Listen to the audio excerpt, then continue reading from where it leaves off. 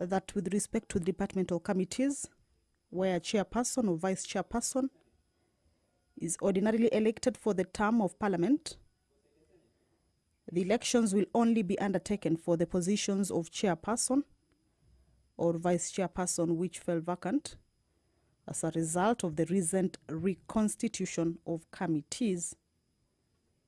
This includes chairpersons for departmental committees on energy, environment, forestry and mining, health, labor, and trade, industry and cooperatives, and vice chairpersons for the departmental committees on education, lands, regional development, and tourism and wildlife.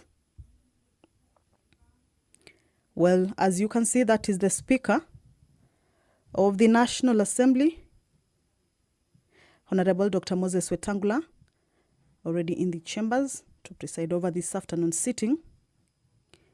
I will now hand these proceedings over to you to follow. My name is Kamchemenza. Good afternoon.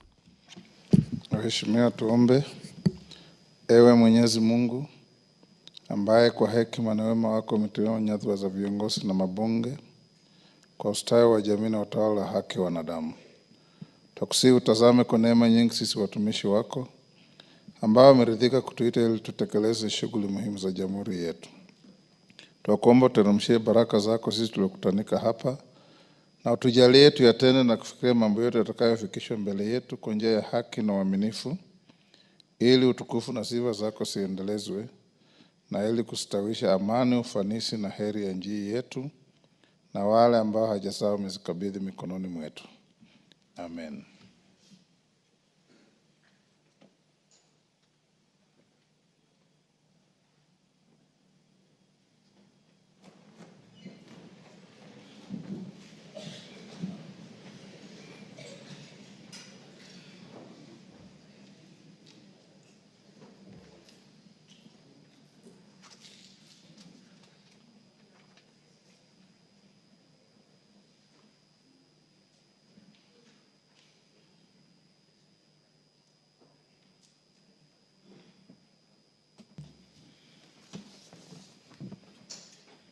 Sergeant, ring the quorum bell.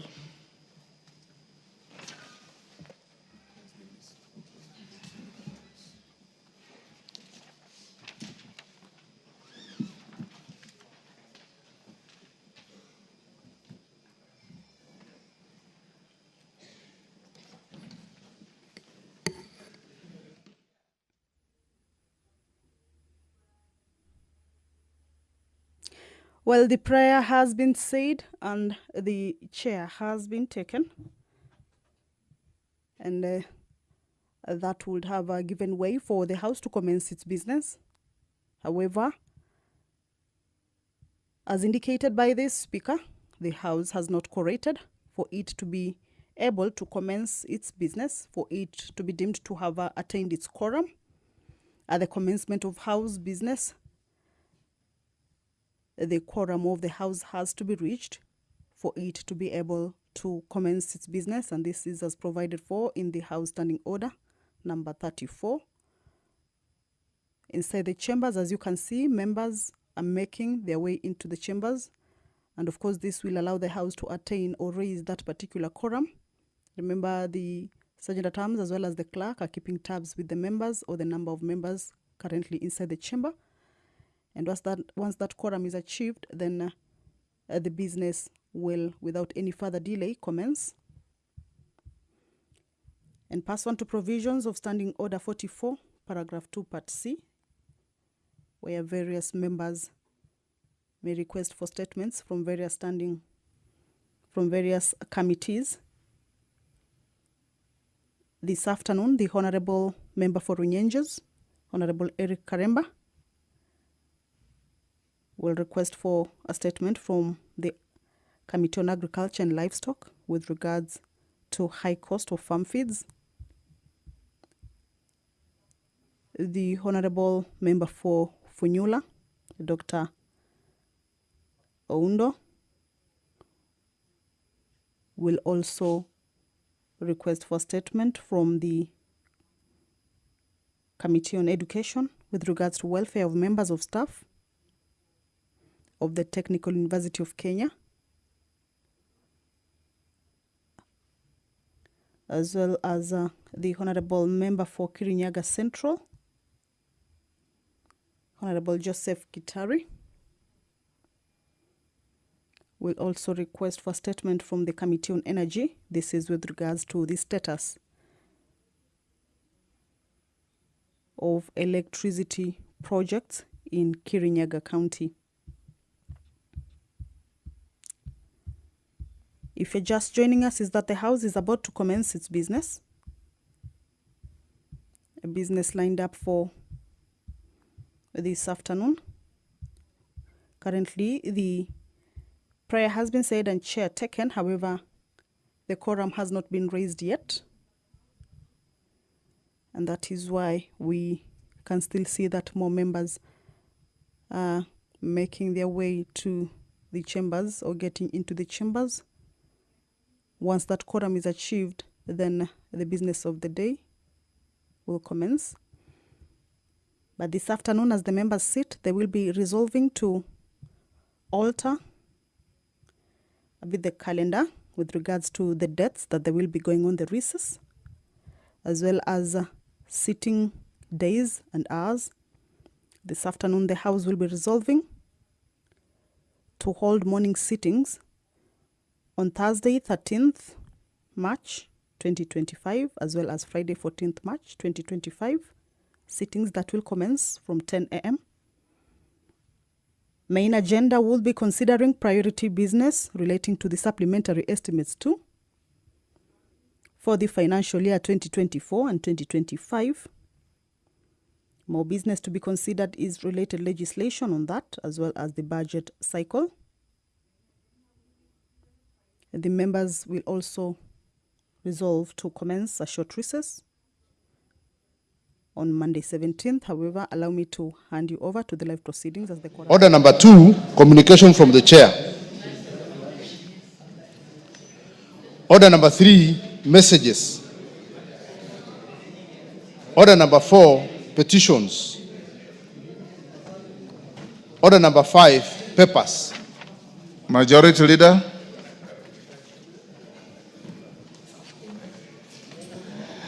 Thank you, Honorable Speaker. Honorable Speaker, I beg to lay the following papers on the table of the House today, Tuesday, March 11th, 2025. A, legal notice number 53 of 2025 related to the Environmental Management and Coordination Controlled Substance Regulations 2025 and the explanatory memorandum from the Ministry of Environment, Climate Change and Forestry. B, the agreement between the Government of the Republic of Kenya and the United Arab Emirates on the Comprehensive Economic Partnership from the Ministry of Investment, Trade and Industry.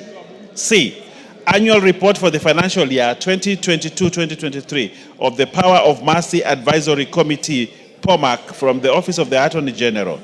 D, reports of the Auditor General and financial statements for the year ended 30th June 2024 and certificates therein in respect of AIC Kangitit Girls School, Bishop Birech High School Tilol, Butere Girls High School, Cardinal Otunga Girls High School, Friends School Kamusinga, Gatugi Girls Secondary School, Joy Valley Secondary School for the physically handicapped, Kagumu High School, Kakamega School, Kamusinde Boys High School, Kiluani Boys Secondary School, Kimabole Secondary School, Matiliku Boys High School, Mukaa Boys High School, Najile Boys High School, Nanyuki High School, Napaelilim Secondary School, Ndururumo High School, Njonjo Girls High School, Our Lady Girls Secondary School, Kakuma, Sericho Secondary School, St. Joseph's Girls Secondary School, St. Teresa Tartar Secondary School, West Pokot, St. Patrick's Kimukungi Girls High School, Bungoma, Turukana Girls National School. E, reports of the Auditor General. You have skipped 25. 25. For the record. Tumutumu Girls High School. Sorry, Honorable Speaker. E, reports of the Auditor General and financial statements for the year ended 30th June 2024 and certificates therein in respect of 1. Competition Authority of Kenya, Council of Governors Mortgage and Car Loan Fund, 3. Equalization Fund, 4. Financial Reporting Center, 5, Kenya Civil Aviation Authority KCAA Staff Mortgage Scheme. 6, Kenya Accountants and Secretaries National Examinations Board. 7, Kenya Accreditation Service. 8, Kenya Energy Sector Environment and Social Responsibility Programs Fund. 9, Kenya Meat Commission.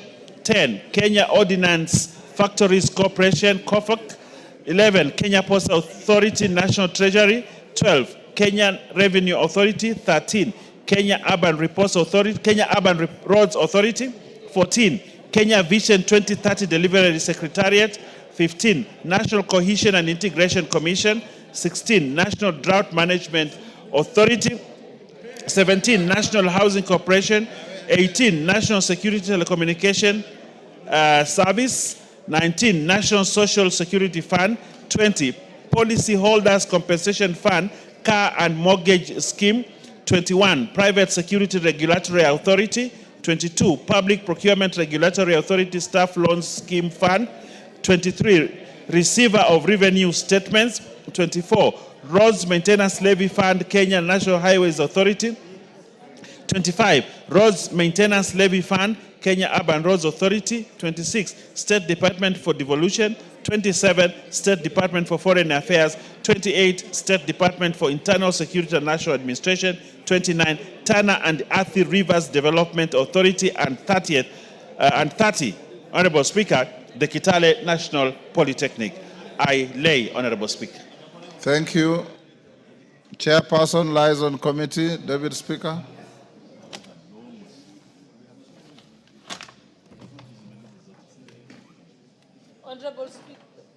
Honorable Speaker, I beg to lay the following paper on the table of the House today, Tuesday, 11th March 2025.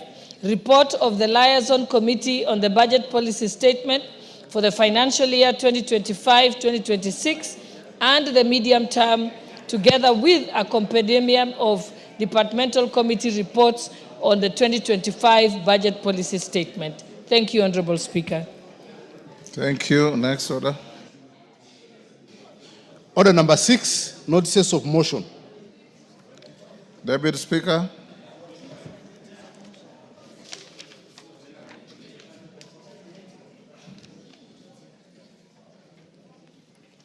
Thank you, Honorable Speaker.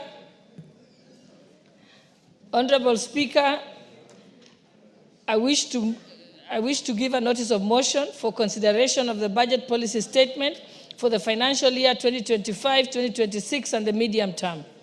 That this House adopts the report of the Liaison Committee on the Budget Policy Statement for the financial year 2025-2026 and a compendium of departmental committee reports on the 2025 Budget Policy Statement laid on the table of this House on Tuesday, 11th March 2025, and pursuant to the provisions of Section 25(7) of the Public Finance Management Act, Cap 412A, and Standing Order 232(9) and 10, approves the Budget Policy Statement for the financial year 2025-2026, and secondly, makes the following financial resolutions with respect to the Budget Policy Statement.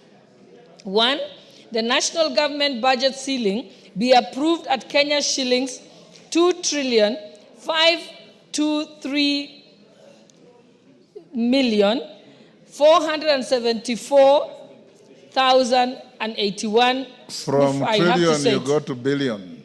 No, from trillion, to billion, and then to million. Okay, let me start again. I'm not used to those figures, Honorable Speaker. Allow me to take it again. 1, the national government budget ceiling be approved at Kenya shillings 2,523,404,081,480, of which the executive, and I think you'll allow me to say the numbers, executive will have Kenya shillings 2.447 trillion, 236 billion, and 081,480 million, and of which the Office of the Auditor General will have Kenya shillings 8 trillion, 8.6 trillion,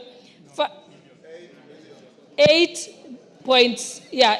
billion 652 million 200,000. Yes. And Parliament will have Kenya shillings 49 billion 488 200 million. Then the judiciary shall have Kenya shillings 26 billion 749 million 800,000 only. And 2, the county government equitable share be approved at Kenya shillings 405 billion and 69 million 197,000 only. Thank you, Honorable Speaker. Thank you. And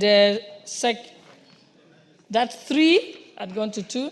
3, consistent with the latest audited and approved revenue for the financial year 2020-2021, amounting to Kenya shillings 1 trillion 570 billion 562 million 945 and 14,000 only.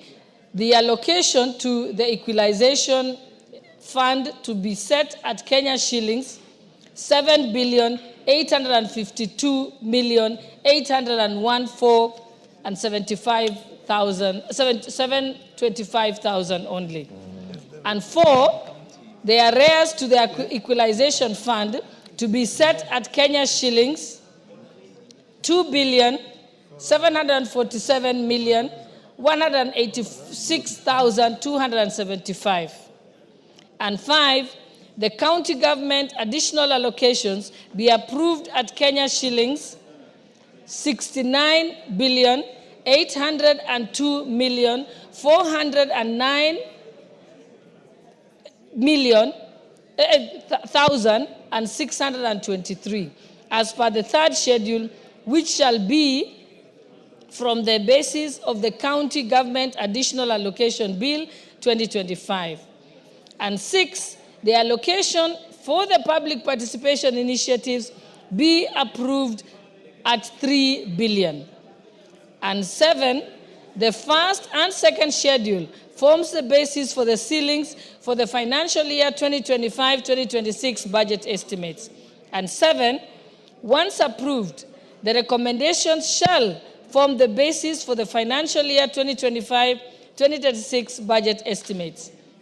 And C, makes the policy resolutions contained in the report. I thank you, Honorable Speaker.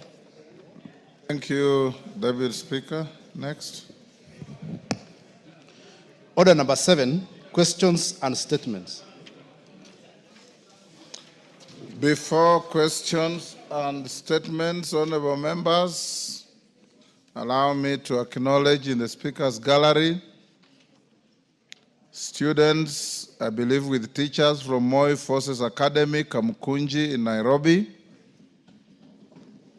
In the public gallery, Muthambi Girls School from Mara in Tharaka-Nithi, Makongeni Secondary School from Makadara, Nairobi, Kongotik Girls High School from Bomet, East Bomet, Technical University of Kenya Students and Union from Starehe, Nairobi, Kimuru Secondary School from Kipipiri in Nyandarua. The member for Kipipiri asked me to give her 1 minute to welcome a school from her constituency. You can do so for the rest of the institutions on our behalf. Thank you, Honorable Speaker. I take this opportunity to welcome all the schools visiting National Assembly today. And to all students, I tell them to work hard, to read hard, because education is one avenue to make their lives better. In a special way, I recognize Kimuru Secondary School from Kipipiri, Wajohi Sub-County, And Honorable Speaker, I wish to let you know on the floor that Kemuru Secondary School is one of the most disciplined schools in Kipipiri, most clean, and they did very well in 2024 examination. I wish them well and hope they'll even do better in this year's examination. Thank you. Thank you on my behalf and on behalf of the House. We welcome all of you to the House of Parliament. Enjoy yourselves. Question number 1, Eric Karemba, Runyenjes. Thank you, Honorable Speaker, and it is not a question, it is a statement. Or is a request for a statement, sorry? Yes. Go ahead. Thank you, Honorable Speaker. And Honorable Speaker, before I do that, I am very excited, Honorable Speaker, today that unlike those other days, I can see quite a number of Corinos in the speakers, in the public gallery, and I am so happy, Honorable Speaker. How do you know there are Corinos? Waswahili hujuana kwa vilemba, Honorable Speaker. Thank you, Honorable Speaker. Request for a statement regarding the high cost of farm feeds. Honorable Speaker, pursuant to the provisions of Standing Order 44-2C, I rise to request for a statement from the chairperson of the Departmental Committee on Agriculture and Livestock regarding the high cost of animal feeds. Honorable Speaker, dairy farming is such a crucial in ensuring food security and economic stability in the country. Sadly, the industry faces several challenges that have crippled the farmers, including high cost of animal feeds, high veterinary charges, and change in milk prices. The challenges have in turn decreased milk yields, thereby undermining overall performance and sustainability of dairy farming in the country, and specifically in the Runyenjes constituency in Embu County. Honorable Speaker, it is against this background that I request for a statement from the chairperson of the Departmental Committee on Agriculture and Livestock regarding the following. 1, statistics of milk production in Runyenjes constituency in Embu County. 2, the measures being put in place to decrease the cost of animal feeds required for dairy farming. And 3, initiatives being put in place to enhance milk production in the country. I thank you, Honorable Speaker. Thank you, Karemba. Chair, Agriculture and Livestock. DK, are you a member? Bring a response. We can bring it when we come from recess on 17th. First day of resumption after recess, that is in 3 weeks. Okay. Honorable Dr. Odm-Uda Funyula. Thank you, Honorable Speaker. Honorable Speaker, pursuant to the provision of Standing Order 44-2C, I rise to request for a statement from the chairperson, the Departmental Committee on Education regarding the welfare of members of staff of the Technical University of Kenya. Honorable Speaker, the Technical University of Kenya, TUK, was awarded a charter on 15th January 2013. The institution took over from the now defunct Kenya Polytechnic, which was a leading institution for education and training at the tertiary level in Kenya. However, over the past few years, the audit reports by the Auditor General have cited TUK as being among the 23 out of 40 universities facing severe financial instability due to significant debts. More distressingly, on 3rd January 2025, the university was indefinitely closed following protests by lecturers demanding improved working conditions and the disbursement of the salaries overdue since December 2024. Honorable Speaker, the Labor Relations Act and the Employment Act guarantees the fundamental rights of employees, including rights against servitude, conducive working conditions, and timely payment of remuneration. Despite the legal requirements, the management of TUK has repeatedly failed to honor obligations to pay salaries. Additionally, the institution has failed to remit payee, resulting to a debt of 5 billion. Kenya shilling 5 billion as of June 2024. The university had pending bills of approximately 11 billion. As a result, more than 1,500 employees are facing a bleak future in retirement after it emerged that the institution had lost nearly all their pension savings. On 15 July 2024, the High Court held that the staff retirement benefit scheme was to be wound up. Therefore, the situation is becoming dire in the institution, which was once a beacon of academic excellence. Honorable Speaker, it's against this background that I request for a statement from the chairperson, the Departmental Committee on Education, on the following. Number one, the plans put in place by the Ministry of Education to address the financial constraints faced by Technical University of Kenya, including timely payment of salaries to the staff and remittance of deductions. Two, the measures taken by the University Council and Vice Chancellor to address the issues of retirement benefits or to staff and the staff retirement benefit scheme and remittance of statutory and third-party obligations. Three, action being undertaken to compensate staff members affected in winding up the retirement scheme and measures in place to prevent a recurrence of such financial mismanagement in the future. And finally, steps being taken to reopen the institution, specifying the timelines in order to safeguard students from further interruption of the academic program. I thank you, Honorable Speaker. Thank you, Oundo. Chair Education. Chair Education. That is a request for statement on the welfare of members of staff of the Technical University of Kenya. Bring the response in 3 weeks. Thank you, sir. Upon a resumption from recess. Thank you. Honorable Joseph Gitari, Kirinyaga Central.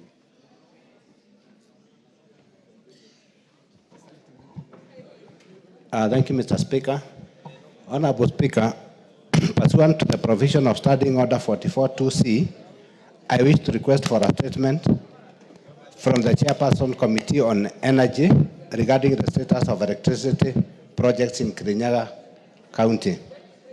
Honorable Speaker, over the past 2 decades, the country has made significant strides in expanding electricity access, with millions of households and business connected to power.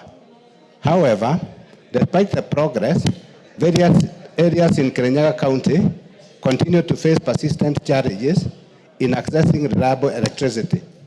The lack of electricity has led to increased insecurity, hindered economic activities, and limited opportunities for business and households that depend on electricity daily. This has affected the businesses, schools, health centers, facilities which are unable to operate efficiently due to unreliable power supply. Several follow-up attempts with Kenya Power and REREC on stalled electricity projects in Kirinyaga Central constituency have borne no fruit. Honorable Speaker, it is against this background that I request for a statement from the Chairperson of Departmental Committee on Energy on the status of the following projects. 1, Kariko and Old Kagaita area projects in Oi Ward. 2, Kiabongo area project in Mutira Ward. 3, Kwa Makadamia, Kerutera and Gakarara, Kemeri area projects in Kirwea Ward. 4, Kiangongo, Kiremunge, Koromagatarwa, Gatuto, and Mukaduine areas in Kanyekine Ward. Finally, Mr. Speaker, the Kiratina new transformer. I thank you, Honorable Speaker. Chair Energy. Chair Energy, Kawaya.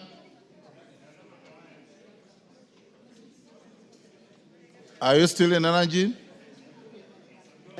Yeah. Yes, Kawaya. Thank you, Chair. I will... Speaker, not Chair. Thank you, Speaker. Yes. Sorry about that. I will have this communicated to the Energy Committee. 2 weeks. I directed that you remain in office until the end of the day today. All right, thank you, so Chair. You are still 2 the weeks. Chair. 2 weeks. 3 weeks. 2 weeks. 3 weeks. All right. 2 weeks we shall be in recess. Oh, yeah. It's, So bring the response the first day upon resumption. thank you, Chair. That's Thank 3 you, weeks Speaker. from today. All right. Thank you, Kawaya. Next order. Order number 8, motion. Report of the Committee of the Whole House on the County Government's Revenue Raising Process Bill, National Assembly Bill number 11 of 2023. Question to be put on third reading.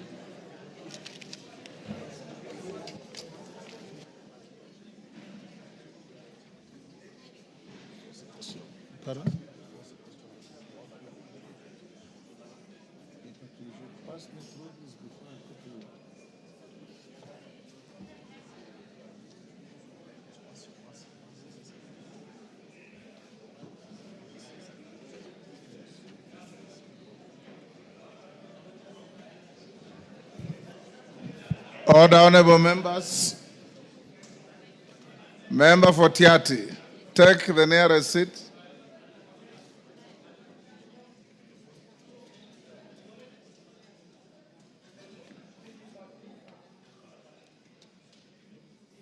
Kiborek, take your seat. Umulher, take your seat. Member for Mwea.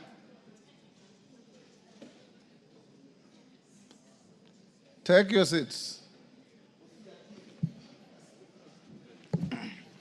Honorable members, I now propose the question at order number 8, which is that the county government's revenue raising process bill, National Assembly Bill number 11 of 2023 be now read a third time.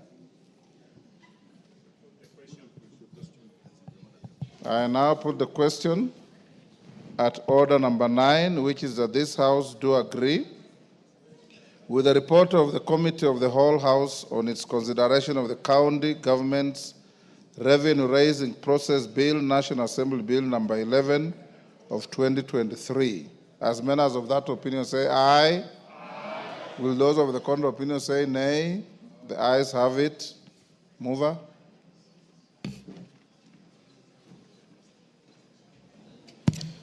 Honorable Speaker, I beg to move that the County Government's Revenue Raising Process Bill, National Assembly Bill number 11 of 2023, be now read a third time, and I also request the Honorable David Ochieng to second. Honorable Speaker, I hereby second. Thank you. Thank you. I now propose the question, which is that the County Government's Revenue Raising Process Bill, National Assembly. Order. Honorable Mchomba, take your seats. Take the nearest seat. Order, member in the walkway, take the nearest seat. Honorable members, I want to repeat to you, it's just etiquette. When the speaker is on his or her feet, everybody must be seated. If you are standing, you freeze. You don't lean to talk to somebody when the speaker is on his or her feet. I think this is what we were taught when we met in Safari Park. Day one. Yes. Honorable members, let me repeat, I propose the question, which is that the county government's revenue raising process bill, National Assembly Bill number 11 of 2023 be now read a third time. I now put the question, and I confirm we have enough quorum, which is that the county government's revenue raising process bill, National Assembly Bill number 11 of 2023 be now read a third time. As many as of that opinion say aye. Aye. Will those of the contrary opinion say nay? The ayes have it.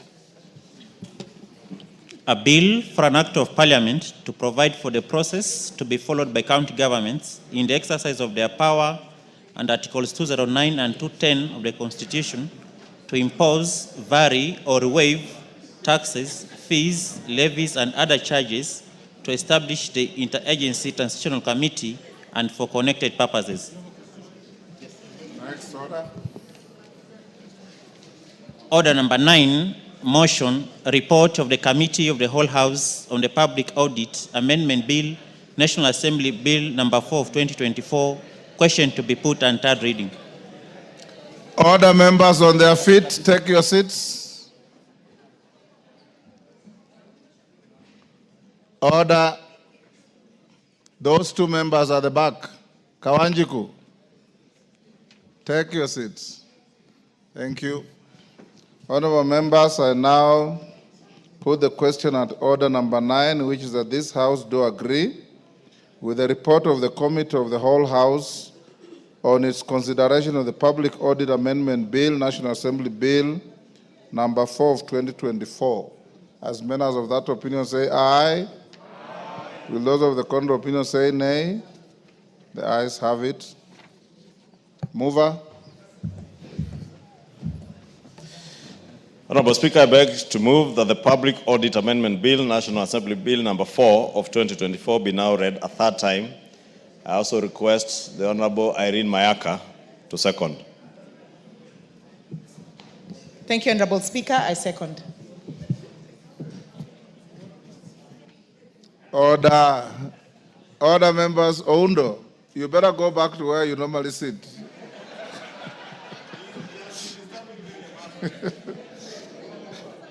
Honorable members, I now propose the question, which is that the Public Audit Amendment Bill, National Assembly Bill number 4 of 2024, be now read a third time.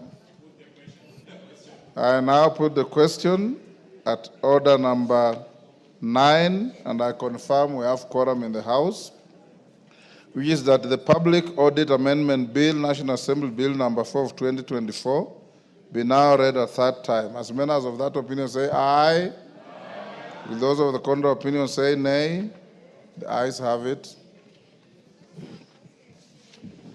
A bill for an act of parliament to amend the Public Audit Act 2015 and for connected purposes. Next order. Order number 10, motion, resolution to sit on other days. Majority Leader. Thank you, Honorable Speaker. Honorable Speaker, this is a short motion that pursuant to the provisions of Standing Orders 28.4 on calendar of the House and 33C, hours of meeting, this House resolves to 1, hold morning sittings on Thursday, 13th March 2025 and Friday, 14th March 2025, commencing at 10 a.m.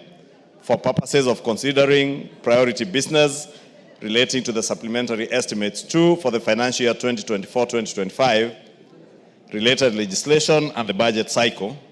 2, commence the short recess on Monday, 17th March 2025.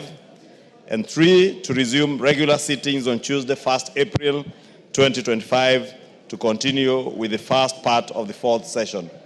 Honorable Speaker, as was agreed by the House Business Committee with the proposal to have a morning sitting on Thursday morning and Friday morning, and I know, Honorable Speaker, many of our Muslim colleagues are in the fasting season, and also many of our Catholic brothers and sisters, including the Honorable Speaker, in the Lent season.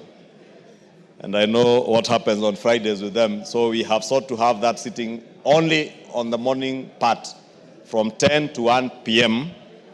to consider the budget, supplementary budget. As members are aware, there are many, many issues, especially relating to exchequer issues that are pending, awaiting the completion or conclusion of the supplementary estimates too.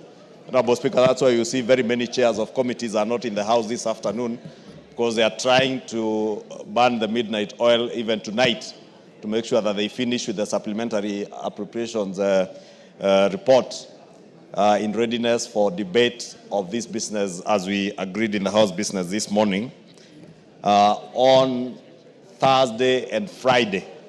There is some more important business relating to counties, especially on the Division of Revenue Bill, which has to be published and come for first reading. hopefully by Thursday evening or Friday morning. Honorable Speaker, we would have extended the sitting, as I said, on Thursday probably up to the close of business, up to midnight, but we have the iftar dinner, Honorable Speaker, which you are hosting, and have invited all of us to join our Muslim brothers and sisters for the iftar dinner on Thursday. So Thursday evening, we have a very short afternoon, probably just about 2 hours before we adjourn for the iftar dinner hosted by the Speaker, and therefore it will be important to have that extra sitting on Thursday morning and Friday morning.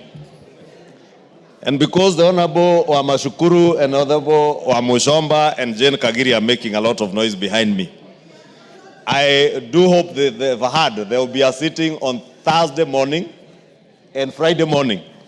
And therefore, I beg to move and request the Honorable Jack Wamboka to second this motion in agreement on behalf of the Leader of Minority.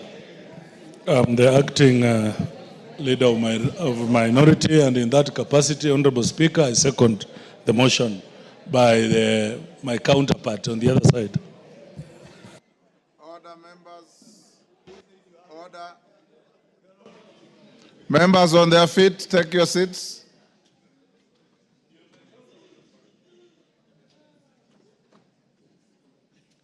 Order member for, is that Barongo? Honorable Barongo, can you walk to the bar?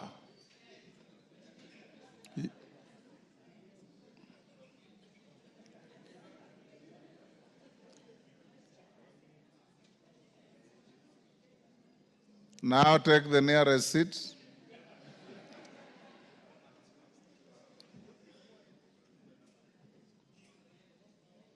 Junaid, take the nearest seat. Authority should follow you to any seat. Honorable members, I now propose the question at order number 10, which is that pursuant to the provisions of Standing Orders 28(4), calendar of the House, and 33C hours of meeting, this House resolves to 1, hold morning sittings on Thursday, 13th March 2025, and Friday, 14th March 2025, commencing 10 a.m., for purposes of considering priority business relating to the supplementary estimates 2 for the financial year 2024-2025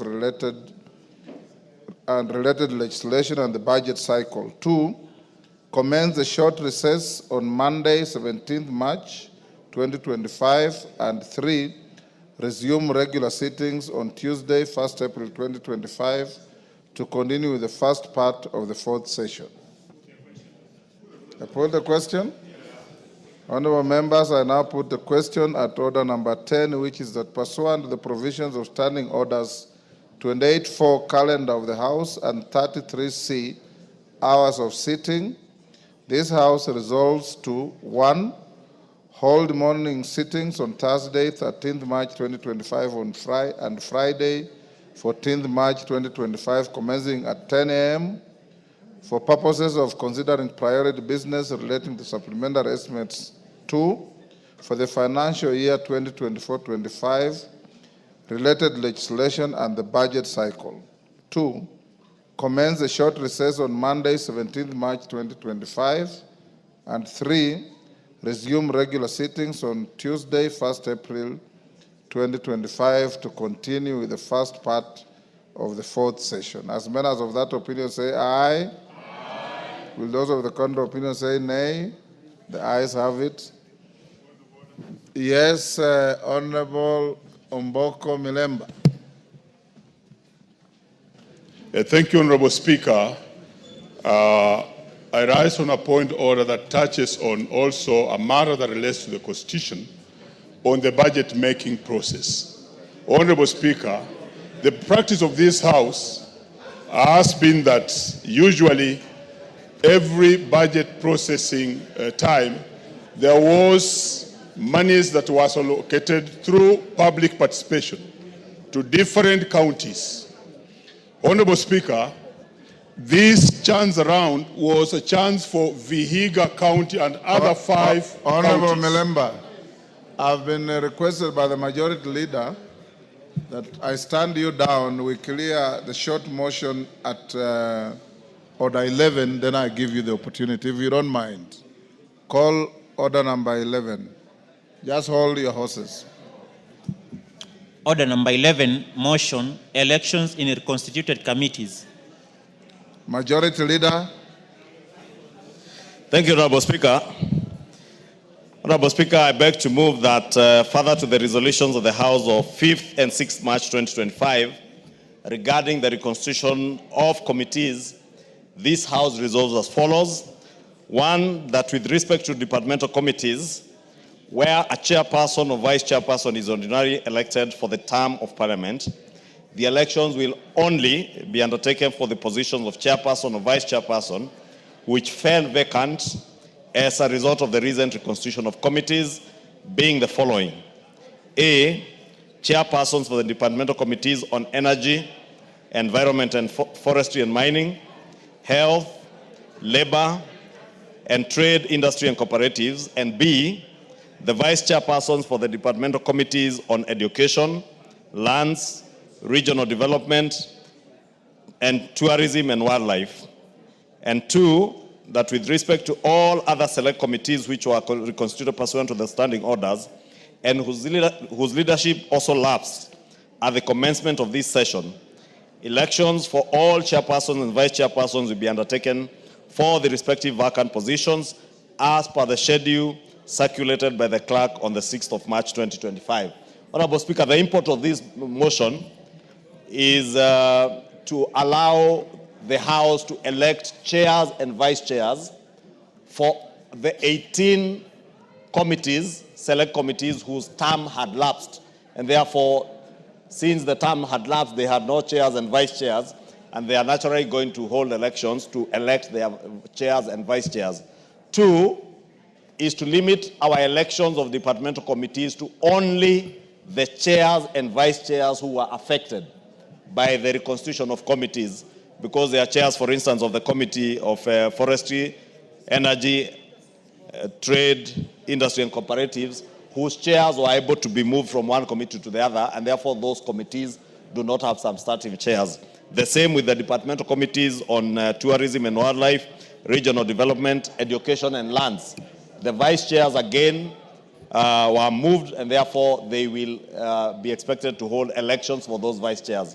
And the import of that for all the other chairs is that, and vice chairs, is that we shall not have elections for all the other chairs and vice chairs. Honorable Speaker, I heard you asking the Honorable Odm-Uda to go back to his usual seat.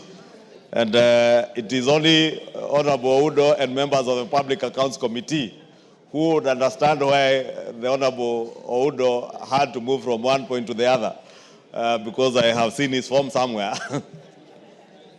And there's a lot of lobbying, jostling for these positions.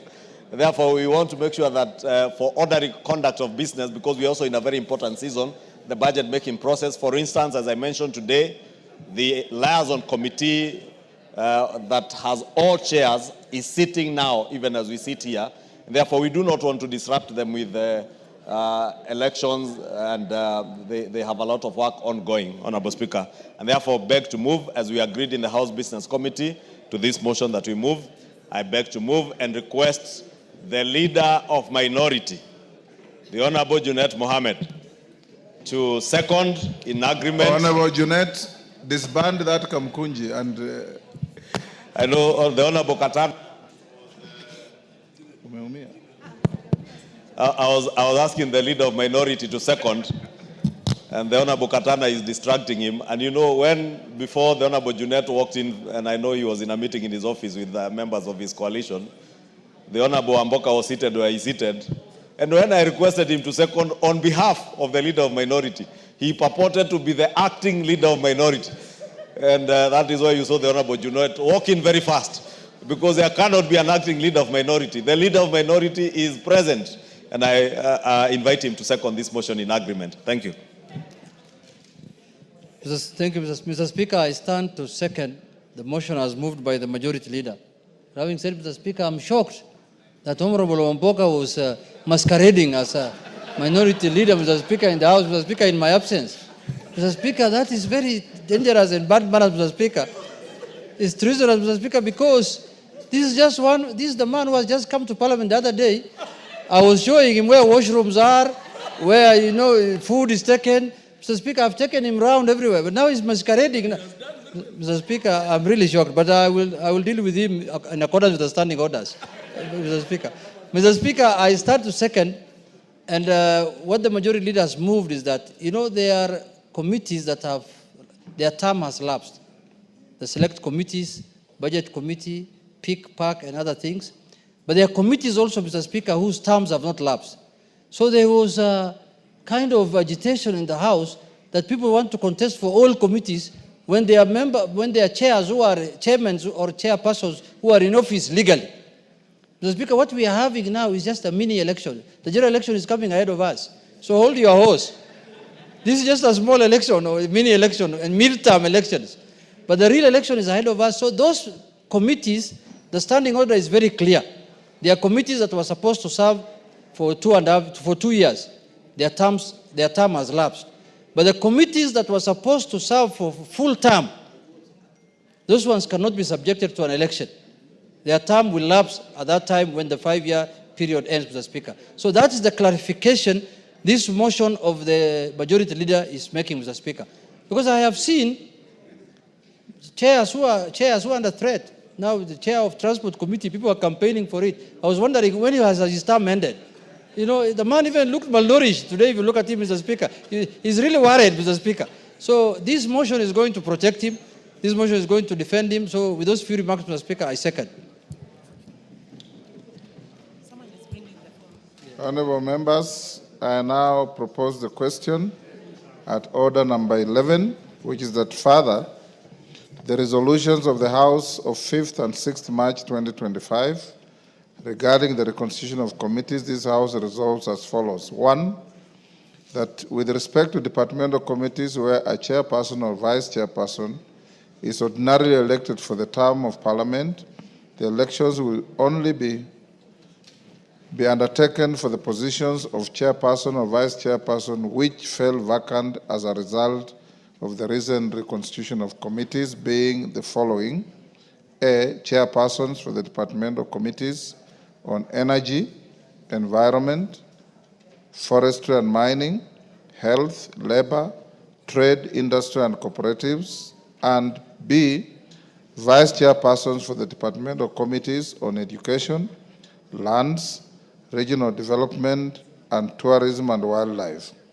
2, that with respect to all other select committees which were reconstituted pursuant to the standing orders and whose leadership also lapsed at the commencement of this session, elections for all chairpersons and vice chairpersons will be undertaken for the respective vacant positions as per the schedule circulated by the clerk on 6th March 2025. I put the question. Honourable members, I now put the question and order number 11, which is that further the resolutions of the House of 5th and 6th March 2025 regarding the reconstitution of committees, this House resolves as follows.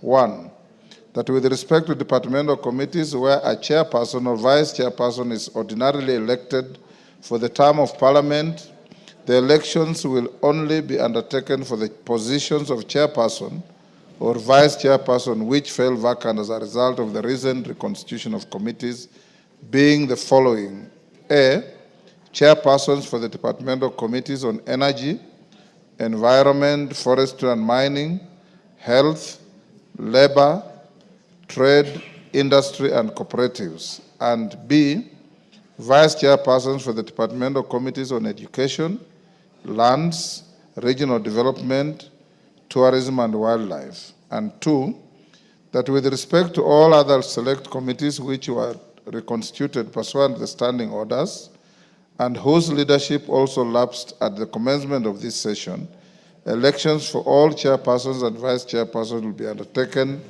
for the respective vacant positions as per the schedule circulated by the clerk on 6th March 2025.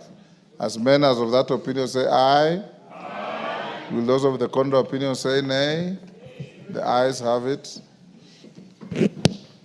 Next. Now, Milemba. Honorable Speaker. You can start afresh.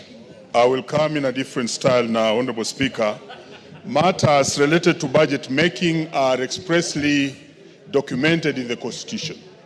And in particular, matters relating to public participation are equally touched in the Constitution in Section 221, Section 5 of 221, which indicates that in discussing and reviewing the estimates, the committee shall seek representations from the public, and the recommendations shall be taken into account when the committee makes its recommendations to the National Assembly.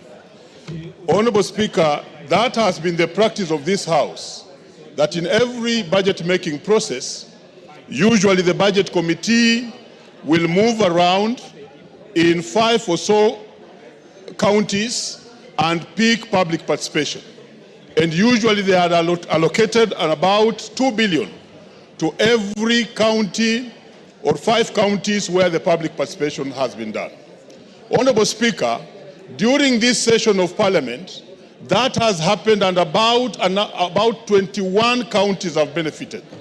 But in the last year's public participation, Vihiga, among other counties, had their chance for public participation. It was insinuated that this public participation would continue and all the counties would benefit. But following what happened in the budget committee, and possibly that's why we have changed, or we are changing the leadership of the budget committee, which misused the clause of public participation and actually abused it by increasing that figure from 2 billion to over hundreds of billions.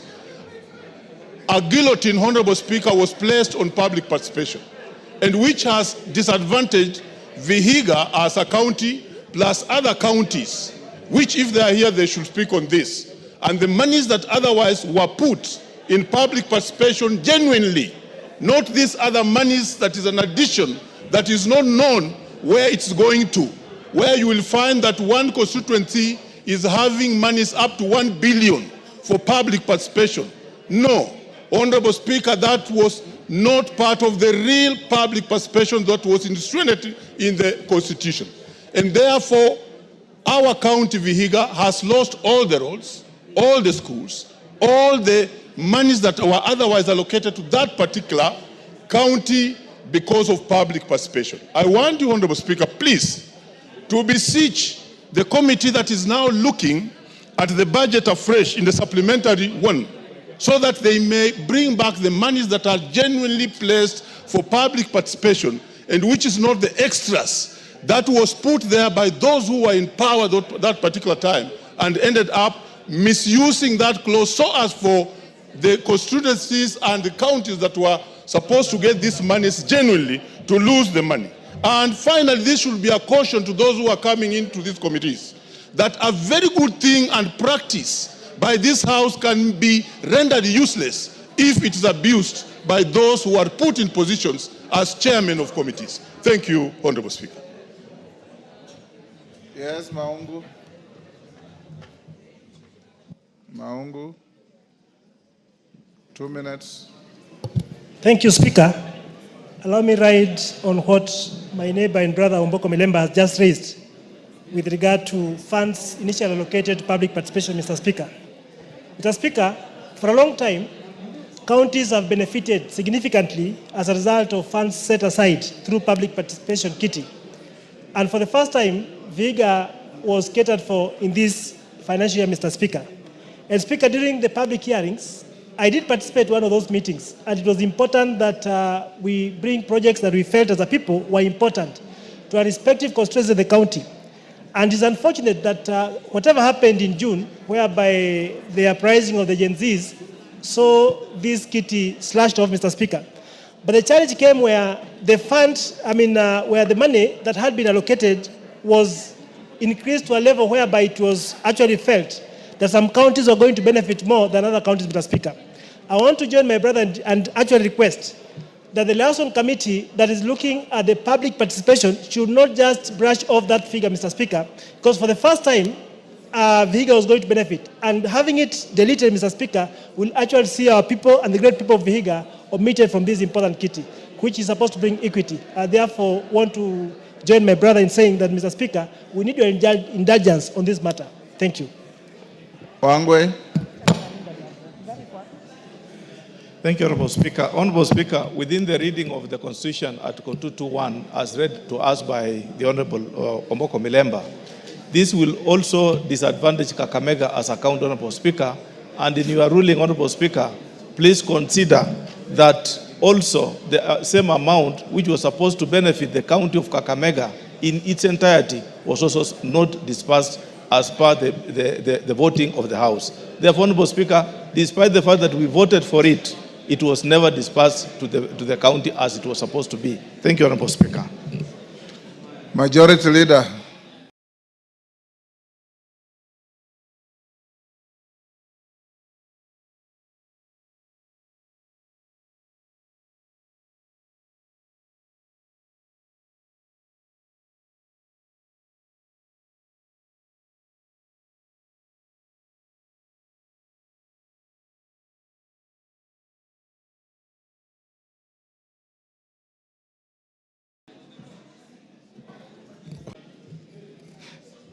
Try and maintain order in the House. This is your own house.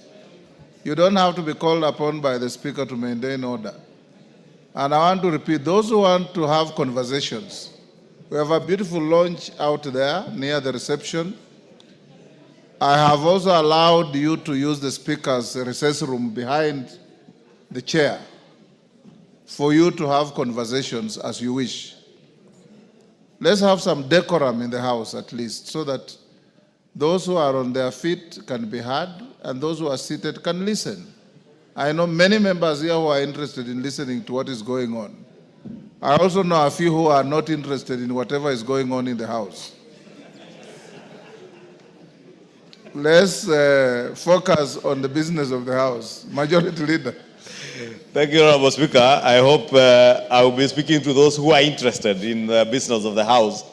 And you know, Honorable Speaker, it's true what you said, because the business of this House is the business of the people who have given us the greatest honor above very many other people to come and represent them in the National Assembly. And the issues you hear the Honorable Omboko raise are indeed pertinent issues in line with Article 201 of our Constitution on the cardinal place public participation should play in all our legislative processes and even decisions in the executive. Therefore, Honorable Speaker, I want to agree with the Honorable Omboko. It is true the public participation process in the budget-making process has been abused, grossly abused. And as Honorable Omboko says, that is why you find in a situation where 2 billion shillings was set aside for public participation, those who sat in the budget committee found it prudent or imprudent, whatever the case may be, to put an additional 10 billion shillings. But what is more worrying, Honorable Speaker, is that if the entire 12 billion shillings went to the counties that were slated in for the public participation exercise, then there will be no problem. The problem has come because it is people who have vested interest in those committees where they sit in that then use that opportunity to put projects in their own constituencies and counties far from what was intended by the public participation, Honorable Speaker. And I say this with immense respect to those who sit in the Budget and Appropriations Committee, because it is a committee that I have chaired before in this House. And the tradition that we had set right from the 11th Parliament, when the new Constitution came into being, is that money would be set aside for public participation, and over a period of 4 years, we would cover all counties in the country. And it is sad that some counties like Vihiga and the other 10 counties that were slated for benefit of these monies now lose out because of what is otherwise bad manners by ourselves, those who sat in the Budget and Appropriations Committee. And I say this, Speaker, because we have now reconstituted a new Budget and Appropriations Committee. Let me be on record, it will not be business as usual. This House will not sit back and allow members who sit in the Budget and Appropriations Committee to use the position they hold in that committee to appropriate money to only their constituencies at the expense of other Kenyans. Because all these 349 members come here to represent people. They come here to seek and lobby for resources to go back to their people. That is why the people of Vihiga are crying today. It is sad that you would find in a county that was to benefit from public participation, a national polytechnic in a county that was slated to benefit for public participation, getting a meager 10 million shillings, whereas in another county where a member in the Budget and Appropriations Committee sits in, a national polytechnic gets 250 million shillings. It is immoral, it is unethical, and very unprofessional of us who sit in those committees. And I say it will not be business as usual because we have agreed as the House leadership, both in the majority and the minority party, that those who get the opportunity to sit in whichever committee you sit in that committee to ensure that there is equitable allocation and share of resources across the country. And we will make sure that that happens. I therefore wanted to urge the Honorable Omboko and the other members who are affected. I will engage with the National Treasury to ensure that those counties do not lose on account of the actions of the former Committee of Budget and Appropriations, so that within the next financial year, because they are now preparing the estimates for the next financial year, we factor in those counties that should have benefited this year and those that ought to benefit next year. But let this serve as a warning bell to the new committee. I know the committees are slated to hold their elections tomorrow. Whoever you elect in those committees, especially the Budget and Appropriations Committee, because it is one of the 18 committees whose mandate lapsed, and there are new members in that committee. An opportunity to serve in the Budget and Appropriations Committee of this House is not an opportunity to enrich yourself. It is not an opportunity to allocate resources to your constituency or your county or to those who you think are your friends above others. You must ensure, as members of that committee, there is equitable and fair distribution of resources, not just those in public participation. The reason why the Budget and Appropriations Committee has been elevated in our standing orders to be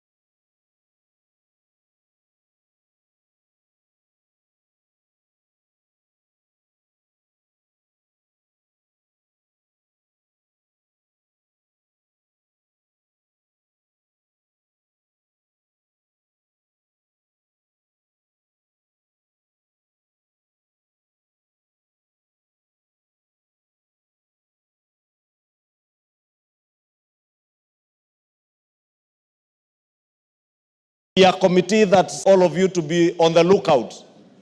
And we call out each other, because that is the only way we can be able to hold each other to account, for us to be able to hold those in the executive to account. Because even those in the executive, it doesn't mean because you are a cabinet secretary, for instance, for roads or water or energy, that all projects should go to your home county. There must be equitable and fair allocation and share of resources in this country, and that is the spirit that we want to go ahead. Therefore, let me assure Honorable Omboko Milemba, I will pick up that matter with the National Treasury to ensure that none of the counties lose out.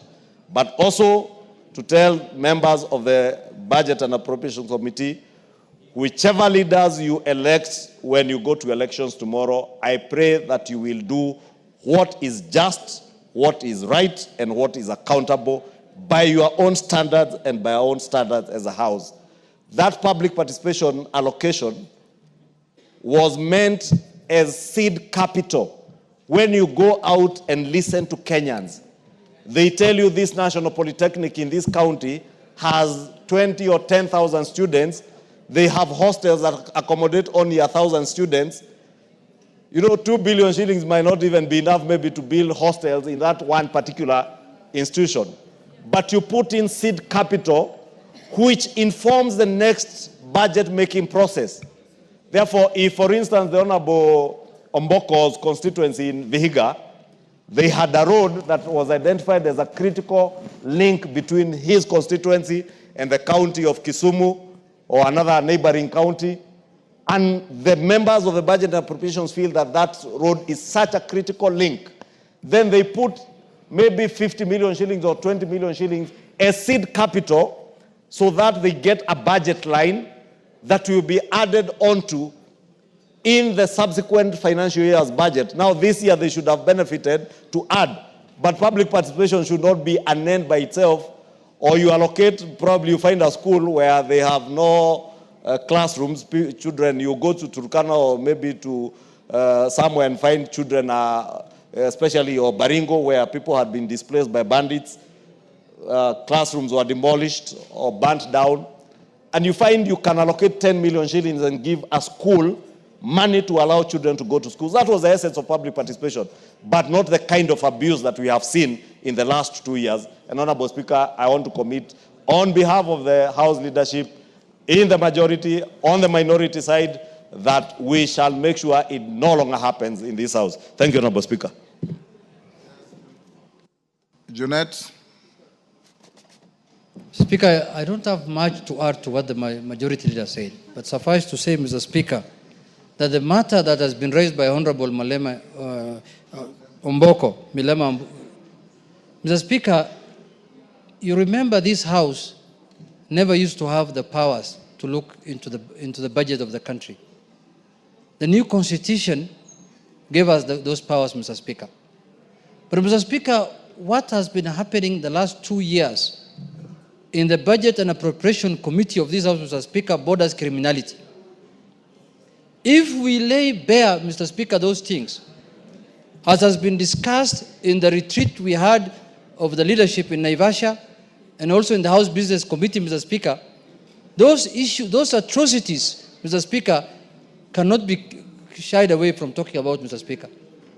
Mr. Speaker, how on earth can one county have an allocation, budget allocation of 12 billion shillings and a whole region has 60 million shillings, Mr. Speaker? What kind of country are we living in? Mr. Speaker, the Budget and Appropriation Committee went around the country to do public participation. And they ended up agreeing that they are going to use 2 billion shillings to allocate to those counties that they have visited, Mr. Speaker. That amount ended up ballooning to 12 billion shillings, Mr. Speaker. And the beneficiary of that 12 billion shillings is not those counties that public participation was done on, Mr. Speaker. It is other counties and other constituencies, Mr. Speaker. The Budget and Appropriation Committee of this House has reached to the level where the chair of that committee, Mr. Speaker, now, members of parliament are going to his constituency for benchmarking, Mr. Speaker. Benchmarking. And all of us are supposed to receive the same amount of NGD CDA, Mr. Speaker. What is making our members to go and benchmark in a colleague's constituency, Mr. Speaker? Because the colleague is receiving more funding because of him being the chairman of the budget committee. Let's be honest to Kenyans. Let's tell Kenyans the truth, that he was sitting in an advantageous position of chairing that powerful committee of the House, which you could do skewed allocation of resources to his constituents, Mr. Speaker.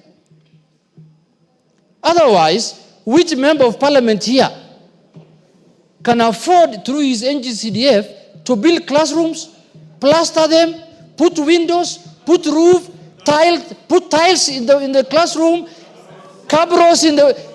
Mr. Speaker, which member of parliament can afford to do that here? With a mere resources of 100 million shillings, Mr. Speaker, and advertise on Citizen Primetime News. Which member can do it? Can you raise up your hand if you can do that?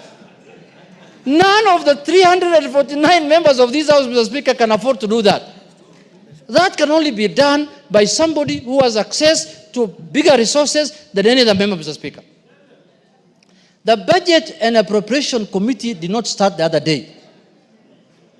The distinguished leader of the majority party, Mr. Speaker, has been the chair of that committee for many years. And he has never done those things. I have been with him in this house. He has been very careful, and he has shared the resources of the country equitably, Mr. Speaker. I can say that without any fear of contradiction. Mr. Speaker, I want to remind members of this house, for those of us who have been here that time, who have been here for long, when the Budget Committee was chaired by Honorable, what was his name? The Member of Parliament from Embu, Mbere, the Reverend Mutava Musimi, Mr. Speaker. Members of that committee did the same thing they have done the last 2 years. And one afternoon, the late Honorable Jacoyo Bidiwo came to the House, and he was seated exactly where I'm sitting today, and told the House the amount of money the Budget Committee put for themselves in the budget, Mr. Speaker. And the whole committee, that time, the membership of the Budget Committee was 52 or 51? 51. The whole committee was dissolved. And a new committee was formed, Mr. Speaker, based on what Honorable Jacoyo presented to the House, Mr. Speaker. Mr. Speaker, if the Budget Committee does its business the way that the defunct committee has done, Mr. Speaker, the only option, the only solution, Mr. Speaker, that's available for this House is to convert the 349 members of this House into a Budget Committee. The whole House becomes a committee of the budget, Mr. Speaker. But as leadership and as parties, we have given responsibility and priorities to certain members. And especially on our side, and I'm sure even on Kenya Kwanza's side, we have picked one member per county from different regions and different counties, so that they can represent the interest of those regions and those counties and those constituencies. But Mr. Speaker, it looks like the committee now sits down and agrees on how to share the resources among themselves, forgetting that they are representing Kenyans and they are representing the whole House, Mr. Speaker, in that committee. As the majority leader has said, we will not desist, we will not hesitate to remove any member who behaves like the defunct committee, Mr. Speaker. I know there are remnants who have remained in that committee from the previous committee. I don't want to mention their names. We are giving them a warning that if you are not going to share the resources of the country equitably, Mr. Speaker, we will de-whip them. And we will discharge them from the committee, Mr. Speaker. Mr. Speaker, in conclusion, I saw, I don't want to mention names, an old man who has started a polytechnic which has 10,000 people. And he talked about his polytechnic very passionately. And he said he's requesting the executive to give resources to that polytechnic. And the polytechnic has 10,000 students. Mr. Speaker, in their wisdom of lack of it, through the chair of the committee and the committee, gave that polytechnic in Bungoma 25 million shillings and gave another one in another place 250 million, which has only 2,000 students.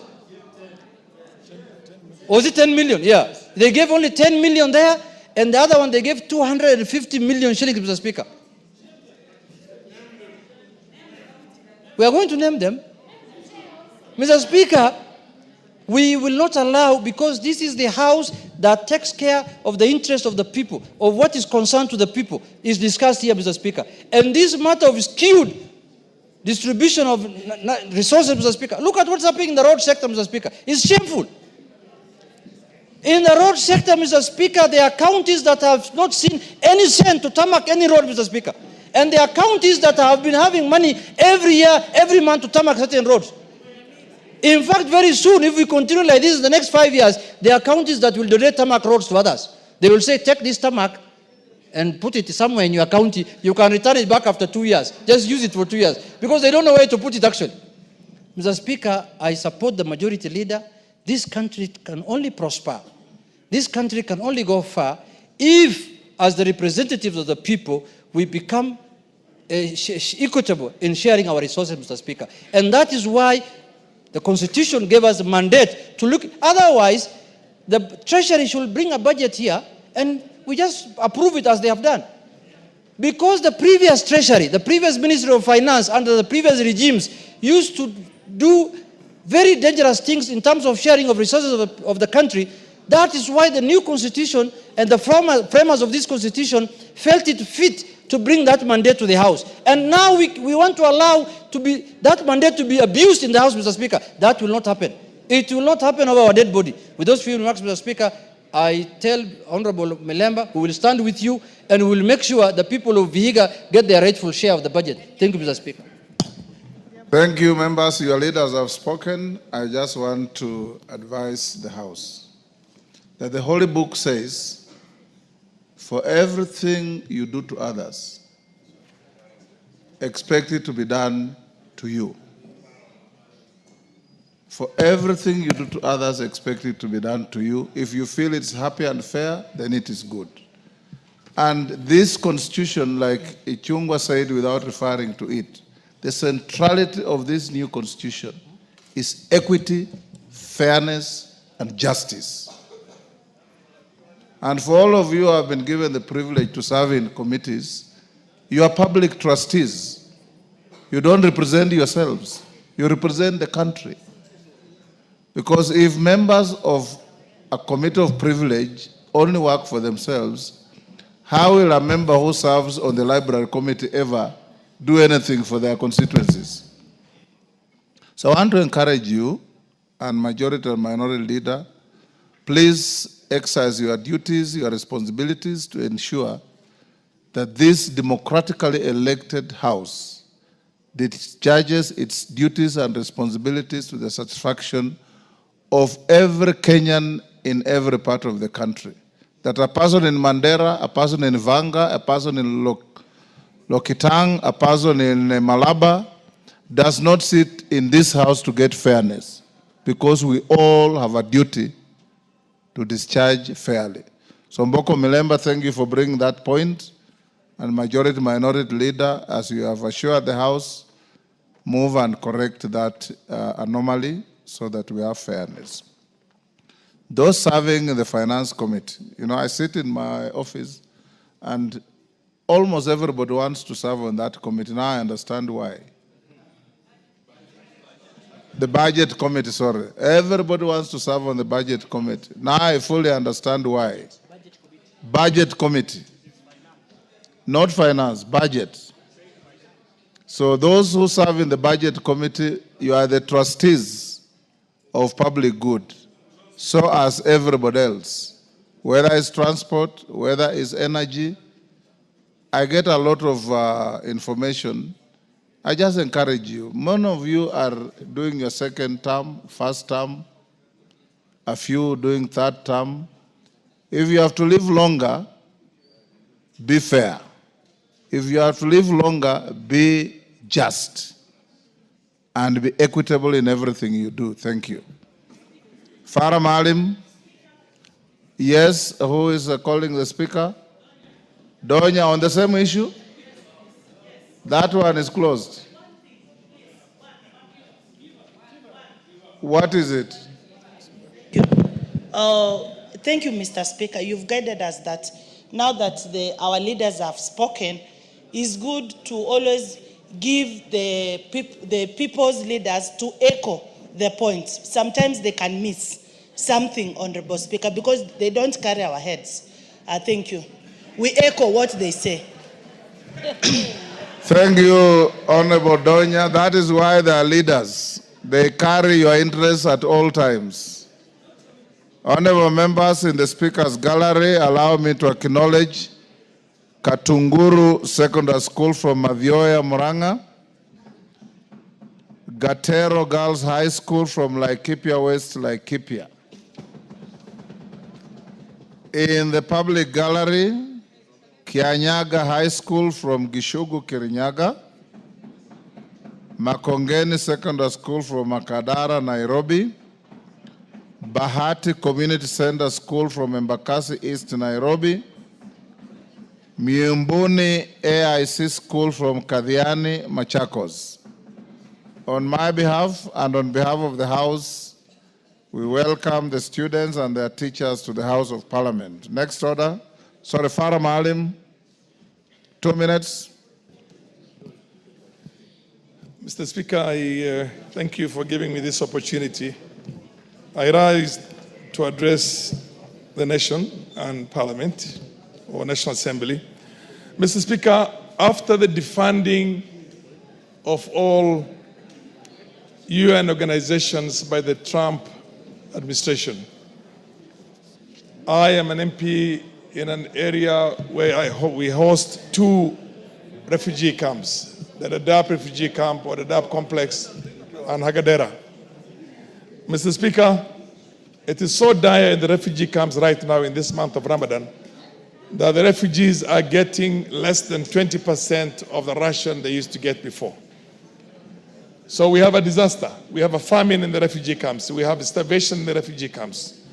I'm calling on the government, our own government, good government, and all other well-wishers in this case, businessmen and individuals, to help the refugees who are in our country today so that they are able to get a balanced diet in this month of Ramadan. Mr. Speaker, I particularly call upon the Department of Special Programs to deal with this thing. Otherwise, we are watching starvation in the eyes. Even water, even basic medical services, all those UN agencies that have been defunded are not executing the programs or the specialities that they used to execute before, particularly a body like the World Food Program. So, Mr. Speaker, I call upon all our government and all other governments also to come to the assistance of the 600,000 refugees that we have in the Dadaab complex and an additional almost 200,000 refugees in Kakuma complex. Thank you, Mr. Speaker. Thank you, Honorable Farah Maalim. Majority Leader has heard. He will communicate to the national government. Next order. Order number 12, the County Government's Additional Allocation Bill, National Assembly Bill number 2 of 2025, second reading. Majority Leader.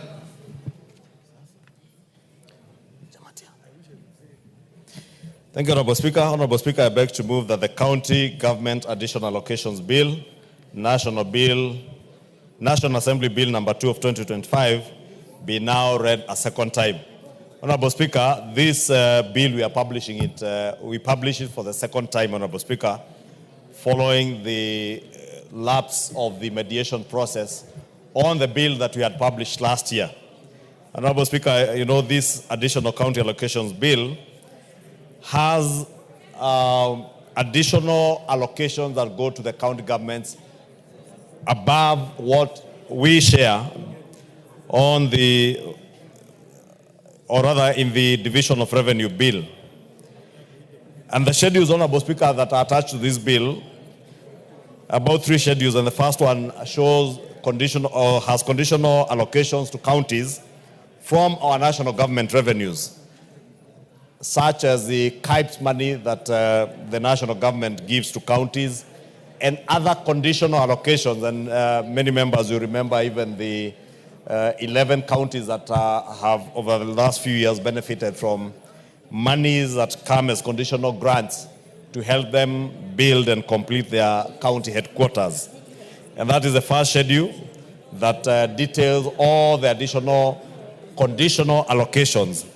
Then there is a second schedule, Honorable Speaker, that has unconditional allocations to counties from especially monies that come from court fines collected by the judiciary, from contraventions of the county government's legislations, because, Honorable Speaker, many people are taken to court and levied fines and penalties for having contravened county government legislative proposals or legislations or bylaws in our towns and elsewhere, Honorable Speaker, and this money is then shared between the judiciary and our county governments, since it is their laws that were contravened.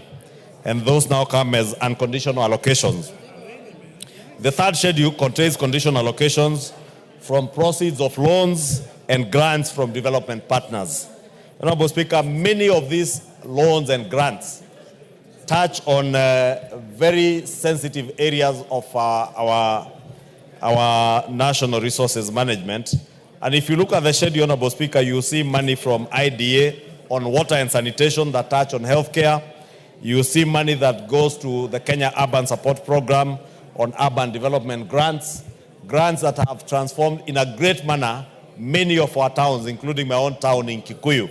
Kikuyu town was transformed through allocations by the World Bank program under the Kenya Urban Support Program.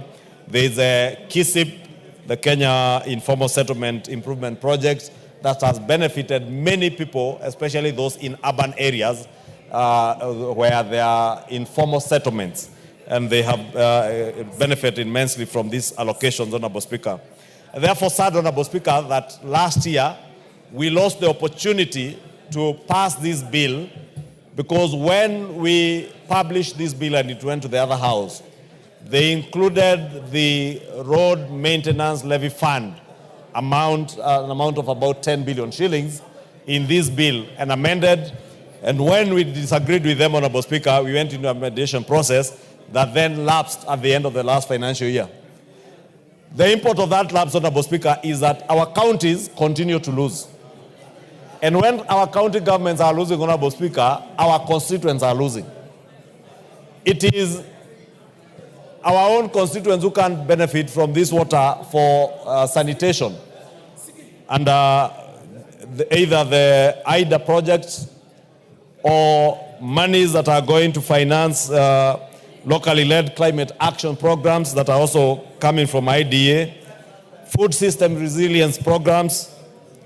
There is a National Agricultural Value Chain Development Project that has an amount of almost 5 billion shillings that should be going to our counties, Honorable Speaker. And I gave the case example last week of a county where they are saying they are losing money under these IDA projects. Order, members. Leader, 1 minute. Order, members. Honorable members. Order. Order, Honorable Soro and team. Please. Order there. Honorable Wangwe.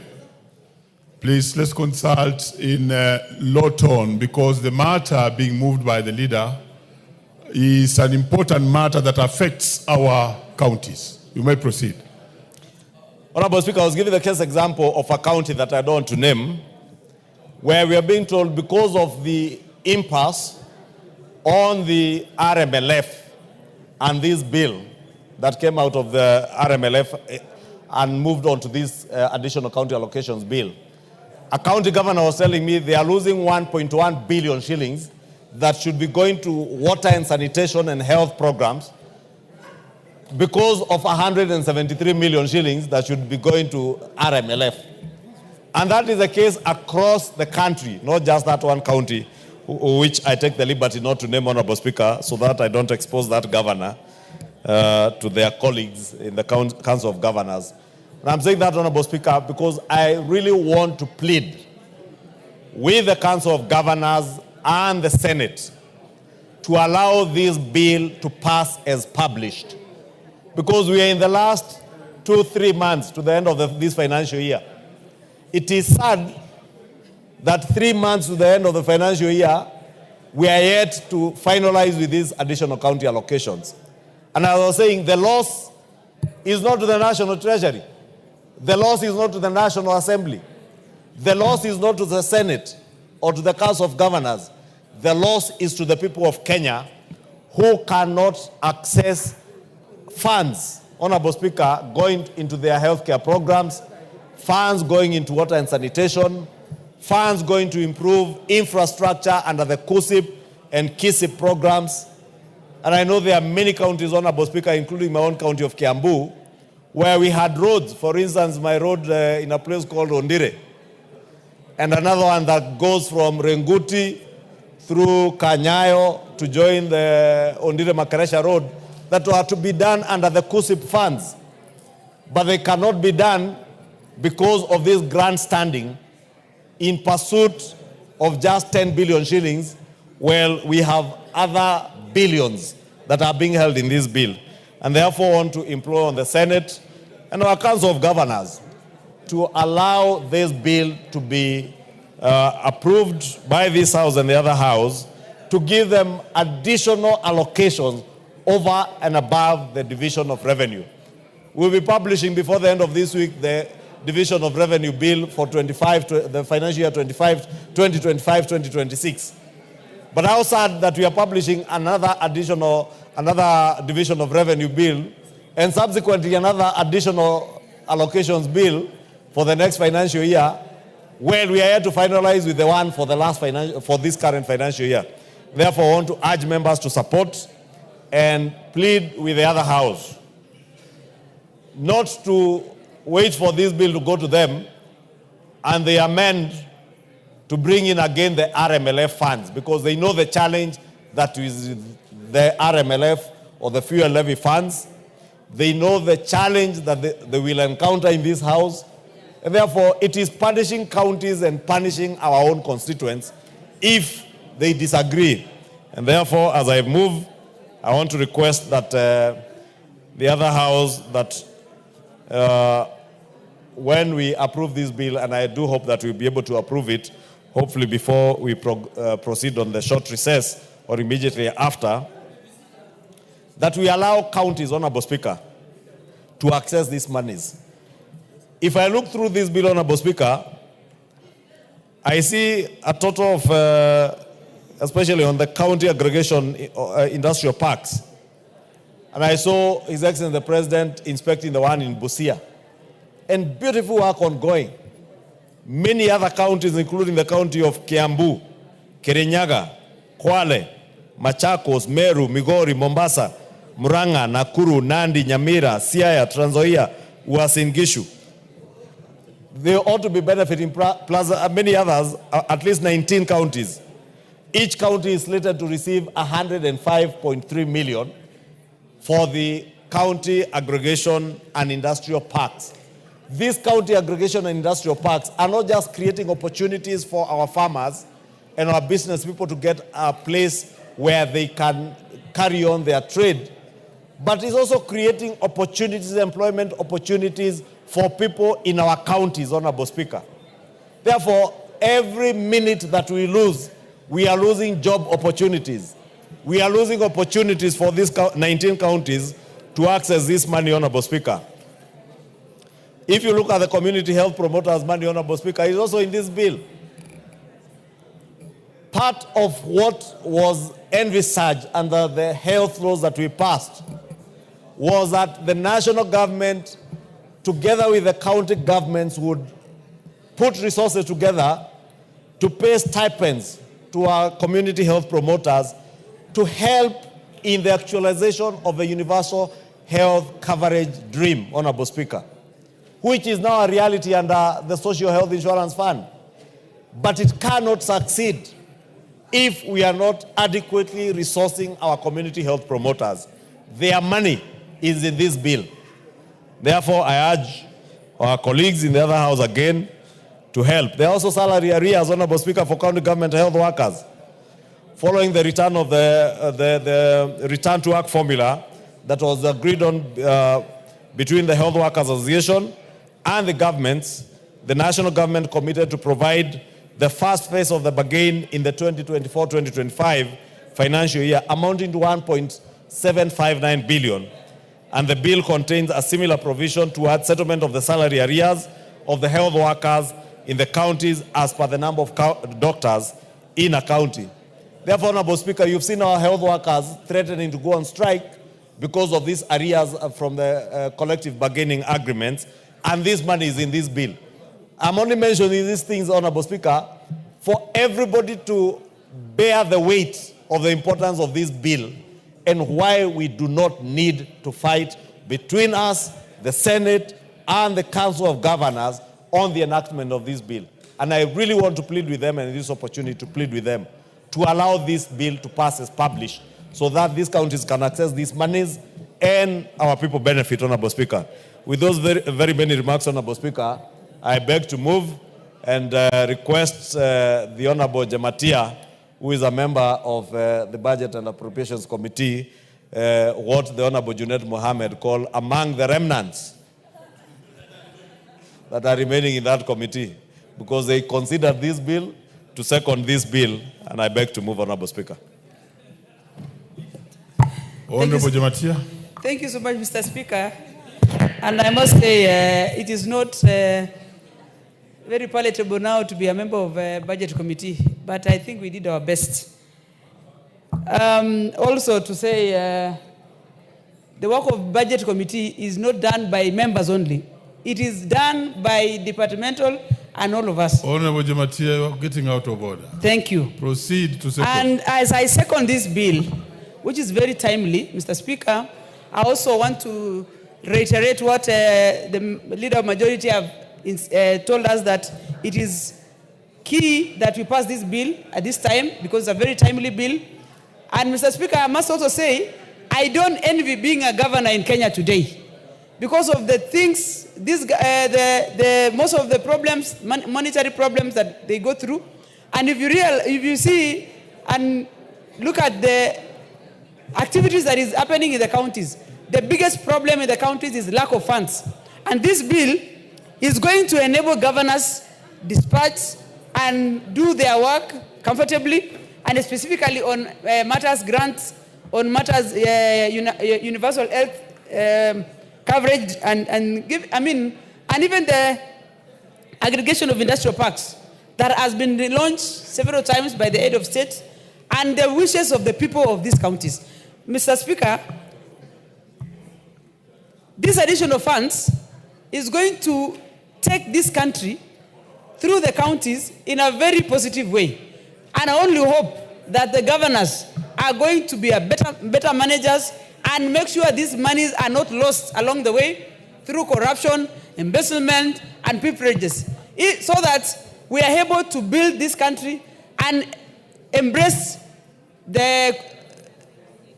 our other level of governance, that is the counties, and devolution, and enable Kenyans to get better services through this money. Thank you, Mr. Speaker. And you beg to give her the mic. And I beg to support. Thank you. 2 seconds, sorry. 2 seconds. Thank you, honorable members. Honorable members, order. Honorable members, I now propose the question that the county government's additional allocations bill, National Assembly Bill number 2 of 2025, be now read a second time. We have on my screen here number 1, Joshua Mwalio. And number 2, Wilberforce Oundo.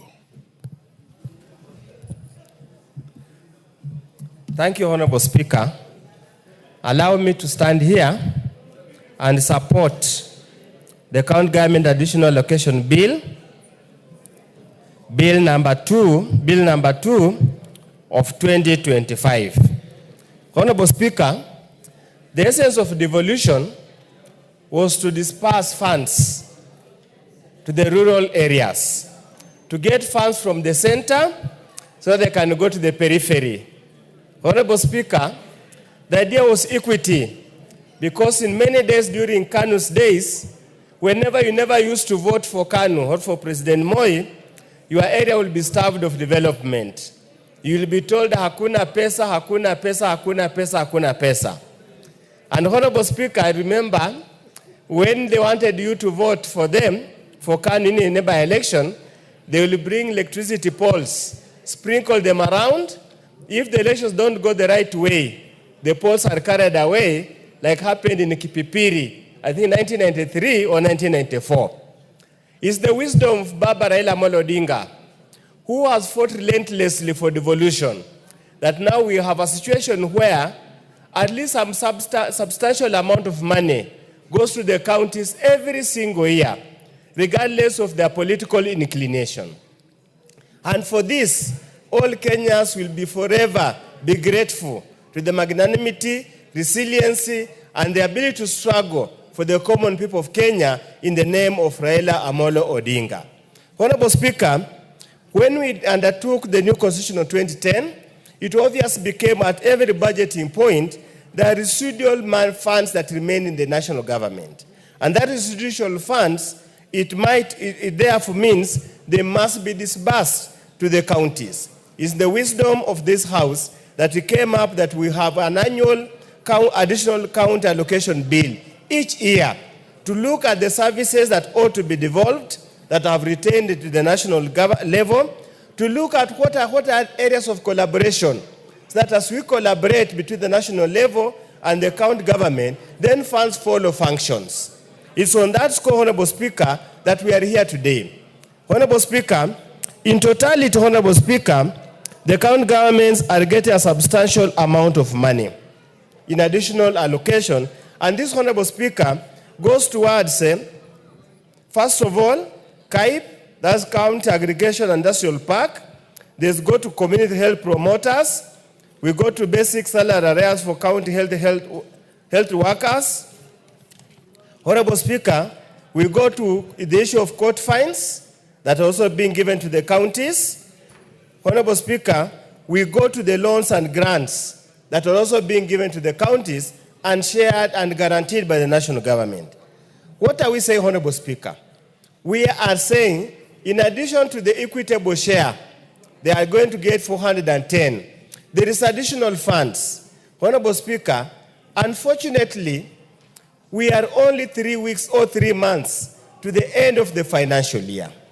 We are here where we are because of the intransigent behavior of the Senate and the big-headed behavior of the Council of Governors. If we had resolved this thing much earlier, the funds will be ready in the counties to undertake the relevant functions. Honorable Speaker, we like it or not, between now and the end of the year, financial year, it's very unlikely, Honorable Speaker, that a number of these funds, this allocation meant for physical projects will be absorbed. Very unlikely. The 10 billion or so, 10 billion or so, is unlikely to be absorbed. What the governors will do, will park the money in their accounts. As the control of budgets always says, they have a spent amount of money. So, Honorable Speaker, we do expect by the end of, once the disbursement has gone through, once Senate has passed as it is, and the disbursement have gone through, Honorable Speaker, we expect our health workers, the community health promoters, ought to be paid their salary arrears that some have been running for several months, because that's the anchor of universal health care. Without health promoters, then we have really nothing on it. Honorable Speaker, we also want to bring to the attention to the counties that the loans and the grants that we are being shared to the counties, this is public debt. And public debt invariably must be used for the purposes that was meant for. Remember, we continue to saddle the people of Kenya with additional debts. We must therefore, at all, whatever it happens, we must get it done in the right way. Honorable Speaker, as I conclude, is related to this matter. Let me take this opportunity to thank the Cabinet of Kenya for approving the elevation of Bumbe TTI to be a national polytechnic. Honorable Speaker, I remember nostalgia.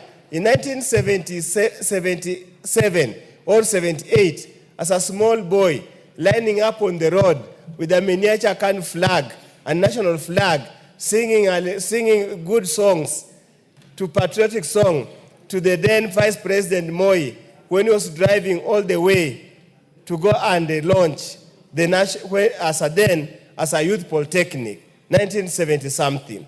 Honorable Speaker, because of geopolitics and because they hated some of us, we have been requesting this oldest polytechnic to be elevated national polytechnic. We have always been given a wide berth. But today, somehow, by the miracle of God, we have now a national polytechnic. And I urge you, Honorable Speaker, to continue praying for people of Busia, because many times we are ignored nothing ever good comes to a place. Even when they are sharing things in this place, you never hear anybody from Busia being mentioned anywhere. Even the little that we have is normally taken away. With those very many remarks, Honorable Speaker, I support.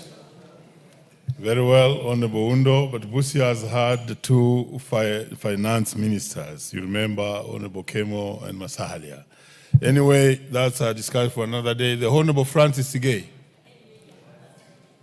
You are on my list here. If you are not ready to speak on this, the Honorable Richard Yegon.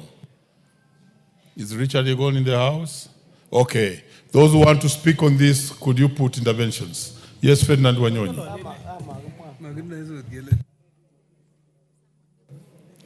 Thank you, Speaker, for giving me this chance to support wholeheartedly this additional fund. I think, the Speaker, this is very, very important additional fund because one, I want this, as mentioned by the Speaker, by the Majority Leader, to be passed as soon as possible because out there, I am coming from Trans Nzoia, and Trans Nzoia is actually mentioned in this particular bill, and I want it to be passed as soon as possible because quite a number of things are outstanding, and they actually, it can't move. One is that it has been very difficult for the counties to account for some of the money that actually were given, but more so, Mr. Speaker, I've also realized that in my county, there are projects, very serious projects, that are standstill because there's no additional money. One is, I think, the market. We have a market that actually still not, nothing's moving, but I think this additional money will be able to assist the market to actually be completed. And of course, as mentioned by the mover of this particular bill, one is that we'll be creating jobs, both for Mama Mboga and other people that to be able to access this marketplace so that it can be able to create jobs, both for our mothers out here, our sisters out there, and of course the youth. And as it said in Kiswahili, mjakwa chembe si mkulima.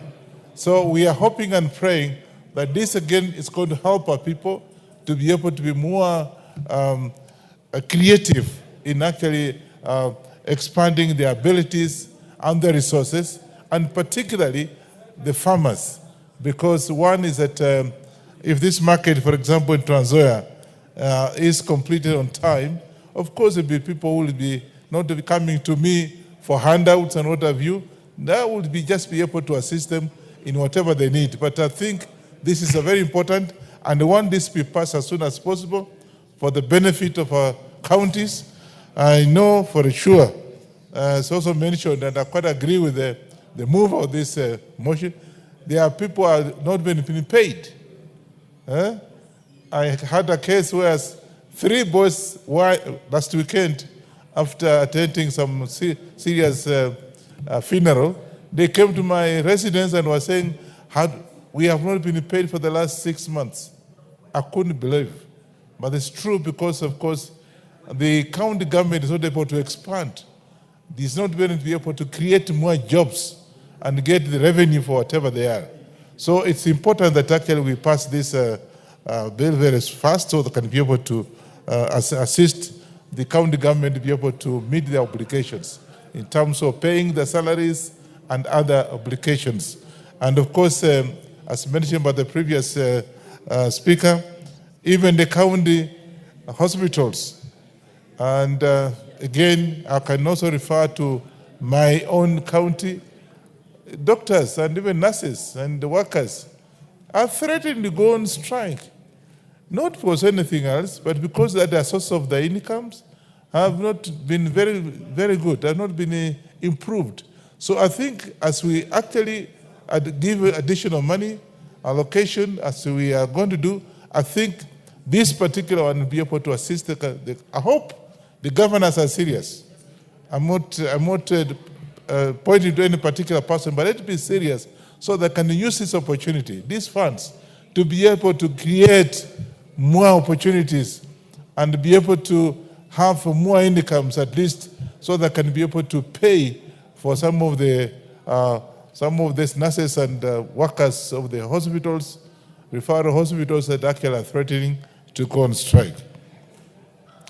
More so, of course, the outstanding bills. I know water, for example, in my place, the county government has not been able to pay the bills that actually, like water bills.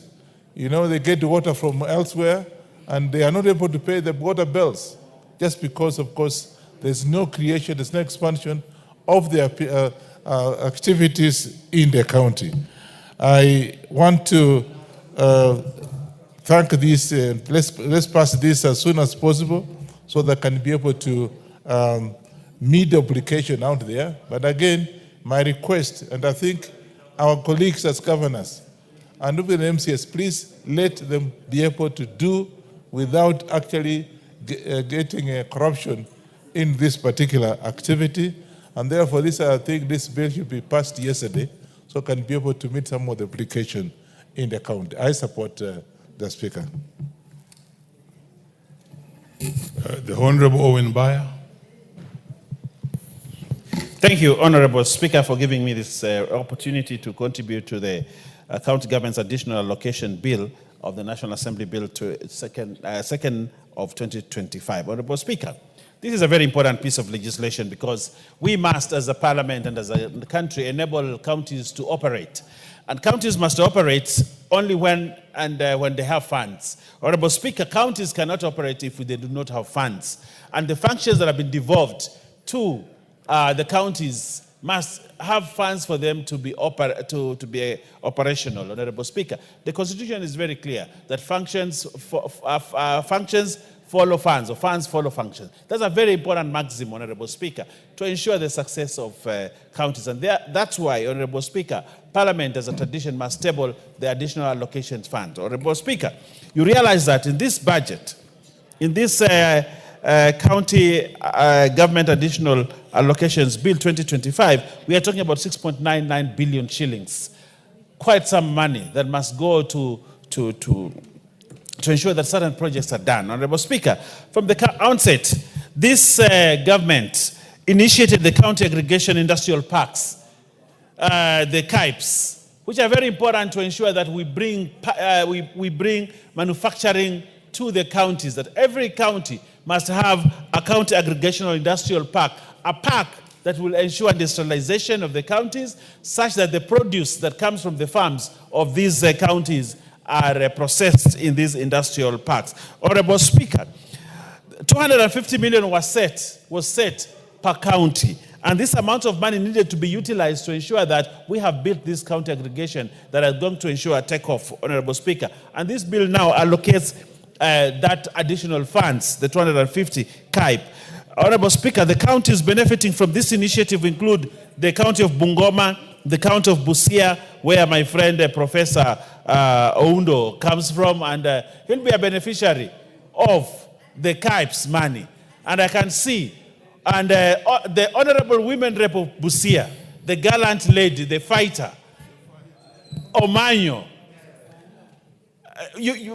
definitely you have to support this bill because you are getting 250 million shillings to set up CAIP. And tell the governor there, we are sending him money, let him ensure the CAIP is done so that the people of Busia can have an industrial park that they can be proud of and that they have money to ensure that is done. Honorable Speaker, other counties, notable counties, Honorable Speaker, apart from Busia, include Homa Bay, Garissa, Embu, Kiambu, Kirinyaga, Kwale. Yes. Honorable Undo, who do you want to inform? And is he willing to be informed? Yes, he's my... Proceed, Honorable Undo. I can always be informed by a professor. My good friend, Honorable Speaker, just to put into perspective clearly on my issue of CAIP, because I sit in the Committee of Trade Industry and Cooperative, where it's domiciled, each county was to receive 250 million from the national government.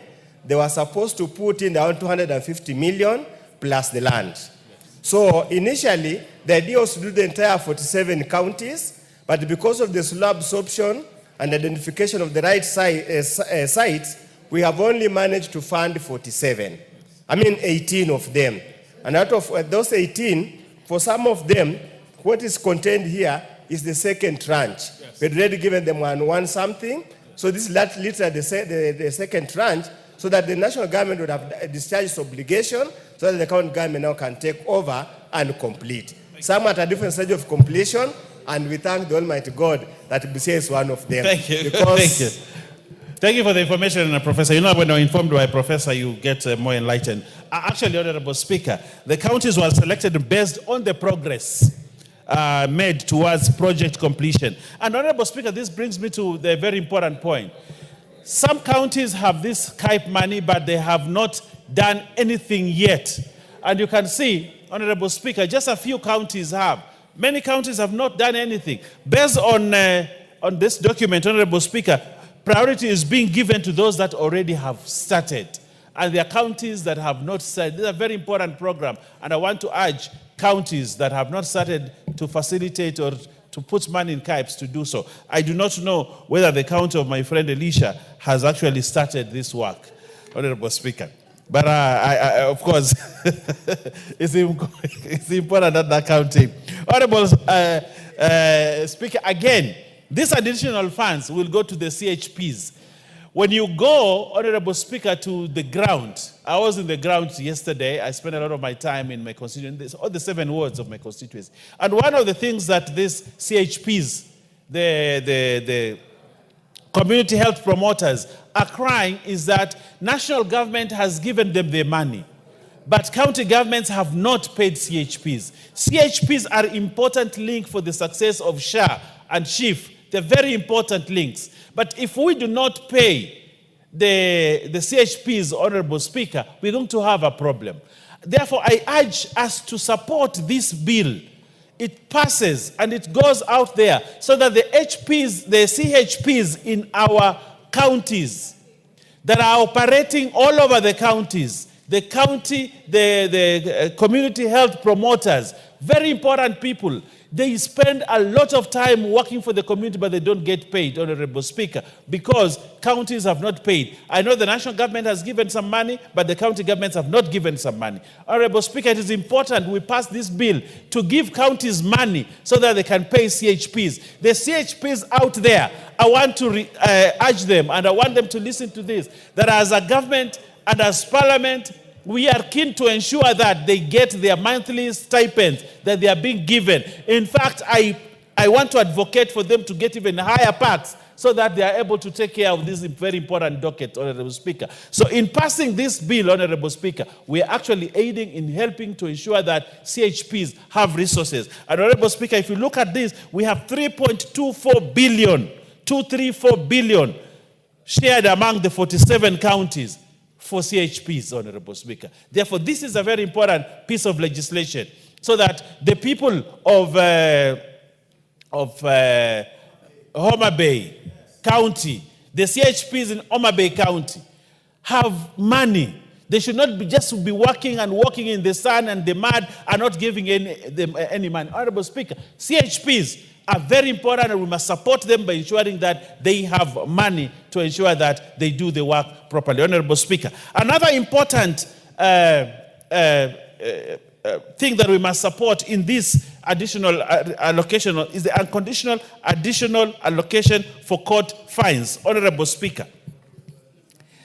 Honorable Speaker, you realize this, the CJ said, the Chief Justice said the other day, that within a very short time, when the small claims court was set up, a lot of money was collected, and people, there's a lot of activity, the small claims court. I can't remember the figure actually, what the CJ said, but a lot of money actually, and a lot of claims were settled. And therefore it is very important that, Honorable Speaker, that this bill's second schedule allocates Kenya shillings 116 million for court fines from county legislation violations, benefiting counties including Murang'a, which has collected 70.74 million, Machakos, which has collected 16.05 million, Mombasa, which has collected 13.42 million, Kiambu has collected 10.78 million, among others. But this money, Honorable Speaker, cannot be transferred from the courts to now the counties. to the accounts of the counties, Honorable Speaker. But if we pass this bill, Honorable Speaker, these counties which has this money can actually be able to use it, Honorable Speaker. And this is very important. Therefore, passing this bill, Honorable Speaker, helps us to disburse the money that has been collected as fines to get into the counties so the counties can do projects. The transfer of court fines to the respective county government has faced challenges, Honorable Speaker, due to the lack of a framework for the collection and transfer of the same. And therefore, currently, the law requires that all revenue collected by the judiciary be sent to the consolidated fund, Honorable Speaker. And if we do not have a law, these funds cannot be transferred to the counties. Honorable Speaker, please add me like 3 minutes because you can see my flow of thoughts is on high gear. No, we are adding you 1 minute. No, 3 would be good. I know you're a good man, Mr. Speaker, and you'll actually do that. Honorable Speaker, there are certain important things. You see, we have seen many county government health workers running around and they are protesting and all that because they want arrears to be paid to them. But you see, Honorable Speaker, there is no framework for paying these arrears. But this county additional allocation fund bill actually does that. You have seen protests here in front of Parliament. They want their arrears. They want their money to be paid. But the most important, the elephant in the room, Honorable Speaker, is that there is no framework to disburse the arrears to these workers. And I want to assure the health workers in the counties that when we pass this bill, their arrears will be paid because this is the framework that is required to ensure that we pay the arrears. So I want to tell them to hold their horse. This Parliament will ensure this bill is passed. And when this bill is passed, the basic salary arrears for the county health workers will be paid, Honorable Speaker. And it is quite a colossal amount of money. It is 1.759 billion shillings. And this money will be paid, Honorable Speaker, if we pass this bill. And I want to request members of this House to ensure that we facilitate and pay the arrears. Honorable Speaker, you can see in the schedule, the amount is shared among 10 counties where fines was collected. Not that piece, because I've done that. I've done already that piece. Honorable Speaker, there is also funds from development partners, funded projects. Now, this amounts to around 33 billion shillings. That is there. But it cannot be spent because we do not have a framework, Honorable Speaker. And therefore, the funds that comes from IDA, Emergency Locust Response, money for IDA, Kenya Informal Settlement, the KISI Program 1, the money for financing locally led climate action program, the FLOCA. The FLOCA is a very popular project, I know, in my county. But now they cannot use the money because there's no framework for it. But if we pass this, Honorable Speaker, the Kenya Urban Support Project, Urban Development Grants, all these amounts of money, Honorable Speaker, available from DANITA, from AFD, all this money needs to be swept and given to the counties so that all this noise that we hear, people are not being paid for this project is stalled, this project is not moving forward, Honorable Speaker, is available. And lastly, Honorable Speaker, as we disperse these funds through this county additional allocations bill, Honorable Speaker, I would like to request county governors that have been given this money to do a good job and ensure proper utilization of this money so that this money that we are disbursing from this House is useful to the people, helps in the development, and to further the devolution spirit that was pushed by the leader of ODM and Honorable Raila Odinga, for which my friend Oundo here is very passionate about. Now, yes, the Honorable Martin Owino, MP Ndiwa. Thank you, Mr. Speaker. Mr. Speaker, I rise to support this bill wholeheartedly. Mr. Speaker, Honorable Baya has made a lot of comments here which are very factual and very important.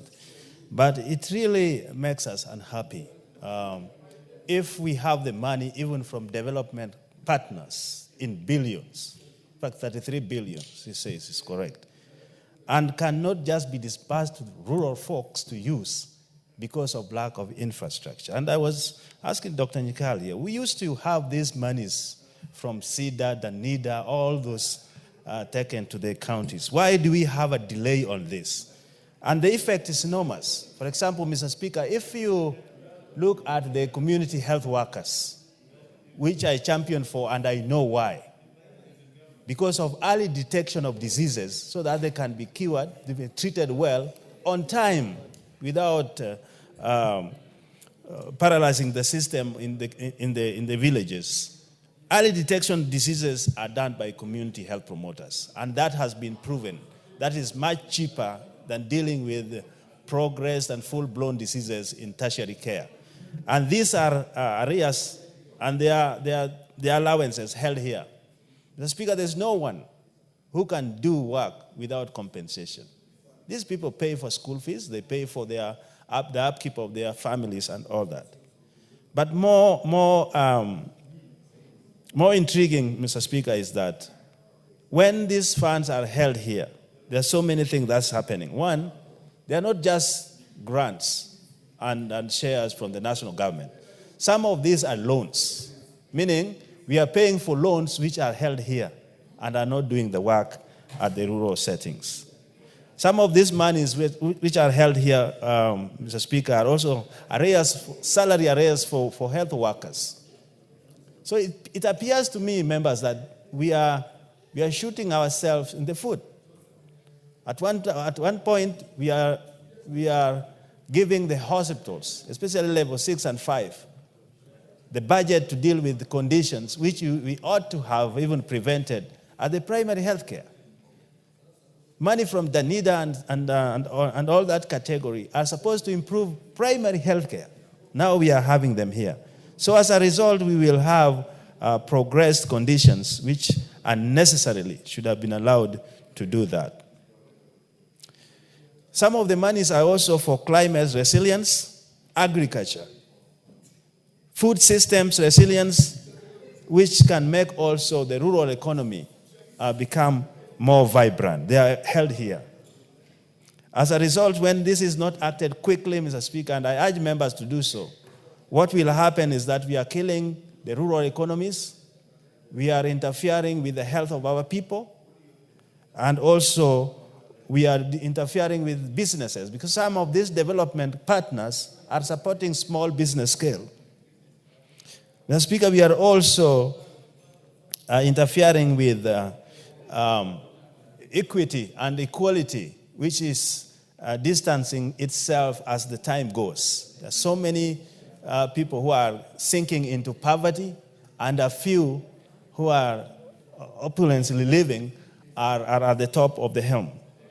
So, Mr. Speaker, as a House, I think it was wrong for the other institutions like the Senate and the COG to demand that this bill be, that their 10 billion bill be added into this in order to pass.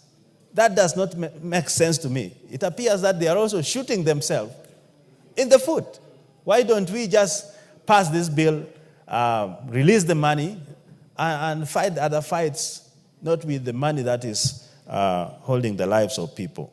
So I urge members, because I feel the necessity and the urgency of this money to be released, to pass this as soon as possible. I thank you for the time, Mr. Speaker. The Honorable James Jika, you are on my list here. You speaking on this?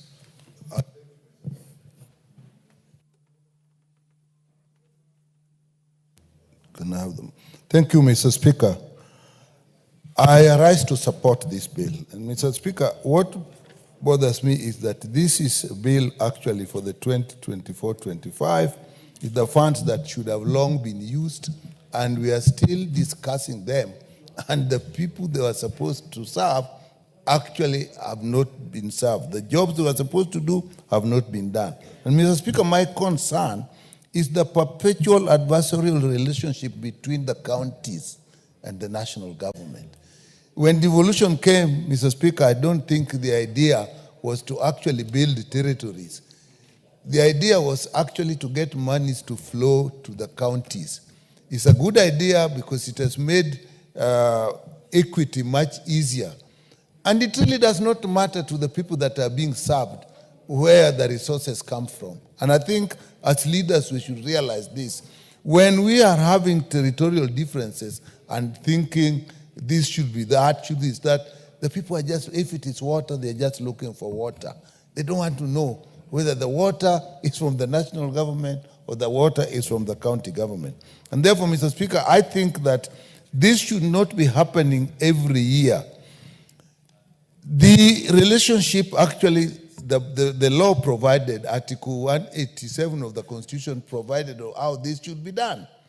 The Intergovernmental Relations and Technical Committee provided how there should be a relationship even between policies, even between programs at the county and the national level. And so when it comes to just distributing money so that we give additional money to the counties, why should we have a difference?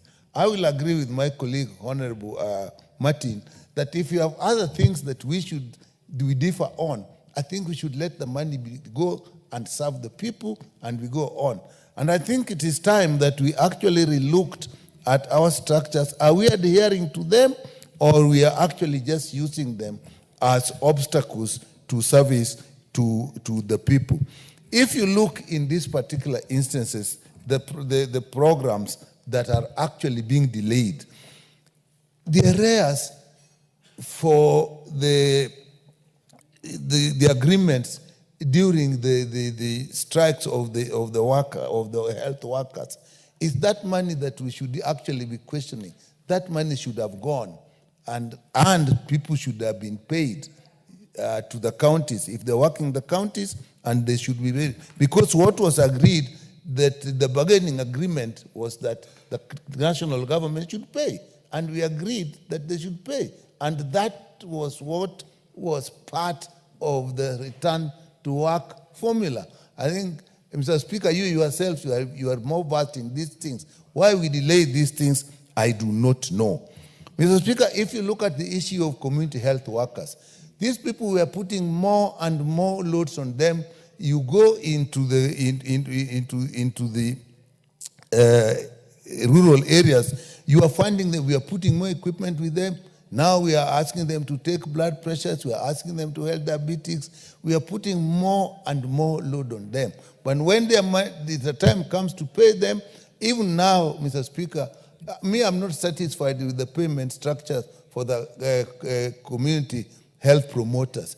Even the change of name from community health workers, community health volunteers, and now community health it shows that deep inside, we really don't want to acknowledge these people as health workers. Now they are calling them promoters. And now, part of the money is being paid by the county government, part of the money is being paid by the national government, and that is why this money has to move. We actually need to get a clear structure. To me, get all that money and put it to the counties and let those people be paid. People are best paid where they work. Money should come through the supervisors that they know. You can't be working in one level and your money is coming from another level. If there is delay, you do not even know how to follow up that money. So I think these are things we should do. And as we know, there are a lot of funds that comes to us through grants and loans from partners, international partners. Mr. Speaker, those monies are being given to Kenyans, and Kenyans live in the counties. They are I don't know Kenyans that live at national level, I don't know where they are.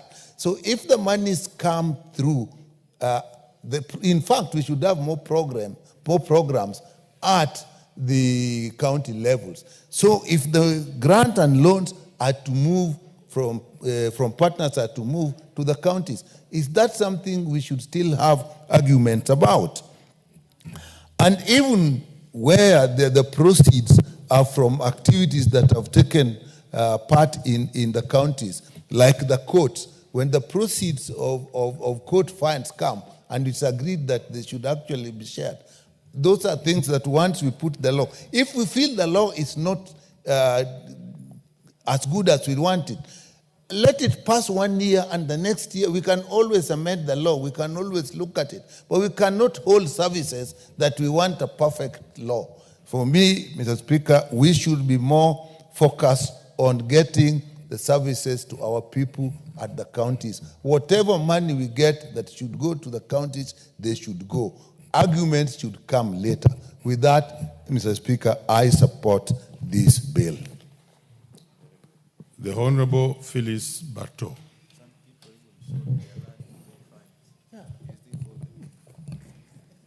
Thank you, Mr. Speaker, for giving me this opportunity to put my voice and support this county government additional allocation bill, National Assembly number 2, 2025. Mr. Speaker, we started devolution and we cannot strangle it so that it is not able to serve the people. Mr. Speaker, county governments play a very important role in our economy and to the people of Kenya. And when the county governments are not well resourced, it is the same people we are serving who become disadvantaged. Mr. Speaker, a case in point is my county, the county of Uasin Gishu. And I empathize and sympathize with my governor, Jonathan B. or Elias Kotimoja. Because, Mr. Speaker, because of the scarcity of resources in the county government, the governor has been reduced to playing very minor roles in the county, which I don't want to mention, because he doesn't have, he is not resourced, he doesn't have money to run the activities of the county. Mr. Speaker, case in point is the road infrastructure, which, in fact, at this time of the year in Uasin Gishu, it is raining. And the county roads are in very bad condition. The machines which have been purchased are just idle because there is no fuel. The county cannot fuel those machines so that the roads are improved. The road network is improved. So, Mr. Speaker, this bill is very important and it should be dealt with the urgency it deserves so that our counties can continue being operational. Mr. Speaker, a case in point is also the promoters, the health promoters. They are supposed to be given a small figure of 5,000, very little amount of money, which is not even enough. And yet they are not getting it because there is no money in our counties. And Mr. Speaker, we are giving them a lot of additional work. For instance, they are supposed to be registering SHA. They are supposed to be sensitizing communities in a matter SHA. Yet they do it. They do it very diligently. But at the end of the day, Mr. Speaker, they don't have anything to take home. Mr. Speaker, if we are supposed to make this SHA functional, this money should be released to the county so that they can run. Our hospitals, Mr. Speaker, there is no medication.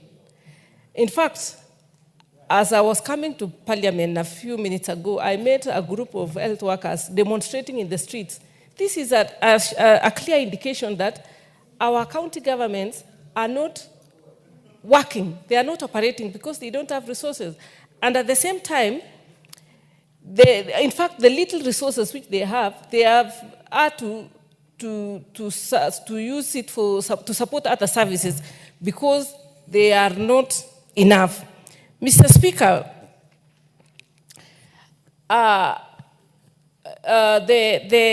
the issue of fertilizer, which is very key at the moment, especially during the planting season, was devolved to counties. They are supposed to do the last mile, where they distribute the fertilizer from the National Cereals Board to the different cooperative societies which are in the counties or in the wards. But unfortunately, the county government is not able to do that. If you go to Uasin Gishu now, to the National Cereals Board stores, you will find farmers struggling, angling for the fertilizer because the county is not able to transport it from the centers, from the cereal boards to the cooperative societies in the regions because they don't have resources. Mr. Speaker, if this devolution was supposed to make life easy for our citizens, then we had better disperse this money so that the common mwananchi can at least feel that something called devolution was done. Mr. Speaker, if there is any problem, if there is an obstacle in the disbursement of this money, then it should be eased out so that the members of our communities can benefit. If Senate is the problem, for instance, if Senate wants anything, any funding through this bill, they had better wait so that this one is dispensed with quickly, because at the end of the day, Mr. Speaker, we all serve the same mwananchi.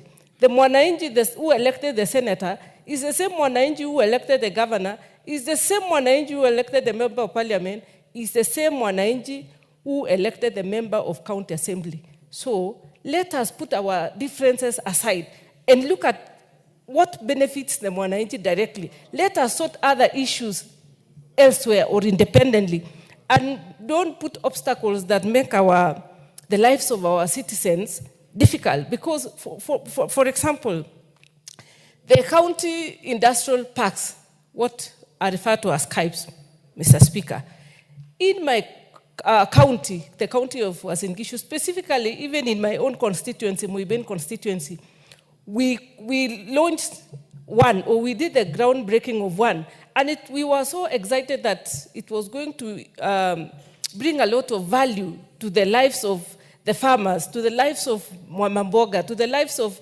everybody who was in Muiben when we were groundbreaking that day. But Mr. Speaker, this is 2 years down the line. The building is just a sorry state of itself because there is no work going on, because there is no money. So how I wish these resources are fast-tracked so that we have the completion rate of all these projects which have been commissioned can be achieved. Because once they are not completed on time, there is also the cost element, there is the legal aspect, because a contractor will not just sit and wait for a decision to be done so that they are paid. People work on timelines, and when they are not paid, they will go to court. The court will give them FT awards, and who bears the burden?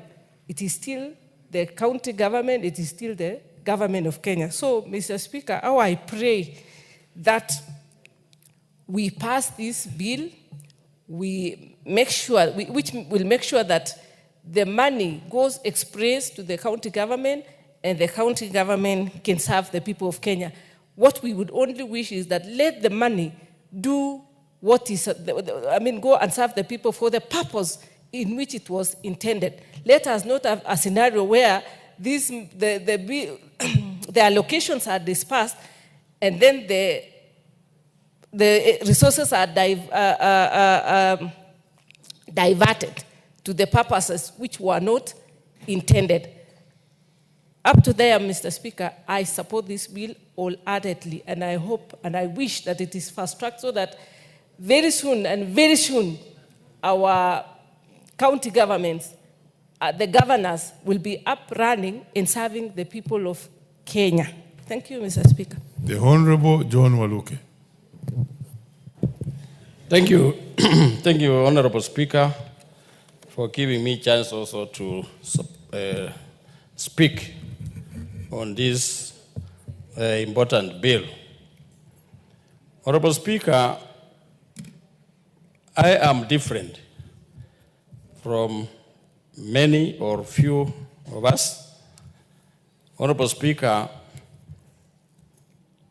unless we put the structure correct about these monies going to the counties. Honorable Speaker, Some of the counties are doing well, and some of the counties are just swindling the money. So, Honorable Speaker, if we are all supporting that the money should go to the county governments, that there's no work going on in the counties, it is because we have not put the structure properly, like CDF monies. The structure is there. The money goes to the constituencies, and then it is seen working, Honorable Speaker. But not like this one. Honorable Speaker, I invite you to my constituency one time. Since devolution, there is nothing, even a bottle of water like this, in my constituency from the county government. And I always wonder, and we get almost 13 billion annually, Honorable Speaker, and there's nothing that has, you cannot talk of anything from the county government. Honorable Speaker, about the Agriculture and Industrial Pact, it is only Busia County, which I visited, and maybe, Honorable Speaker, you are also there. I saw that, and I'm impressed with the Busia County, Honorable Speaker, with the work Busia County is doing. Even the president was amused when we all saw the structures of the industrial park, what is going on in Busia, and it was given the same amount the same day with my county, Bungoma County. And Bungoma, there is nothing. And even the PS, Dr. Mwana was wondering that I gave the money the same day, and here the work is seen. It is almost complete. The roads, tarmacked everywhere, to show that Busia County is working, is serious. So, Honorable Speaker, some counties are just there to steal. So let's put the structures in place before we release the money to the county. And if they can ask, Honorable Speaker, maybe we give to those counties that are doing better, like Busia and the others, like Mandera County, Honorable Speaker, where the governor saw that the money was just there, he has not used it enough, he had to return it to the treasury because he is honest. Honorable Speaker, for many years, Honorable Speaker, governors have let us down in many aspects. We are talking of CHB, crying for salaries not paid, and it is true, Honorable Speaker. But it's a time, Honorable Speaker, even constituencies, us, the president made sure that he cleared all the balances that we were demanding as constituencies. He made sure that all the counties were given all their monies. And after a week or so, you'll just see them on the TVs complaining that there's no money. Where does the money go to? So it is high time, Honorable Speaker, we are not just here as a voting machine, and we need to be honest to the people, even if they suffer. But we want to see, we want the truth, we want honesty, we want the money to be used properly to those people, to 1 inch. Even if you go to the counties, some counties like mine, they will tell you that, no, the money is badly being used. So let's be open, let's be candid, let's be bold to say, to speak what is wrong. We must say that it is wrong. Honorable Speaker, thank you. The Honorable Japheth Nekundi, Member of Parliament, Kitutu.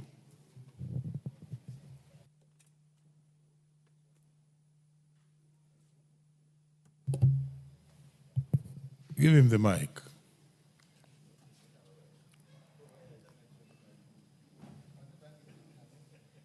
Any mic around? Yes, you can use that one. Thank you, Honorable Speaker, for giving me this opportunity to also put my word on the county government additional allocation bill, which I believe is a very, very important bill to the people of Kenya and more especially to the county governments, because our county governments play a very crucial and critical role in making sure that our people back at home get the services that they require. When this constitution was passed in 2010 to bring up the county government, these county governments were brought up to ensure that they get services to our people. This bill, therefore, is important, Mr. Speaker, sir, because there is some money lying somewhere, and there are people back at home who are to receive this money to get services, but they are not getting them because the money is lying here.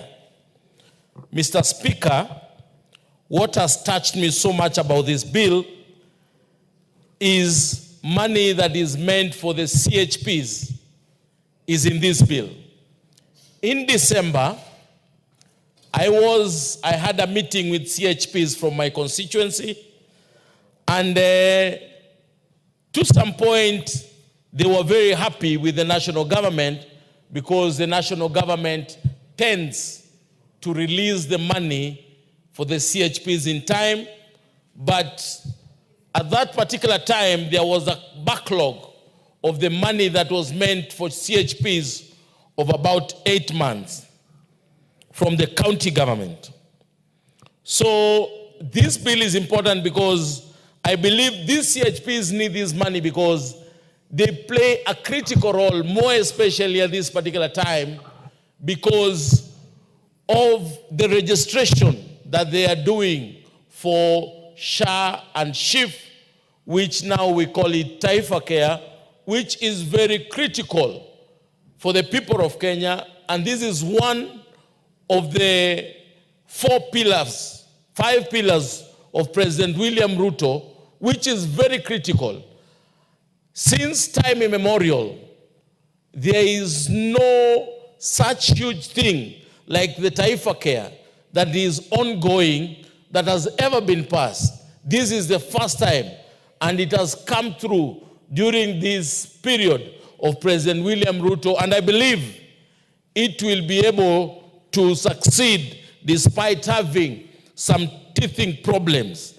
It is normal to have teething problems, but I believe this SHA and SHIF is good for our people.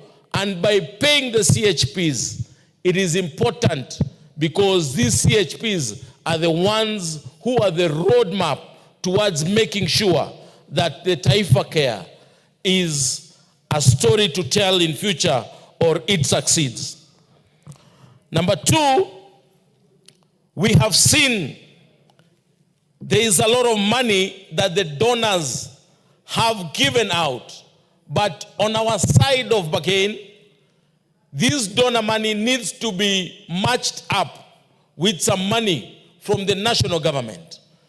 And a lot of money is here lying, like money from KISIP, which is the Kenya Informal Improvement Project, money from Kenya Urban Support Project, money for Water Sanitation and Development Project, which, as we know, water is a devolved function.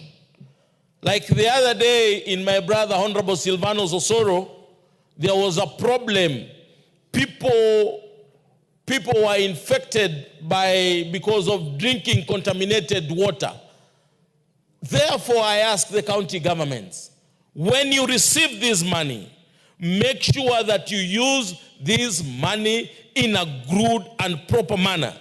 Because if we had good, clean water in South Mogirango, right now, we couldn't be having the issues that we are having there.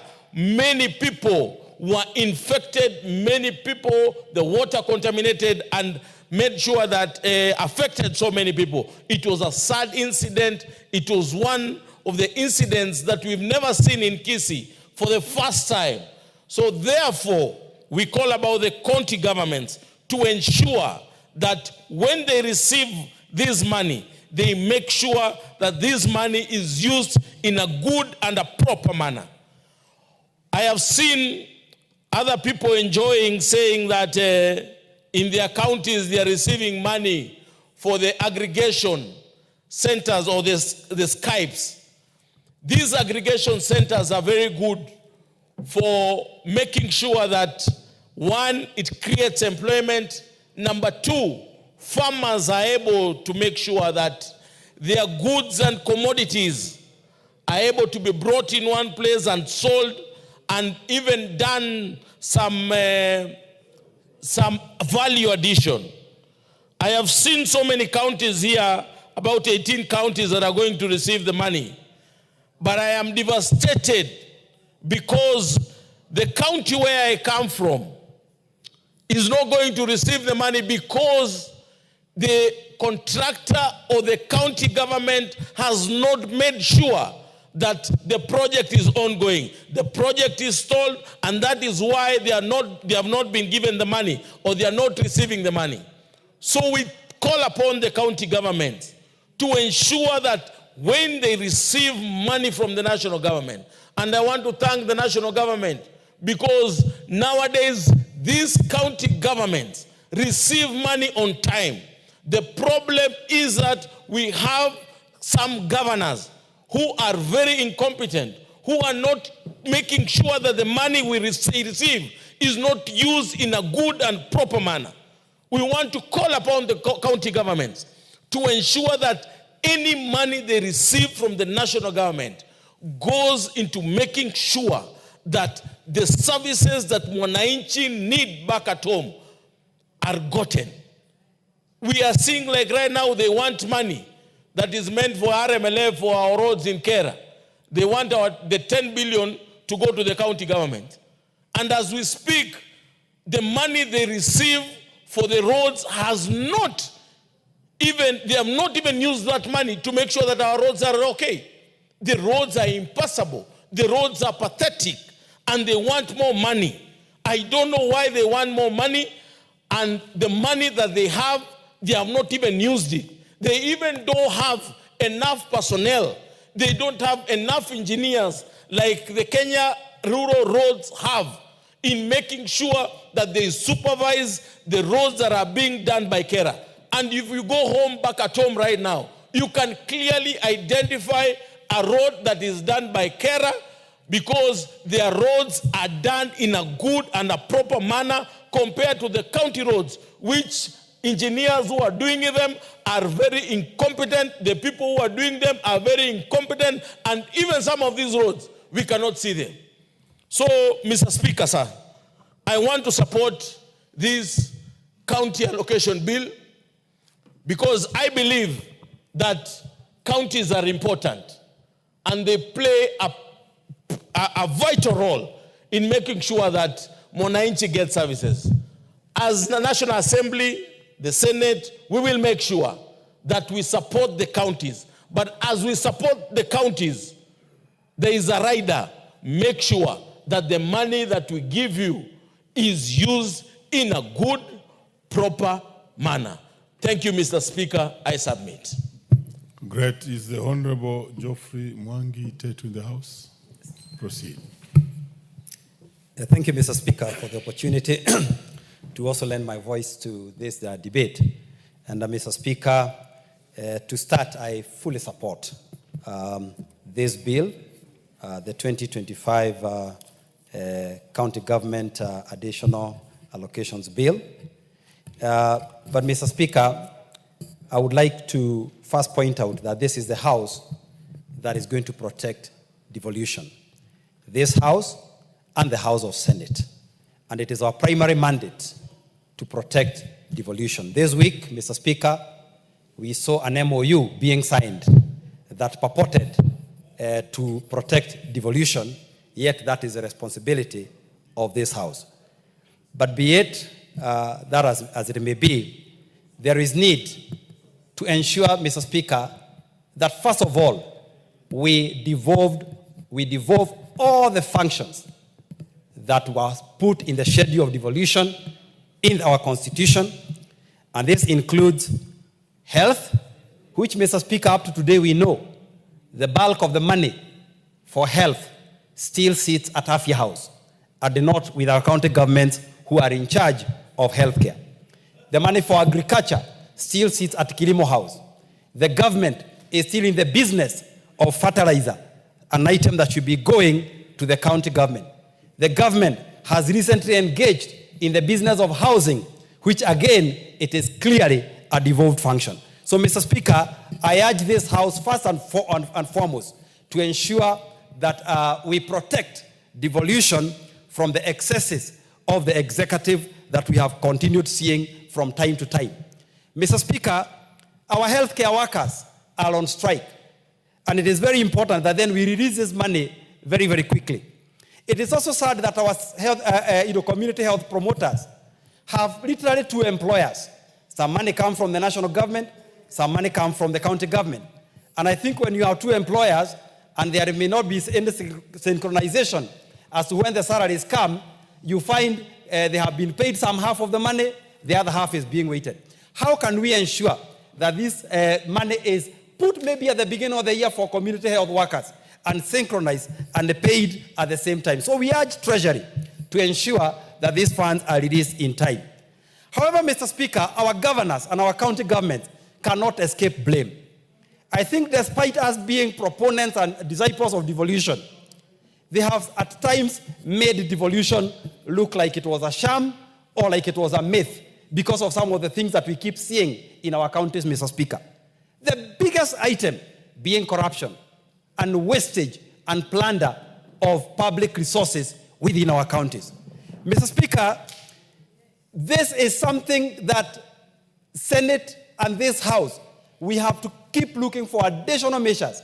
And we also want to urge the Auditor General and also ask the various government arms of government that are concerned with fighting corruption to refocus, to put very sharp focus on our counties, which have now become, the headquarters of corruption. Actually, the joke in this country is that the only thing we successfully did was to devolve corruption.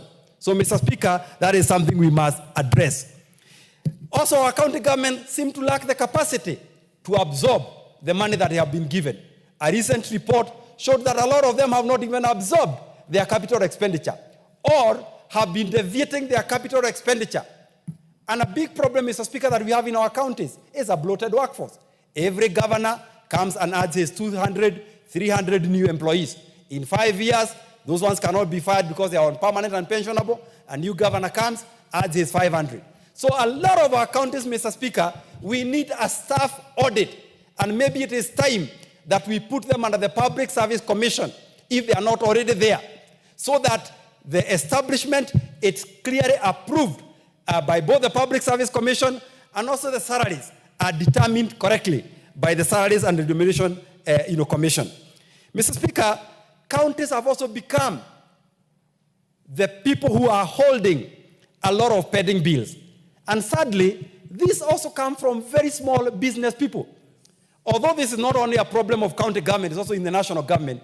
Mr. Speaker, it is sad that in this country, the third largest source of revenue after taxes and domestic borrowing is what I would call SME finance.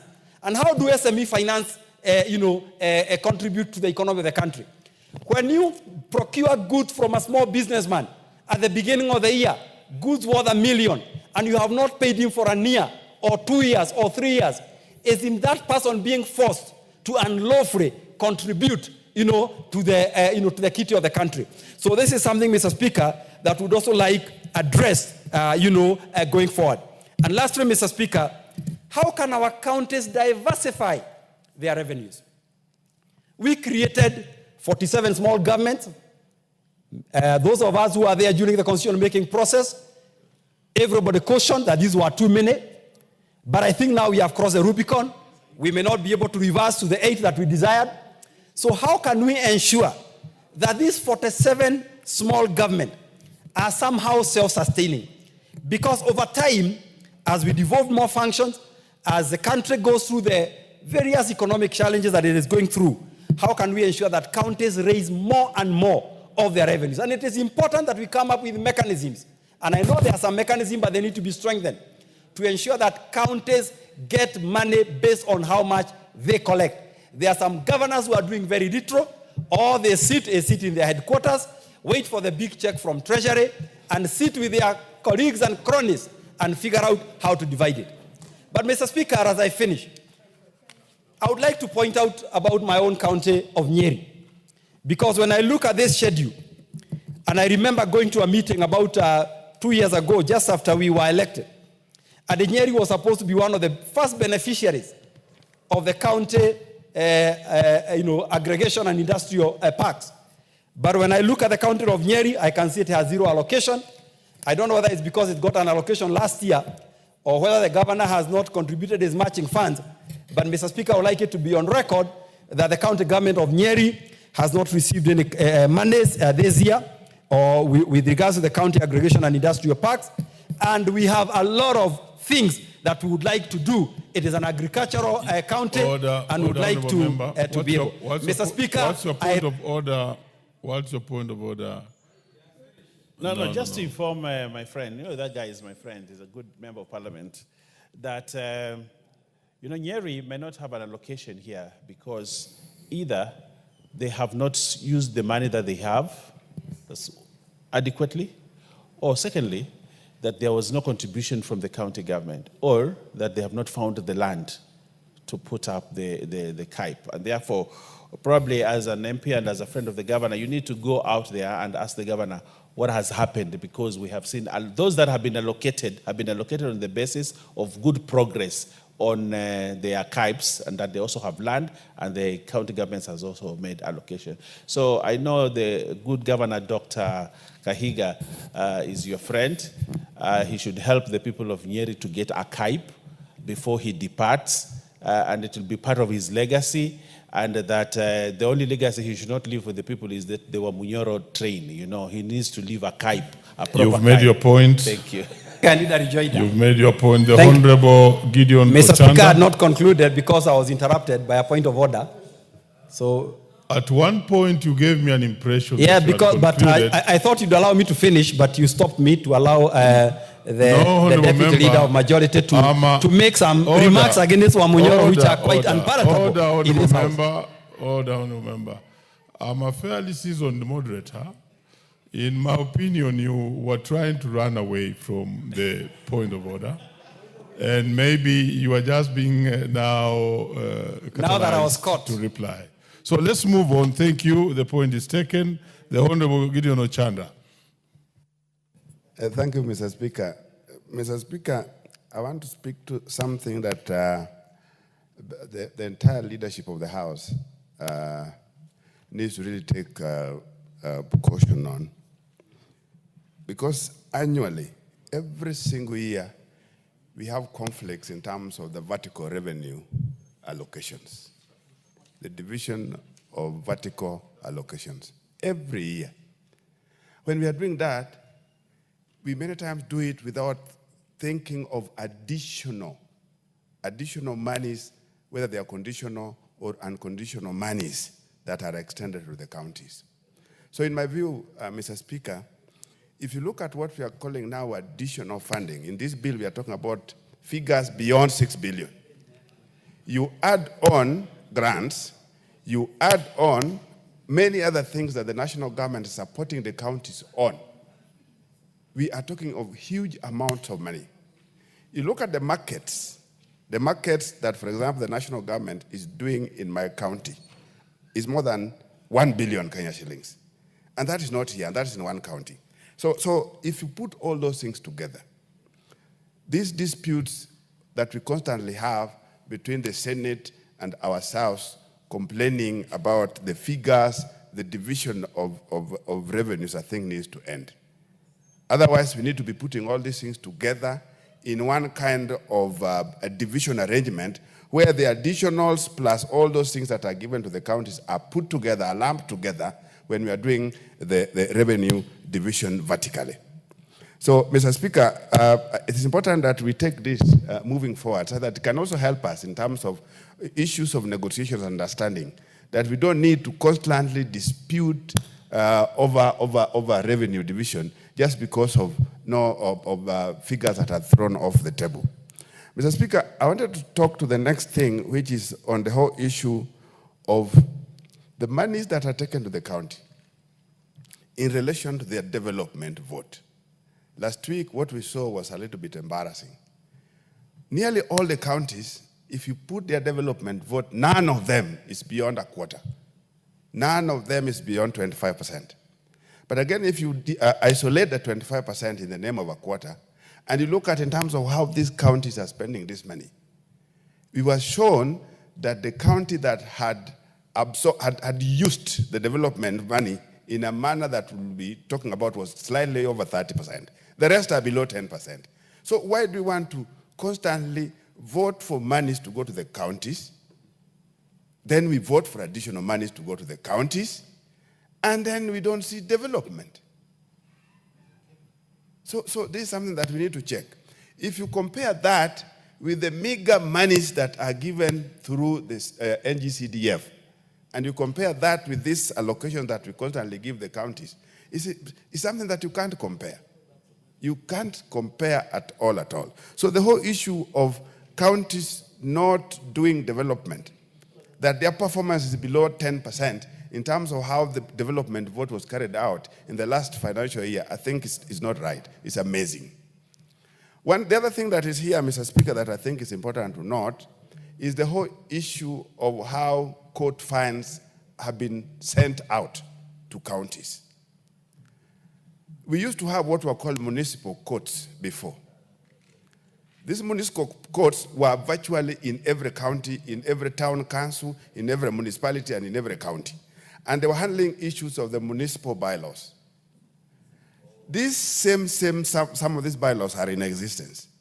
I don't understand why the issues that are related to court fines generated by the municipalities or by the county government should not be given as local revenue by those counties. Instead of collecting court fines and now spreading them out, splitting them up such that some counties get, some don't. I think this is not right. So if you look at this thing seriously, you'll realize that there are some counties that have not been given in terms of this additional money from courts, what we call the court fines, that some don't have. Those that don't have, I'm very clear in my mind that their counties generated some revenue through in the name of fines. Honorable Chanda, you are talking to the nation. Could you explain exactly what you mean by some being given the court fines, others not getting the court fines? Proceed. Thank you, Mr. Speaker. If you look at the schedule in terms of the bill that we are talking about, you realize that many counties are blank. They are blank. They're with 000. Some have figures. And what I'm trying to say here is... Yes, what's your point of order, Leader?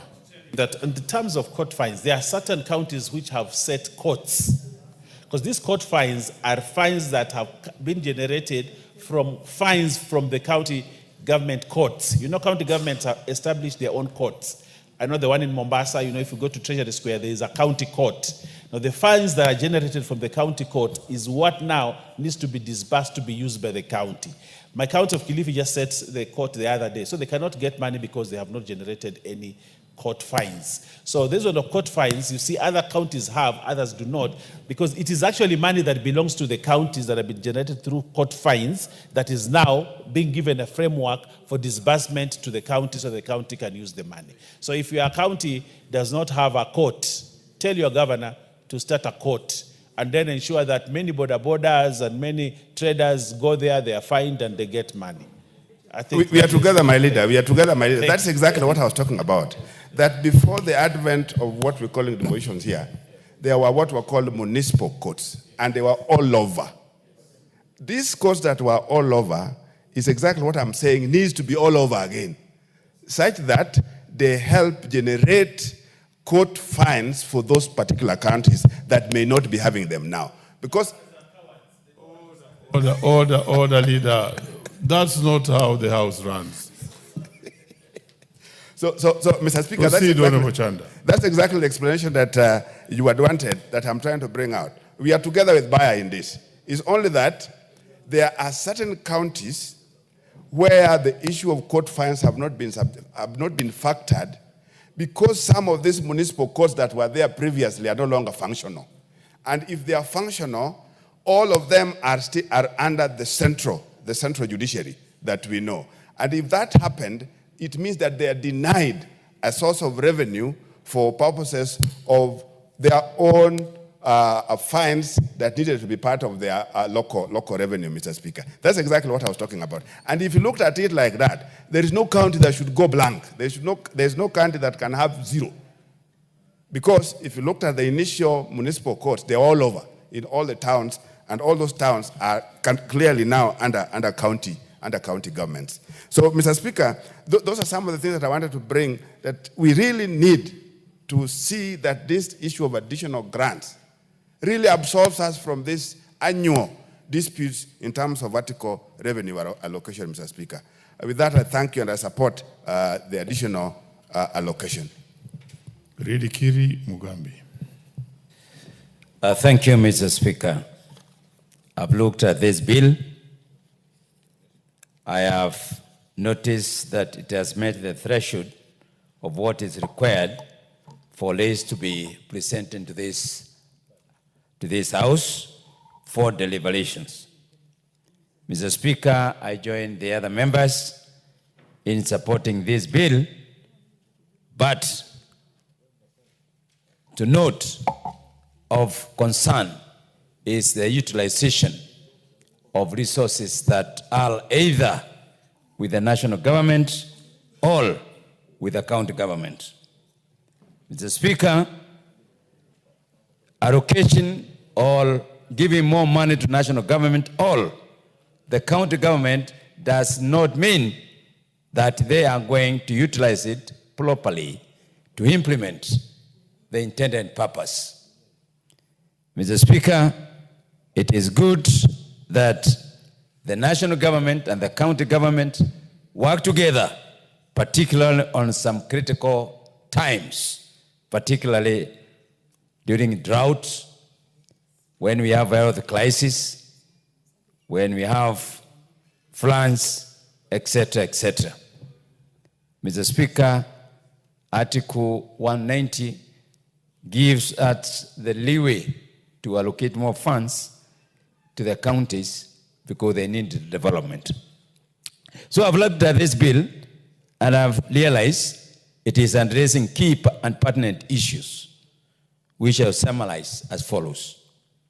Mr. Speaker, I have noticed that there is the county aggregation industrial park, which is a very important component of the government agenda.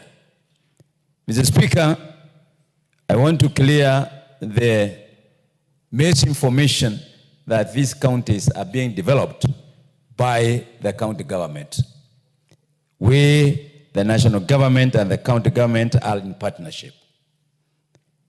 And the importance of these aggregation centers, Mr. Speaker, is to create areas that will enhance value addition.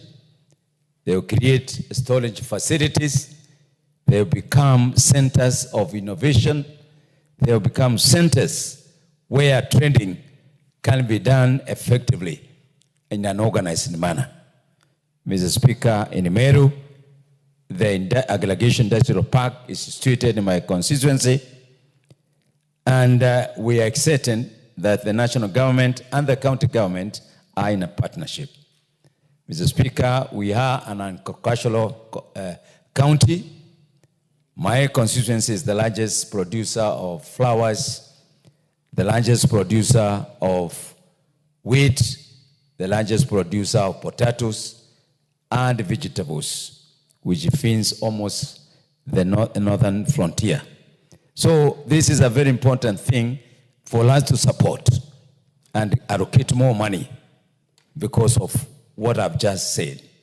Mr. Speaker, we have passed through a very tempting and a very embarrassing situation where medical provision of medical services in this country has been put to test. Mr. Speaker, we have seen the crisis on the medical sector. We have seen doctors, unemployed doctors. We have seen interns. We have seen existing doctors employed, but they have never been paid their salaries. Mr. Speaker, we all know that health is devolved, and therefore the government has to come in handy and to clear those arrears so that the country can move on. We need, as a national government, to release more funds to the counties. Mr. Speaker, the question that we need to ask ourselves here is, why did the counties wait until we reach this point where there is a crisis? Many will say the national government had delayed in setting the money, but that's not the truth. Mr. Speaker, what we are seeing at the county government is improper utilization of the resources and lack of priorities. Mr. Speaker, it is quite a balancing a country of Kenyan age that we hear doctors cannot be paid. And we all know that health is a very important factor in this country. Mr. Speaker, I have seen money in support of health promoters. Yes. But again, Mr. Speaker, I'm a bit embarrassed here because in the Meru County, the only promoters we have is 3,716. And we are being given a statistic that every health promoter will be in charge of 100 households.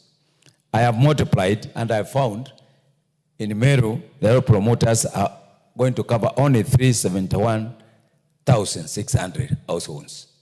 Surely, that's not even a half of Meru's household. Meaning, we are far from meeting the expectations in the health sector in terms of provision for health care. Mr. Speaker, we would like to put more resources on this sector and this area. Mr. Speaker, I have seen that the money that is coming in is from the development partners. And this is where now I have a bit of a problem, Mr. Speaker. Because if you look at the schedule that has been provided here, you will notice there are so many projects. Some of them are repeated projects. And there's nothing wrong. But the only problem is accountability. Mr. Speaker, here in and here out, we are sending money from the development partners to counties. Who oversees the utilization and implementation of this project, Mr. Speaker? And I want to join my colleague Oshanda when we are saying every year in, we are giving a lot of unconditional revenue to counties. And I'll give an example. We appropriate the Kenya informal settlement schemes. There is a Kenya urban settlement schemes. Mr. Speaker, we don't know if these things are not visible at the counties. I have seen a program here on climate change, 2 programs, parallel, one 3.3 billion, the other one 1.2 billion. I have seen on drought, is a repeated thing. Even when this money is coming, what is the basis of bringing this money? Who oversight this? The National Assembly, where we sit here, KISIP, KUSIP, they all pass through this house. But this is a conduit. After that, what normally happens? What is the value of this money that is being given to counties year in, year out? It's a concern to us, Mr. Speaker. I am here to see a governor who will rise up and issue a policy statement on the sector of education, on the sector of health, on the sector of agriculture, on the sector of water. All what you are seeing is impromptu implementation of one or two projects discriminatively, where they have no support, they rush, they don't go there, they never speak about water policy, they never speak about even this health policy. That is why we are having a country grounding to a halt in sectors like health sector, Mr. Speaker. A time has come, even as much as you are saying we obey Article 190 to support the counties, time has come for accountability. We must not be passing bills and additional revenue. We must have accountability. Every single money that goes, after we pay the salary arrears, what next? After we give them green light to use the money collected from the courts, what next, Mr. Speaker? These are the basic questions that you really need to ask, so that every money that is taken the counties, it must have a correspondent policy. I see here, even you are giving them money and there is no framework for the courts. There is no framework, but you are approving. Give him 1 minute. Thank you. How are we allocating more money without a framework? There is money being taken to consolidated fund. To get that money from consolidated fund, we need a framework. There must be a law. But the bill here is saying, let's give them the money. So are we doing the right thing? Are we doing the right thing? Yes, the others we understand. But even where the law is needed, we must pass that law before we allocate the money, Mr. Speaker. So, Mr. Speaker, we must challenge the counties. And we must ask ourselves, why do they wait until a county has arrears? Why do we have to wait until we start pumping them with money? I mean, Mr. Speaker, I think national government is spoiling the counties. Mr. Speaker, the cost of living cannot be apportioned to the national government only. The cost of living needs to be apportioned to the counties also, because they have money on agriculture, they have money on water, they have money on drought. So when we are bashing the national government of high cost of living, we should not spare the counties. More so, Meru County. It should not be spared. The governors must say what they are doing to reduce the cost of living. I thank you, Mr. Speaker. The Honorable Makalimulu.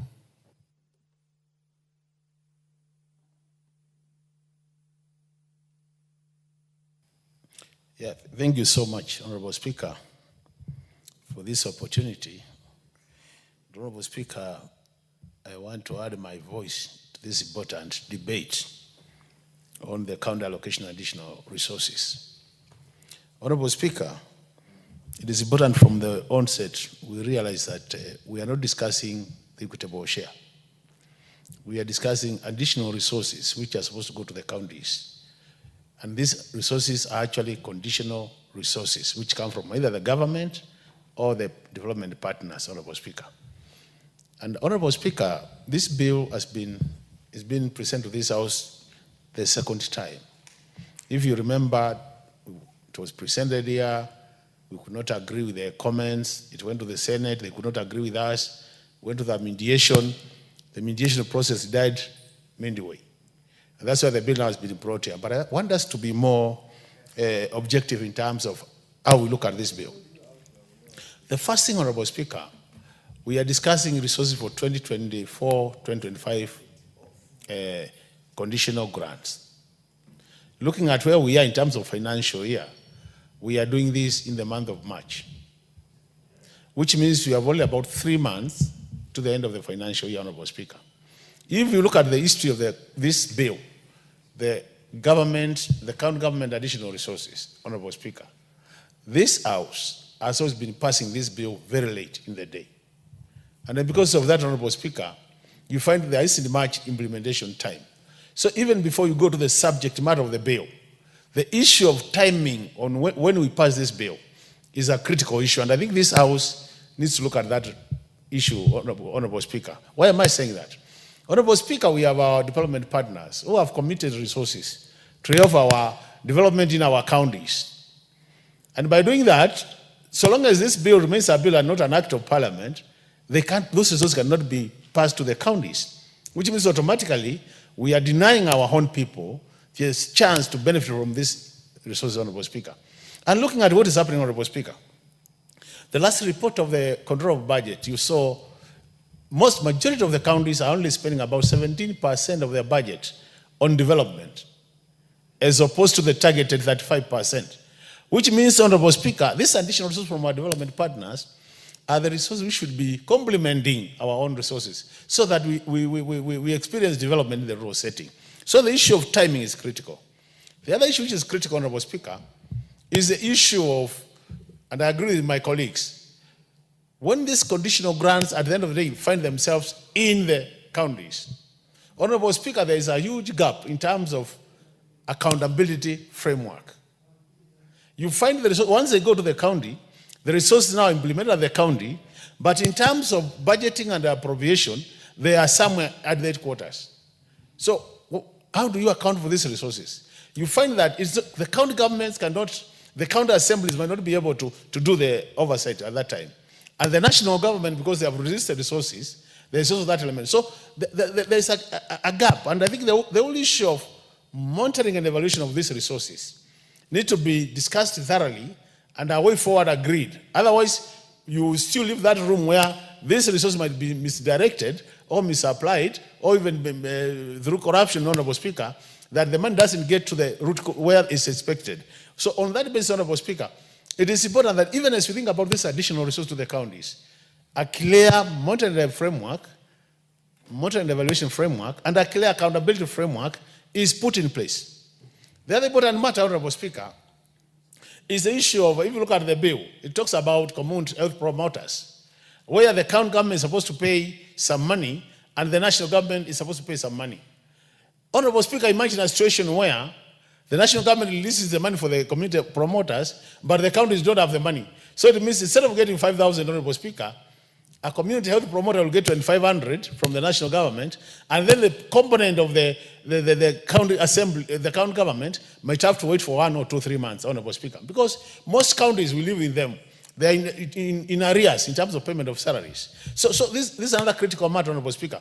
And I think really the government needs to think around this problem, Honorable Speaker, that if we say we are going to give the money 50%, 50%, then at the start of the year, Honorable Speaker, can we have a mechanism where 100% of those resources are either transferred to the county so that they're able to pay the salaries without any delay? Because salaries are a sensitive matter, Honorable Speaker.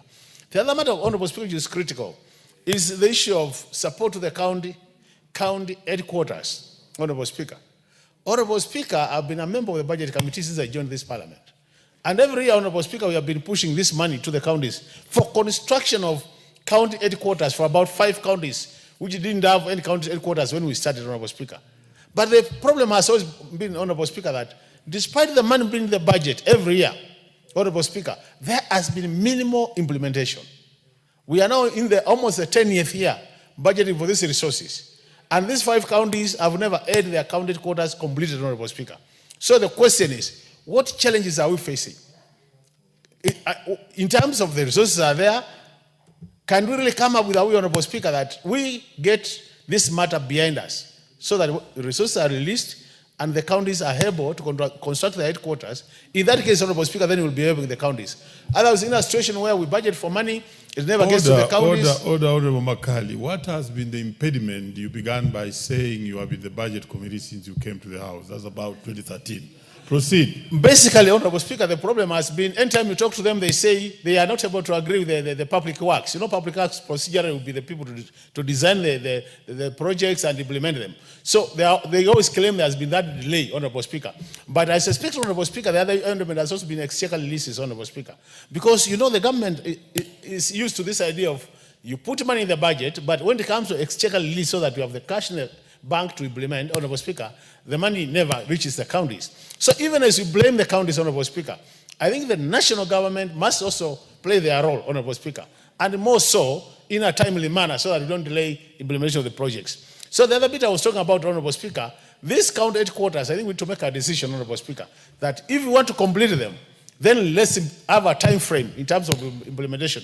As a country, we can agree, we don't allow this for two years or 1 year, and by the end of that, Honorable Speaker, then we list the money and we conclude the headquarters. The other important bit, Honorable Speaker, and this has been mentioned by many of my colleagues, just as we are experiencing the problem of accountability at the county level, Honorable Speaker, I think generally as a country, colleagues, we really seriously need to think about prudent use of public resources.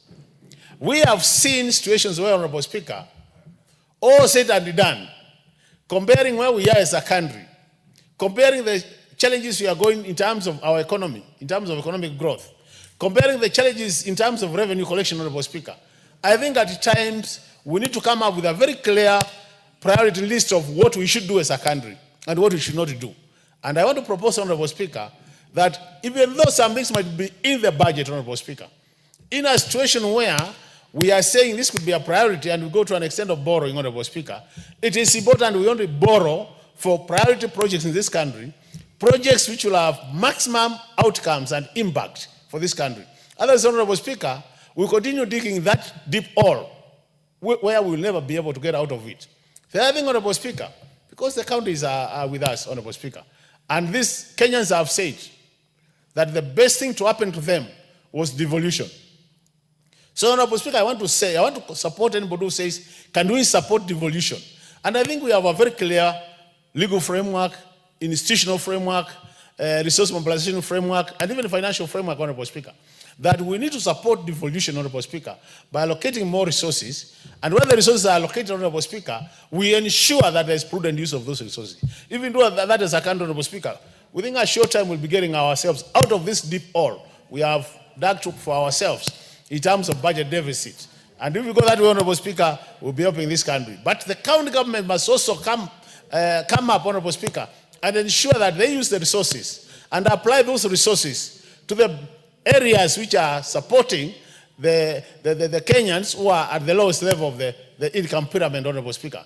In that case, Honorable Speaker, I want to support this bill on the additional government allocations, Honorable Speaker. But, Honorable Speaker, as a House, I want to plead with my colleagues and plead with the Senate that we fast-track this bill so that it becomes an act of Parliament and open the doors for utilization of these resources. I submit, Honorable Speaker, and thank you so much. Wakali Mulu, the Honorable Bernard Kitur. Thank you very much, Mr. Speaker, for the opportunity to contribute on this County Government Additional Allocations Bill 2025. In the upshot, Mr. Speaker, I want to say that we support indeed the county governments and their functions so that they are able to, as we support the devolution, they are able to provide services for the Kenyan people in which they are desperately in need. Secondly, Mr. Speaker, I think it is important also to encourage the House that both Senate and National Assembly, that some of these bills, when they come, we fast-track them so that we don't deny Kenyans their opportunity and the county governments to be able to utilize these resources. Mr. Speaker, I am cognizant of the also international politics that are happening, and even as we pass some of this bill that will unlock about 42 billion shillings as conditional additional allocations, I think it is important for us also to find ways and means that we can be able to spur our economy, and we are able sometimes to raise some of these resources on our own, that we do not need to depend entirely or mainly on donors to be able to support some of our very critical aspects of works that needs to be done for our people. Mr. Speaker, it is critical indeed for us to support this bill because it's going to unlock one of the things that I noticed, support systems that is coming to the primary health care in the devolved context. And this also goes much more, Mr. Speaker, in supporting the CHPs, or the community health promoters, whom, in my view, play a very critical role in the social health, or making sure that we are able to get the data of all Kenyans right down to the villages to know how they are doing, or regarding their health, and supporting them, advising them. And so this conditional allocation that would go to the CHPs, to me, part of why I'm supporting this is to be able to facilitate the CHP promoters, and as such, promote the health of Kenyans. Secondly, Mr. Speaker, is some of the functions of what the county aggregation and industrial parks was supposed to do in spurring the economic development of regions. I'm also cognizant from the county that I come from. I do know that the county aggregation, the KIPE that has been built, somewhat has stalled. And if these funds will go down there to unlock the works, I think this needs to have been done like yesterday. And therefore, I support this. Among several other counties that I've seen that needs to have these county aggregation industrial parks that will support the young people and the communities, especially who are very strong in various aspects, and this will promote the industrial parks within the counties. Thirdly, and I think this should have gone as well when I was talking about the CHPs, is that these funds would go as well in paying the salaries arrears of the healthcare workers. As I indicated before, I think we need to relook at this so that we do not have to entirely rely on donors to support us in even payment of healthcare workers.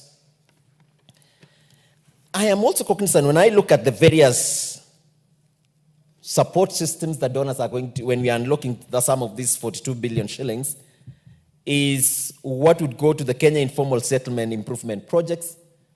Because to me, when I look at some of the works that the county governments now are doing, literally, you don't seem to see, unless some of these projects that are supported by donors. And indeed, I am still calling upon the county governments, even as we pass these resources, that we find a way that we can be able to have these funds utilized in a transparent manner. The KISIP programs, I see there's one that has been supported by AFD and World Bank. Yes, indeed, has improved the informal settlement. Even in my own constituency, we have an informal settlement that I think for the first time we are getting this support coming through, and this would go a long way in improving the lives of the many people who are there. However, we still want to see more transparency on these projects that are being done back in the villages, in the counties. I have also noted that, Mr. Speaker, the emergency locust response projects, these are some of the projects, unfortunately, again, we still depend on development partners to support us. Some of these things, I still insist that we need to find a way so that in the future, if it so happens that we find some governments that have been supporting us before and they decide that they do, new policies coming in and they stop doing some of these very basic projects, we should be able on our own to support such. I have seen the climate resilience investments, food systems and resilience projects. These very critical programs, we must be able to, not only as I still talk about the transparency, but also the involvement of the young people so that this can spur and improve the livelihoods of those back in the counties. It is also noteworthy, Mr. Speaker, I have seen the Kenya Livestock Commercialization Project. I think these are very important funds that we need to release to the counties so that we can promote particularly those counties that are in dry areas and those that depend on livestock production. So as we unlock these funds, indeed it's going to support in a big way those communities, the pastoralist communities that rely on this. Mr. Speaker, this being both unconditional and conditional grants, I am also touched by the 10 counties that have been able to institute ways that they are able to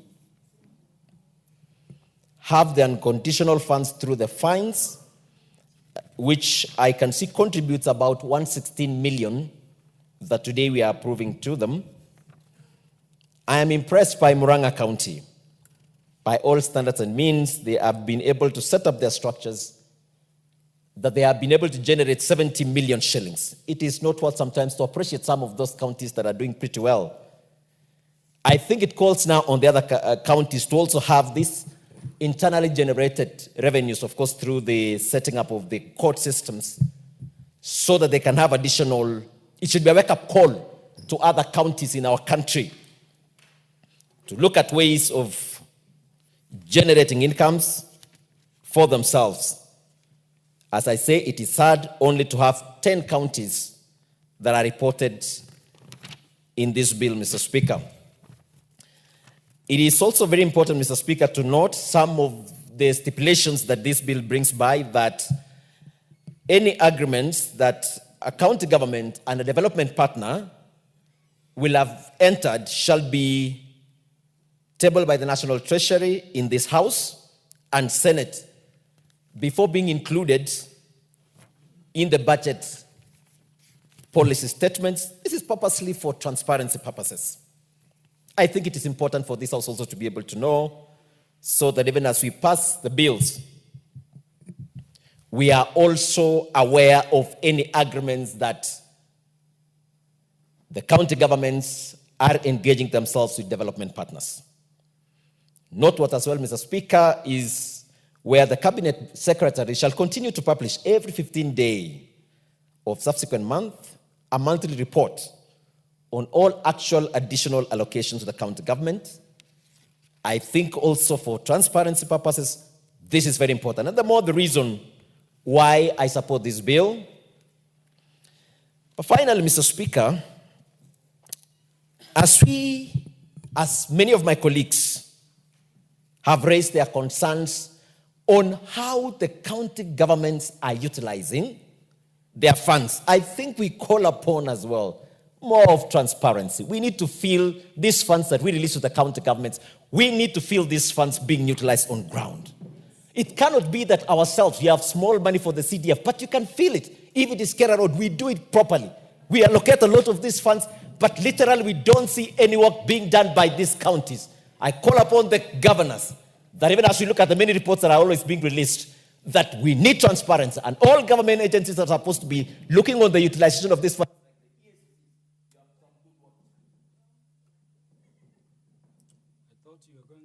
For more time. You are just beginning to contribute. Okay. The Honorable Dan Moshako, MP for Undanyi. Thank you so much, Honorable Speaker, for this opportunity to stand to support the county government additional allocation bill.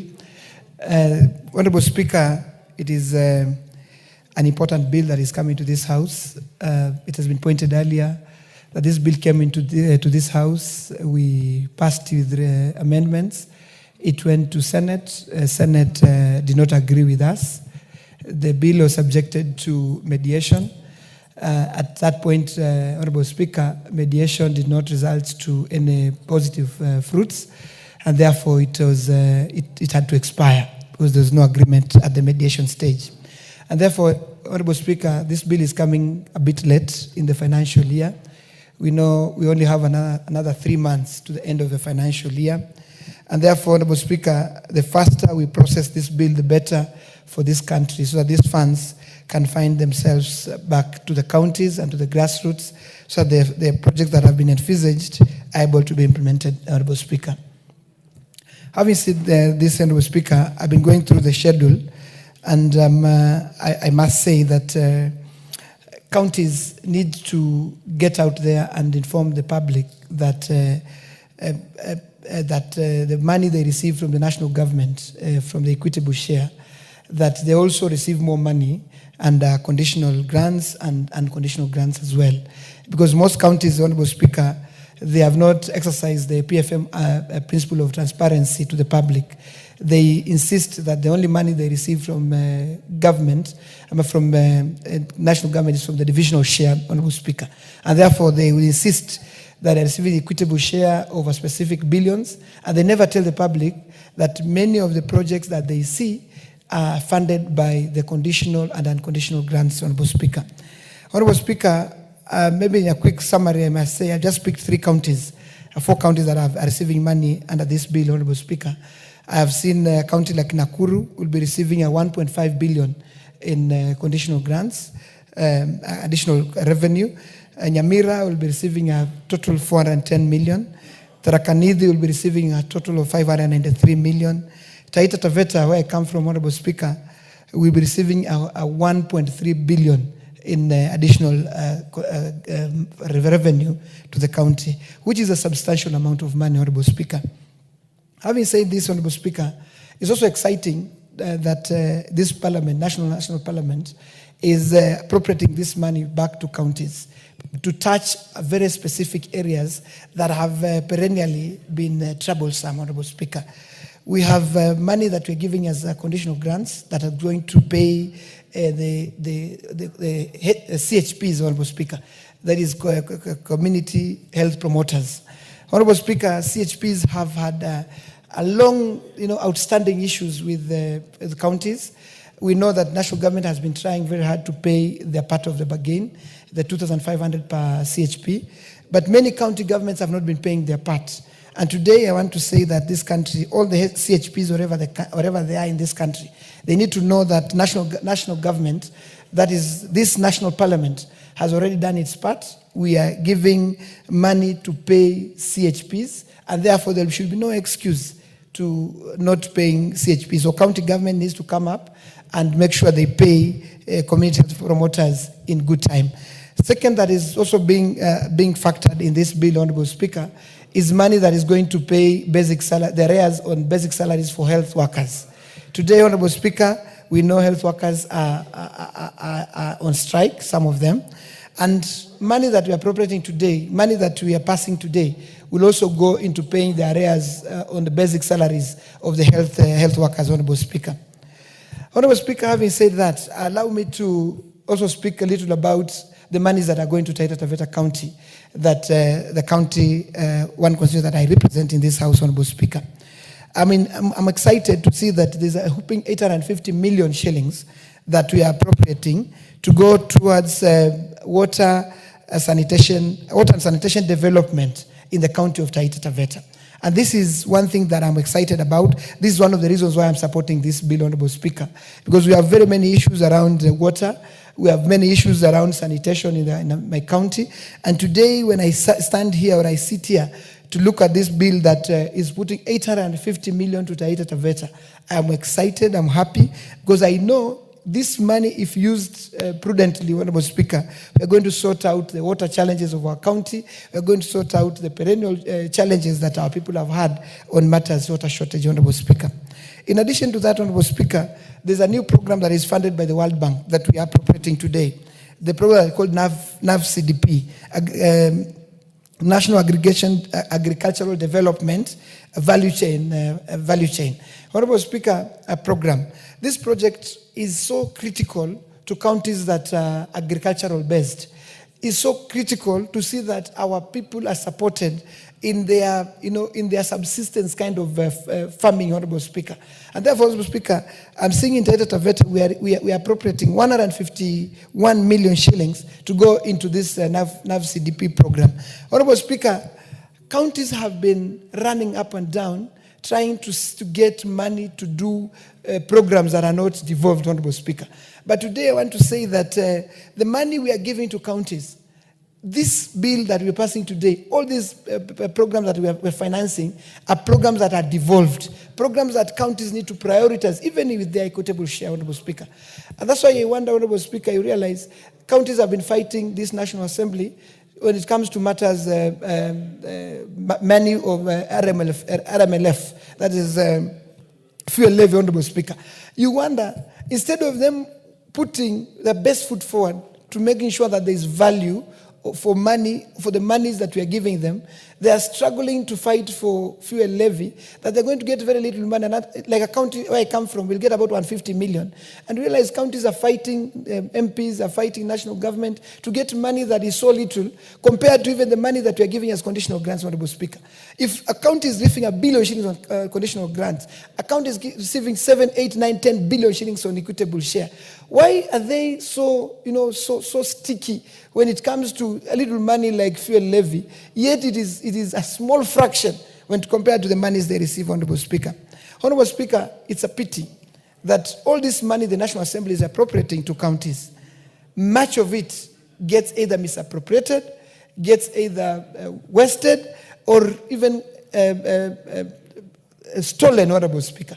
I'll tell you, Honorable Speaker, if we're able to deal with graft in our counties, if we're able to deal with mismanagement of our funds in the counties, if we're able to make sure that those who pilferage public finances are taken to court and charged, Honorable Speaker, we will see this country develop. The 5% GDP growth that we always, proud about as a country, can easily get to 2-digit of economic growth, Honorable Speaker, if we're able to reduce the theft, the mismanagement, and the pilferage of resources in our counties, Honorable Speaker. And therefore, as we support this bill, we want to call upon our governors across the country.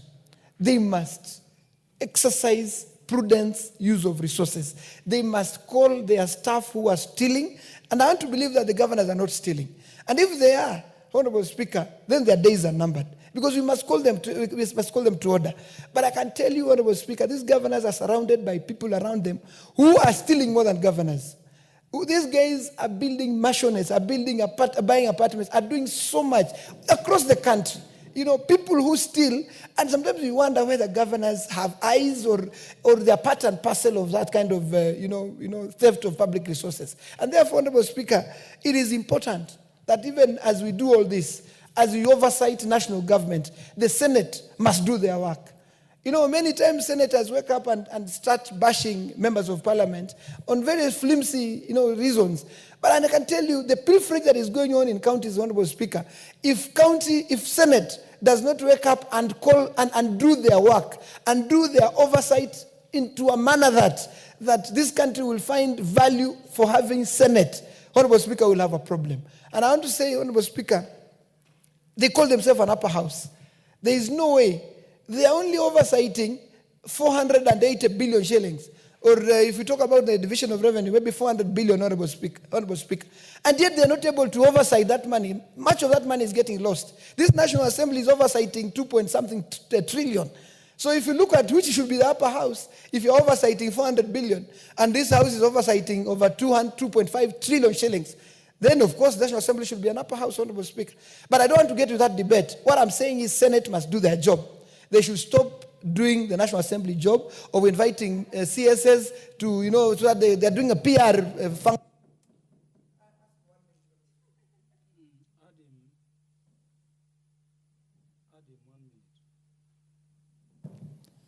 Yeah, Senate of this country, Honorable Speaker, I've just been playing to the gallery, inviting CSS, National Assembly CSS, and trying to ask some very hard questions. And then they know all that they're doing is playing to the public gallery. Nothing comes out of that.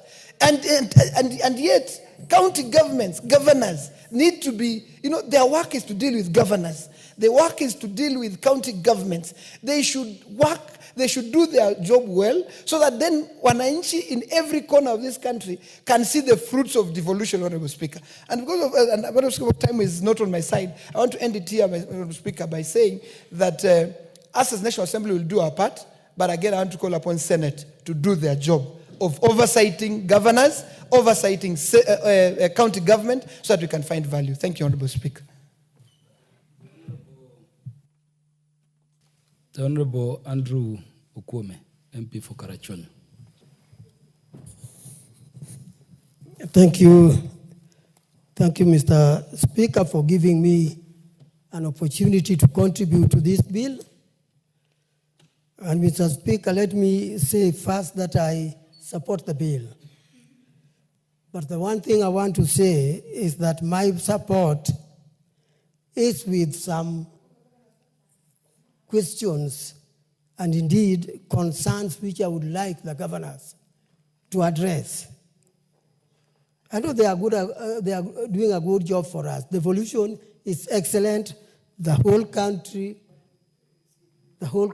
supported devolution.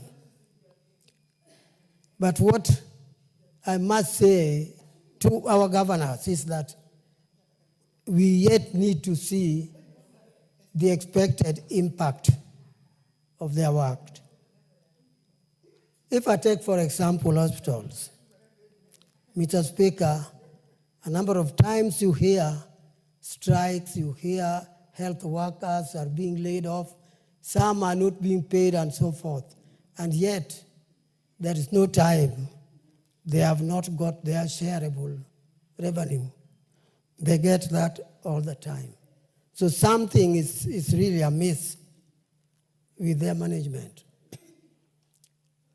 Kenya is an agricultural country, and this has been so for ages. It was my hope that with devolution, we would see this in reality. But Mr. Speaker, I still say we are not seeing that. The counties are not doing the expectation we have on agriculture. Mr. Speaker, if the governors were doing their job as expected, I don't think any one of us, or even outside there, the people of Kenya, there is nobody that would criticize them. But they are causing the criticism we hear now and again.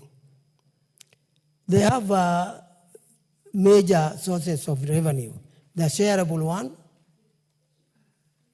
and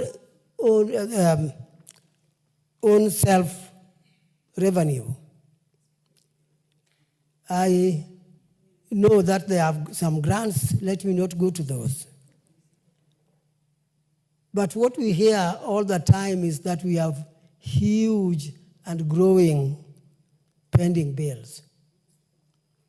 I would have liked an analysis to tell us that the amount of revenue collected, their own revenue, compared to what the old county councils were collecting, which one is higher? Because if what they are collecting is less, and I'm told it is less, then we remain with a very strong question that the county governors must answer. Because now they are a government. That was just a council. And they cannot compare themselves to a council. Mr. Speaker, that also leaves a big question. Something must be wrong. Perhaps the money is collected, but it doesn't reach the county treasuries. Or it may be that they reach the county treasuries, but they don't perform the duties they are collected for. Mr. Speaker, let me just say that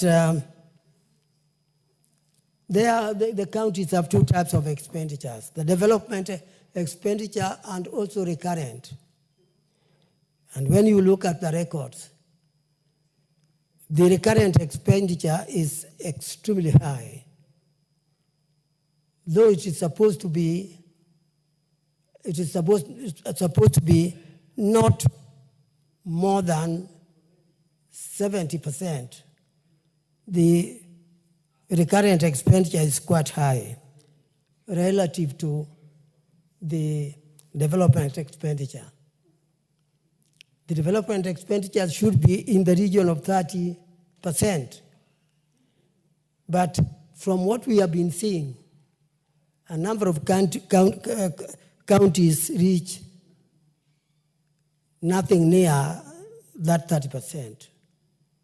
But it is the development expenditure that leaves the trail of what the country gains.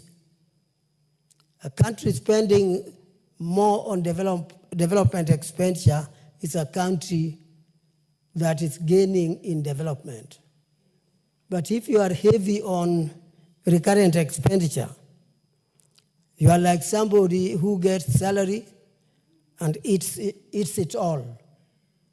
In the end, he has nothing to remind him that he had some money or he earned some income, because there is nothing that income did. Recurrent expenditure doesn't leave trail. Mr. Speaker, what I'm saying is that there are a lot of inadequacies right down there at the county level. They need to pull up. I'm saying this because, as I speak, I'm not sure the counties can really tell us what they have achieved in a manner we MPs can say what we have done with NGCDF. The money we have got for NGCDF are used in such a manner that you all the time, even without you as a member of parliament being there, whatever you do is conspicuous. People see it, and the people can explain the benefits they get from the NGCDF. I'm not sure whether people can also take it upon themselves to explain what devolution is doing. Devolution is a wonderful structure, but governors are making it just one of those institutions with very little impact. Yet what we want is a big impact. And I know our governors have the capacity, they have the ability to use this money in such a manner that even after 5 years, we can say, yes, there is a change devolution has done for us. Mr. Speaker, I want to say that we are giving a good example, like I've just said, on the impact of what we do as MPs with what is given to us. I challenge the governors to use that example so that Kenya can develop. Mr. Speaker, thanks for giving me time. Andrew Kwame, you sit in the Finance Committee. Yeah.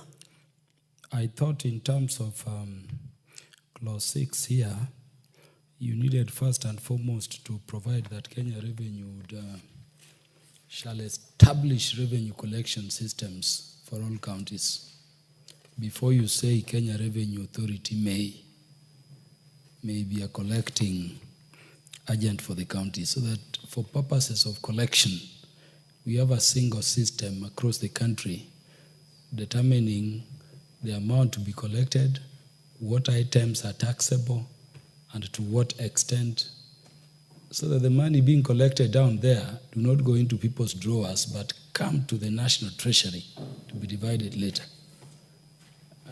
What do you think about that? Well, I think I will support it because I see it as a big improvement on what is currently going on. And the system should actually be implemented from the very first step. That's the person collecting the money. Thank you. Then it is picked up for onward transactions. Thank you. Thank the Honorable Canon Naomi Wako. Thank you very much, Honorable Speaker, for giving me this opportunity to add my voice to this bill that is so timely, the County Government Additional Allocation Bill, National Assembly Bill number 2 of 2025.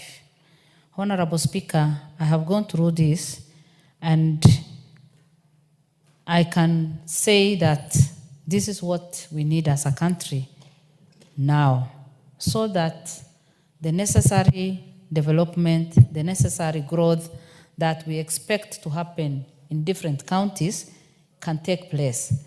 Honorable Speaker, it is slightly over 10 years now since devolution. And for sure, devolution has brought a lot of development in different counties. And if it were not for devolution, a county like mine, which is Marsabit County in one of the remotest parts of this country, wouldn't have been where we are today. It has created job opportunities for our young people. It has brought development in terms of infrastructure, and also education has improved.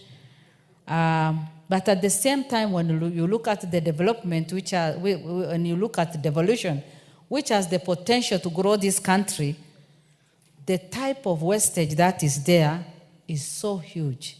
There is no accountability. Corruption in many counties is so high. Leave about the governors and the executive.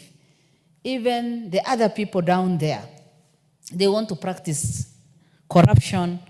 And there are so many things that are happening that are not that good.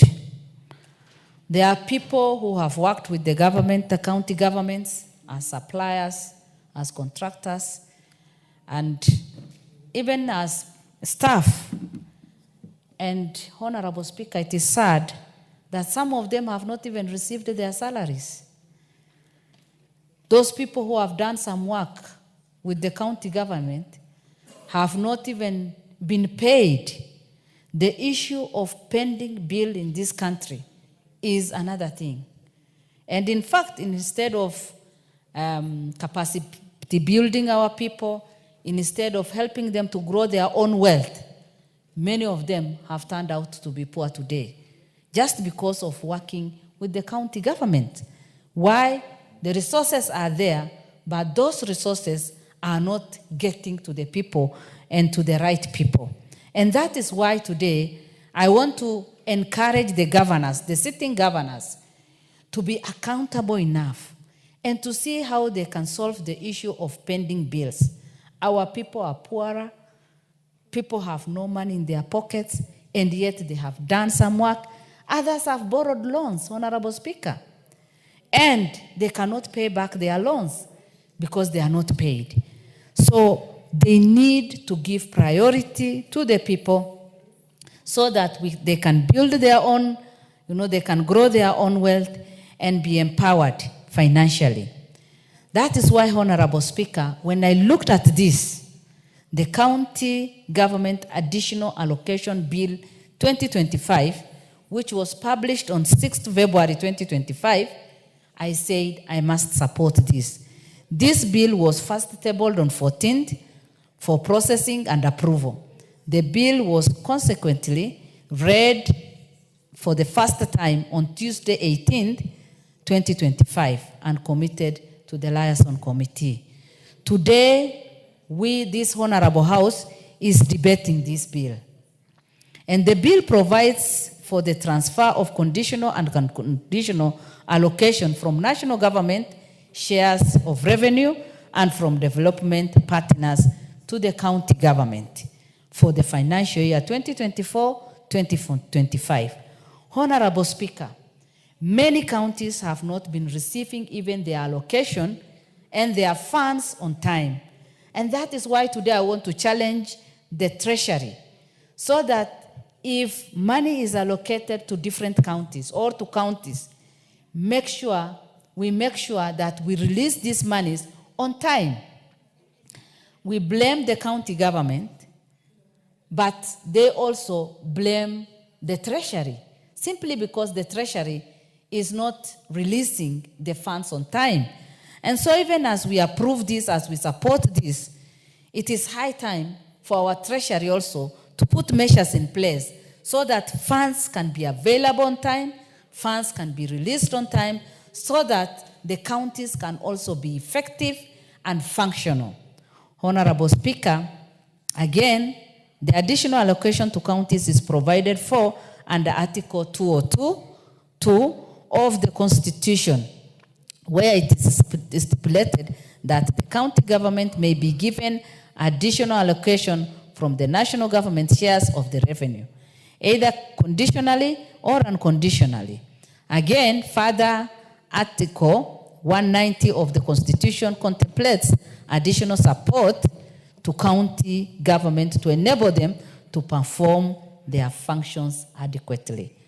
Honorable Speaker, I've just said that in the past, counties have not been receiving their funds. Sometimes they stay even for 8 months. And when they don't receive, imagine of the number of families that suffer because members of staff are not able to receive their salaries. Those people who have worked with the government, the county government, are not able to receive their money.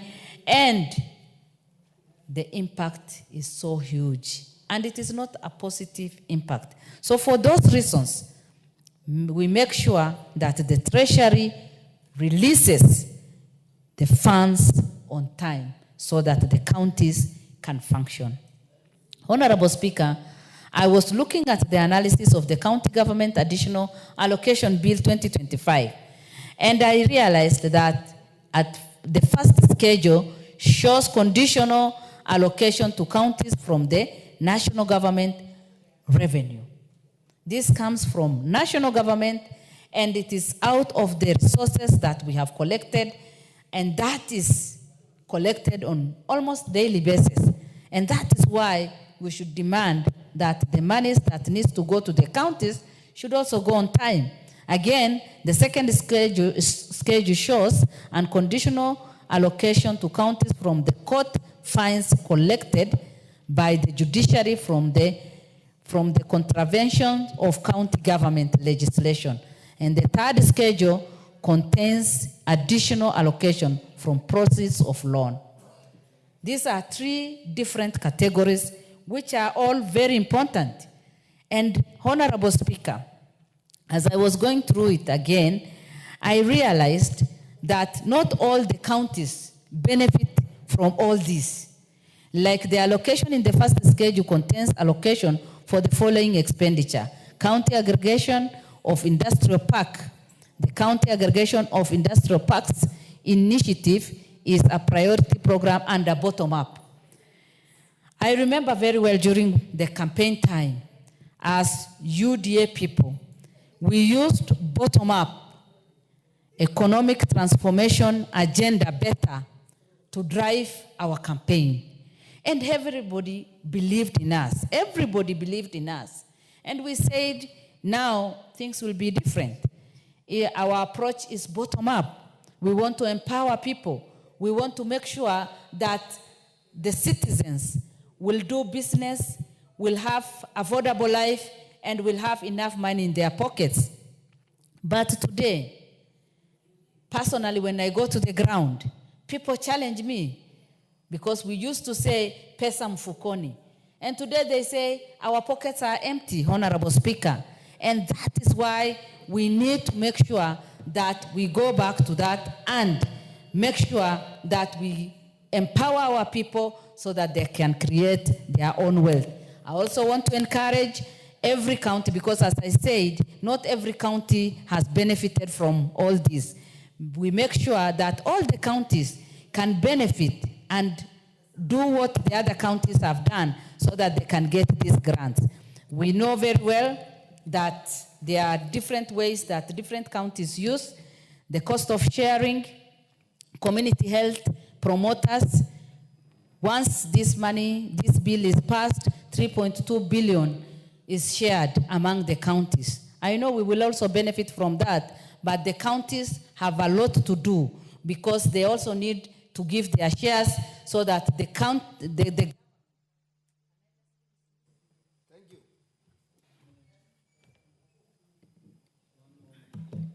Thank you, Honorable Speaker. The idea of cost sharing is a good one, and I want to just encourage the county government to honor their promises and the national government also, so that the community health promoters will not suffer anymore. Again, the salary arrears, I've already said about that. Let us give that a priority to make sure that families will not continue suffering under this government. Thank you, Honorable Speaker. The Honorable Dr. Eve Obara. Speaker, please. Thank you very much. There appears to be a problem with your mic. Yes. Oh, let me use this one. So go to the one in front of you. Thank you very much, Mr. Speaker. My colleague here is begging me to talk for a very short time so that you can also get a chance. But at onset, Mr. Speaker, let me also add my voice to support the bill. Mr. Speaker, as we can see, the bill seeks to provide a legal framework for the disbursement of additional funds to the county governments in Kenya. And we know that these funds go beyond their equitable share as stipulated in the Constitution. And these funds are supposed to go to specific projects or programs that aims to enhance service delivery at the county level. Mr. Speaker, well said, we have given the money, but the biggest question, Mr. Speaker, is where is the weakest link? Mr. Speaker, we have a problem. Not in all counties, but in some. Mr. Speaker, previously, if we look at what the municipalities used to do, Mr. Speaker, they raised their funds, they paid their employees, they ran the program. What we have now is counties that are mirrored along the lines of the national government. Mr. Speaker, where is our weakest link? It is the implementation of all these active programs. Mr. Speaker, we need to strengthen our control mechanism. If you see the wastage in the counties, not all, again, I keep on repeating, not all, but in most of them, that there's a lot of wastage. And the control mechanism seem not to be there. And yet we have all these agencies or bodies that are in place, Auditor General, Controller of Budget, to make sure that these resources are properly utilized. Mr. Speaker, prudent utilization of the resources. Why do we have pending bills, Mr. Speaker? Why do we have pending bills on programs that have been budgeted for and monies released or disbursed by the Treasury? Yes, we are aware that the release of funds usually come late. And that is why probably by the end of the financial year, we find that only less than 30% has been used towards development. But it's not their problem. But when the money is finally released, Mr. Speaker, what happens? And why then do we have those pending bills, and why can't these governors pay the suppliers for services rendered against the monies that they were given? Mr. Speaker, it's about time. We are not going to get into many details, but it's about time that sanctions are put in place where a governor does not pay a supplier or a service that has been delivered against a budget that was approved and money disbursed. These governors must be held to account and also charged, because where is the money? And this is where we are having a lot of problems. People have been impoverished in counties. Suppliers have died because they have taken loans against their properties that have been sold because of monies that were not paid for a service that was given. These are questions that we must answer, that we must think about as legislators in this house, that what are we going to do about this? We cannot let them go on and on and on and continue giving monies that are not being put into proper use. Thank you very much, my brother. I think I will let you have. Once again, I support, but with those conditions, and we must look at those things that are affecting service delivery after monies have been released to the counties. Thank you very much.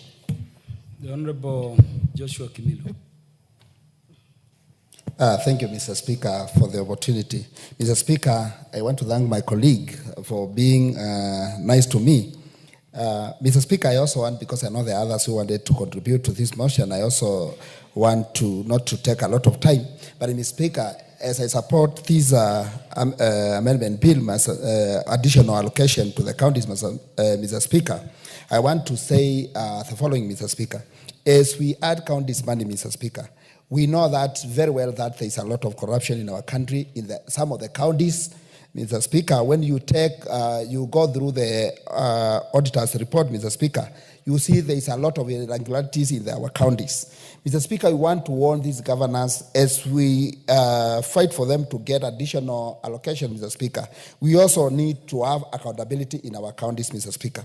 And Mr. Speaker, this needs a lot of oversight by our senators. And this is a time we want to tell our senators to wake up, because a lot has been happening in our counties, and it's like there is no enough oversight to our counties, Mr. Speaker. And Mr. Speaker, what is causing a lot of problems in this country, Mr. Speaker, is corruption. And Mr. Speaker, now, as a member of WIPA, because now we are the official opposition of WIPA, since now, before we were together with the Odm, and the Odm is now in bed with the government, Mr. Speaker. So I know, Mr. Speaker, the oversight not be enough. Honorable Joshua Kimilu, order. Under which article of the Constitution is this thing called official opposition created? Mr. Speaker, I cannot say it's in the Constitution, but Mr. Speaker, if you look the way things are. Yes, so anything that is not within the law, let us speak about them outside the gate of this lawmaking institution. Otherwise, proceed. Thank you, Mr. Speaker.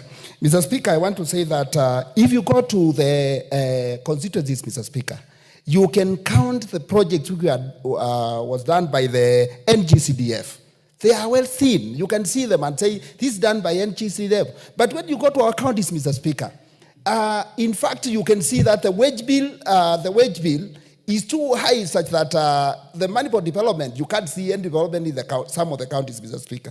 And this is why we are saying, Mr. Speaker, as we support this, Mr. Speaker, a lot has to be done by these counties, Mr. Speaker, because we don't want wastage of the resources in our country. We need to see our people getting services. And Mr. Speaker, this will also help this country to move forward. Mr. Speaker, if you go to the counties, Mr. Speaker, there's a big problem, Mr. Speaker, of ECD classes, which is under the counties, Mr. Speaker. And these are the mandate of the governors to do. Mr. Speaker, as we add our allocation to them, Mr. Speaker, we also need to see work done in our counties, Mr. Speaker. Mr. Speaker, there was a lot of outcry last time when we talked we talked about the bursaries, Mr. Speaker. It is true, Mr. Speaker. If we add allocation to these counties, Mr. Speaker, we can come together with the governors as we issue some bursaries to our needy students in our counties, and this can also help the society, empower the society, Mr. Speaker. So, Mr. Speaker, I support this. And Mr. Speaker, some counties which are in arid and semi-arid areas, Mr. Speaker, need a lot of development like water, roads. Mr. Speaker, I went to Wanchia and I was shocked to see that there are no electricity, there is no enough water, there's a problem of water, and being given additional allocation, Mr. Speaker, I think these are some of the projects we talk as a country which can benefit our people and try to elevate the level, the poverty level in our counties, Mr. Speaker. Mr. Speaker, I came up with a social workers professional bill, which, Mr. Speaker, I know soon it will become a law, Mr. Speaker. And I want to thank this House for supporting my bill very well, and I'm excited, man. Mr. Speaker, we see how social workers in our counties, they are suffering, getting peanuts, Mr. Speaker. Mr. Speaker, once this bill becomes a law, Mr. Speaker, I'll be in the front line campaigning for the social workers to be paid well, Mr. Speaker. They do a lot of work in our hospitals, health centers, and even in our villages, Mr. Speaker. They go around helping the people, Mr. Speaker. These are the people who need to be well paid, given good allowances to do the job, Mr. Speaker. Mr. Speaker, because I don't want to take a lot of time, I also want to say something about the collection of taxes in our counties, Mr. Speaker. I don't know, Mr. Speaker, what's the problem, because some of the counties collect a lot of money, but there are some loopholes, Mr. Speaker, which to be sealed. And Mr. Speaker, this is serious. And when I talk of a good oversight, Mr. Speaker, I talk this because, Mr. Speaker, I know how our people are suffering in the villages, Mr. Speaker. We have devolution, and we need to see the work of devolution in our areas, Mr. Speaker. Mr. Speaker, we also see how some contractors are crying over the streets. Mr. Speaker, when I was in the village, I met a contractor on my way who worked in a certain county, and now it is 10 years, and he was not paid, Mr. Speaker. These are things we don't want to hear, Mr. Speaker. And when we allocate more money, Mr. Speaker, we also need accountability to our counties. They need to give priorities, Mr. Speaker, some of these things. And Mr. Speaker, I know by passing this bill, I know it will help our community, and it will also support our people. And I think, Mr. Speaker, with a good oversight and a good accountability of our governors, I know we will help this country. Thank you, Mr. Speaker, and I support. The Honorable Catherine Omanyo, Member of Parliament representing Busia County. Thank you, Mr. Speaker. I support fully this bill. It is long overdue. The counties are suffocating too much with so many baggage. I can't even start to count. If they are given additional funds, I just pray that this time anything programmed, budgeted, should do exactly what the budget entailed. Because I fail to understand why we have pending bills, and yet before these bills even happened, there was a budget for it that was approved. And when the money came, even if sometimes the money delays, finally the money comes in. And if the money arrives, then every detail on the budget should be ticked. So I wonder why we have pending bills that is now the excuse of all counties, why things are at a snail's speed. We need to actually strengthen our control mechanism, accountability. We should also look into cutting out wastage. It is just too much. My county, Busia, I know once these funds are allocated, we will no longer have problems of water shortages in places like Teso North, where women and children go across the county to seek for this need in Bungoma County. And they walk miles and miles far away searching for a river, because we have a hard pan in the northern side of Teso North, where even if you dug a borehole, you won't get water. So we have Malakisi River that has enough water, where this money can be used to pipe water into homes. It is possible. How does developed nations come into play when it comes to things like this? Because somebody thought ahead, piping water, treating water from Malakisi to across the sub-county and even other nearest sub-counties. If we started today, piping bit by bit into homes, by the end of 5 years, all homes in my county will be receiving clean, safe water and piped. And then the CHVs. We have volunteers across the county that have been doing a lot, assisting the doctors and nurses. Where the doctors cannot reach, these CHVs have reached. And these CHVs understand every home that needs attention, be it health issues and other counseling issues. They do understand, and they step in to help where the doctors cannot. Because we have few doctors in the county. You can find a psychiatrist, just one, in the county handling over 400 cases. That means we can't lie to ourselves. You can't handle one psychiatrist handling over 400 cases. So these CHVs need to be supported. And the moment they are so demoralized because they are unsupported and the remuneration is even not there, I am praying that when finally this money hits the accounts in the counties, those who have been there, exercising, volunteering already, having a list. I see most of them with a book because they even don't have phones, they don't have laptops, they are not trained how to keep data. So they register a name physically like class teachers used to do before the era of computers. They know well who needs their attention, who has which challenge, physically and mentally, health-wise, they know. I hope when now these funds hit their accounts, these volunteers who've been there will not be left aside just because the money has surfaced. Now other people who have no clue to get. I just hope all the CHVs, because they know each other, they have their own caucuses across the county, those are the people who will be beneficiaries. Mostly, if you motivate people like CHVs, a lot of gaps will be filled. Like I mentioned, doctors and nurses, not all of them can reach interior and remote areas to seek and help out to give, if it is medication and counseling that is needed. Also, after the CHVs and then water, health sector, just the other day we had a terrible accident that happened. A school that is really well known, a big school, Kolanya Boys, got an accident. They were rushed to a smaller hospital, Kocholia. Unfortunately, there were no beds. We didn't have even medication. A lot of resources, equipment that a normal hospital, basic equipment was lacking. The boys were thrown on the floors like logs. So when this money is added, all the dispensaries, let us start with the smallest dispensaries in the sub-locations or locations, all of them all the way to referral hospitals in the counties must be well equipped. And doctors and nurses, clinical officers, anyone under medical field to be paid in time.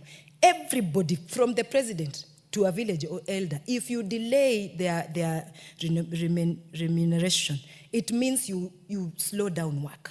Because they also have needs. They are also parents, guardians. They are taking care of so many other people.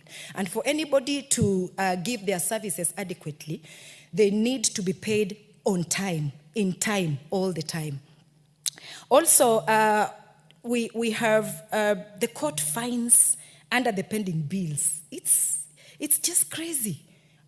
You can find one county running into billions just to pay court cases, court issues. The lawyers are fatter than the workers in the counties. The lawyers are getting good money than the real workers in the counties. Go to any county right now and ask the workers there when they last received their salaries. It is annoying, very annoying, that somebody wakes up every day to go and work. If it is a man, has a good wife and children, children see daddy in a suit daily going to work.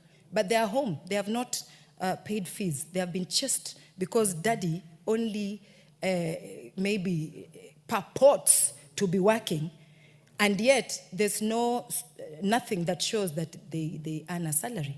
So the counties need support. We should not kill devolution, but if they are supported, accountability is paramount. We want our counties to look like cities. Like the president is the president of the country, but now in the county, our president is the governor. We should reach a town and see a difference. In my own town, Busia, if you came after 6, mostly, even the street lights don't work.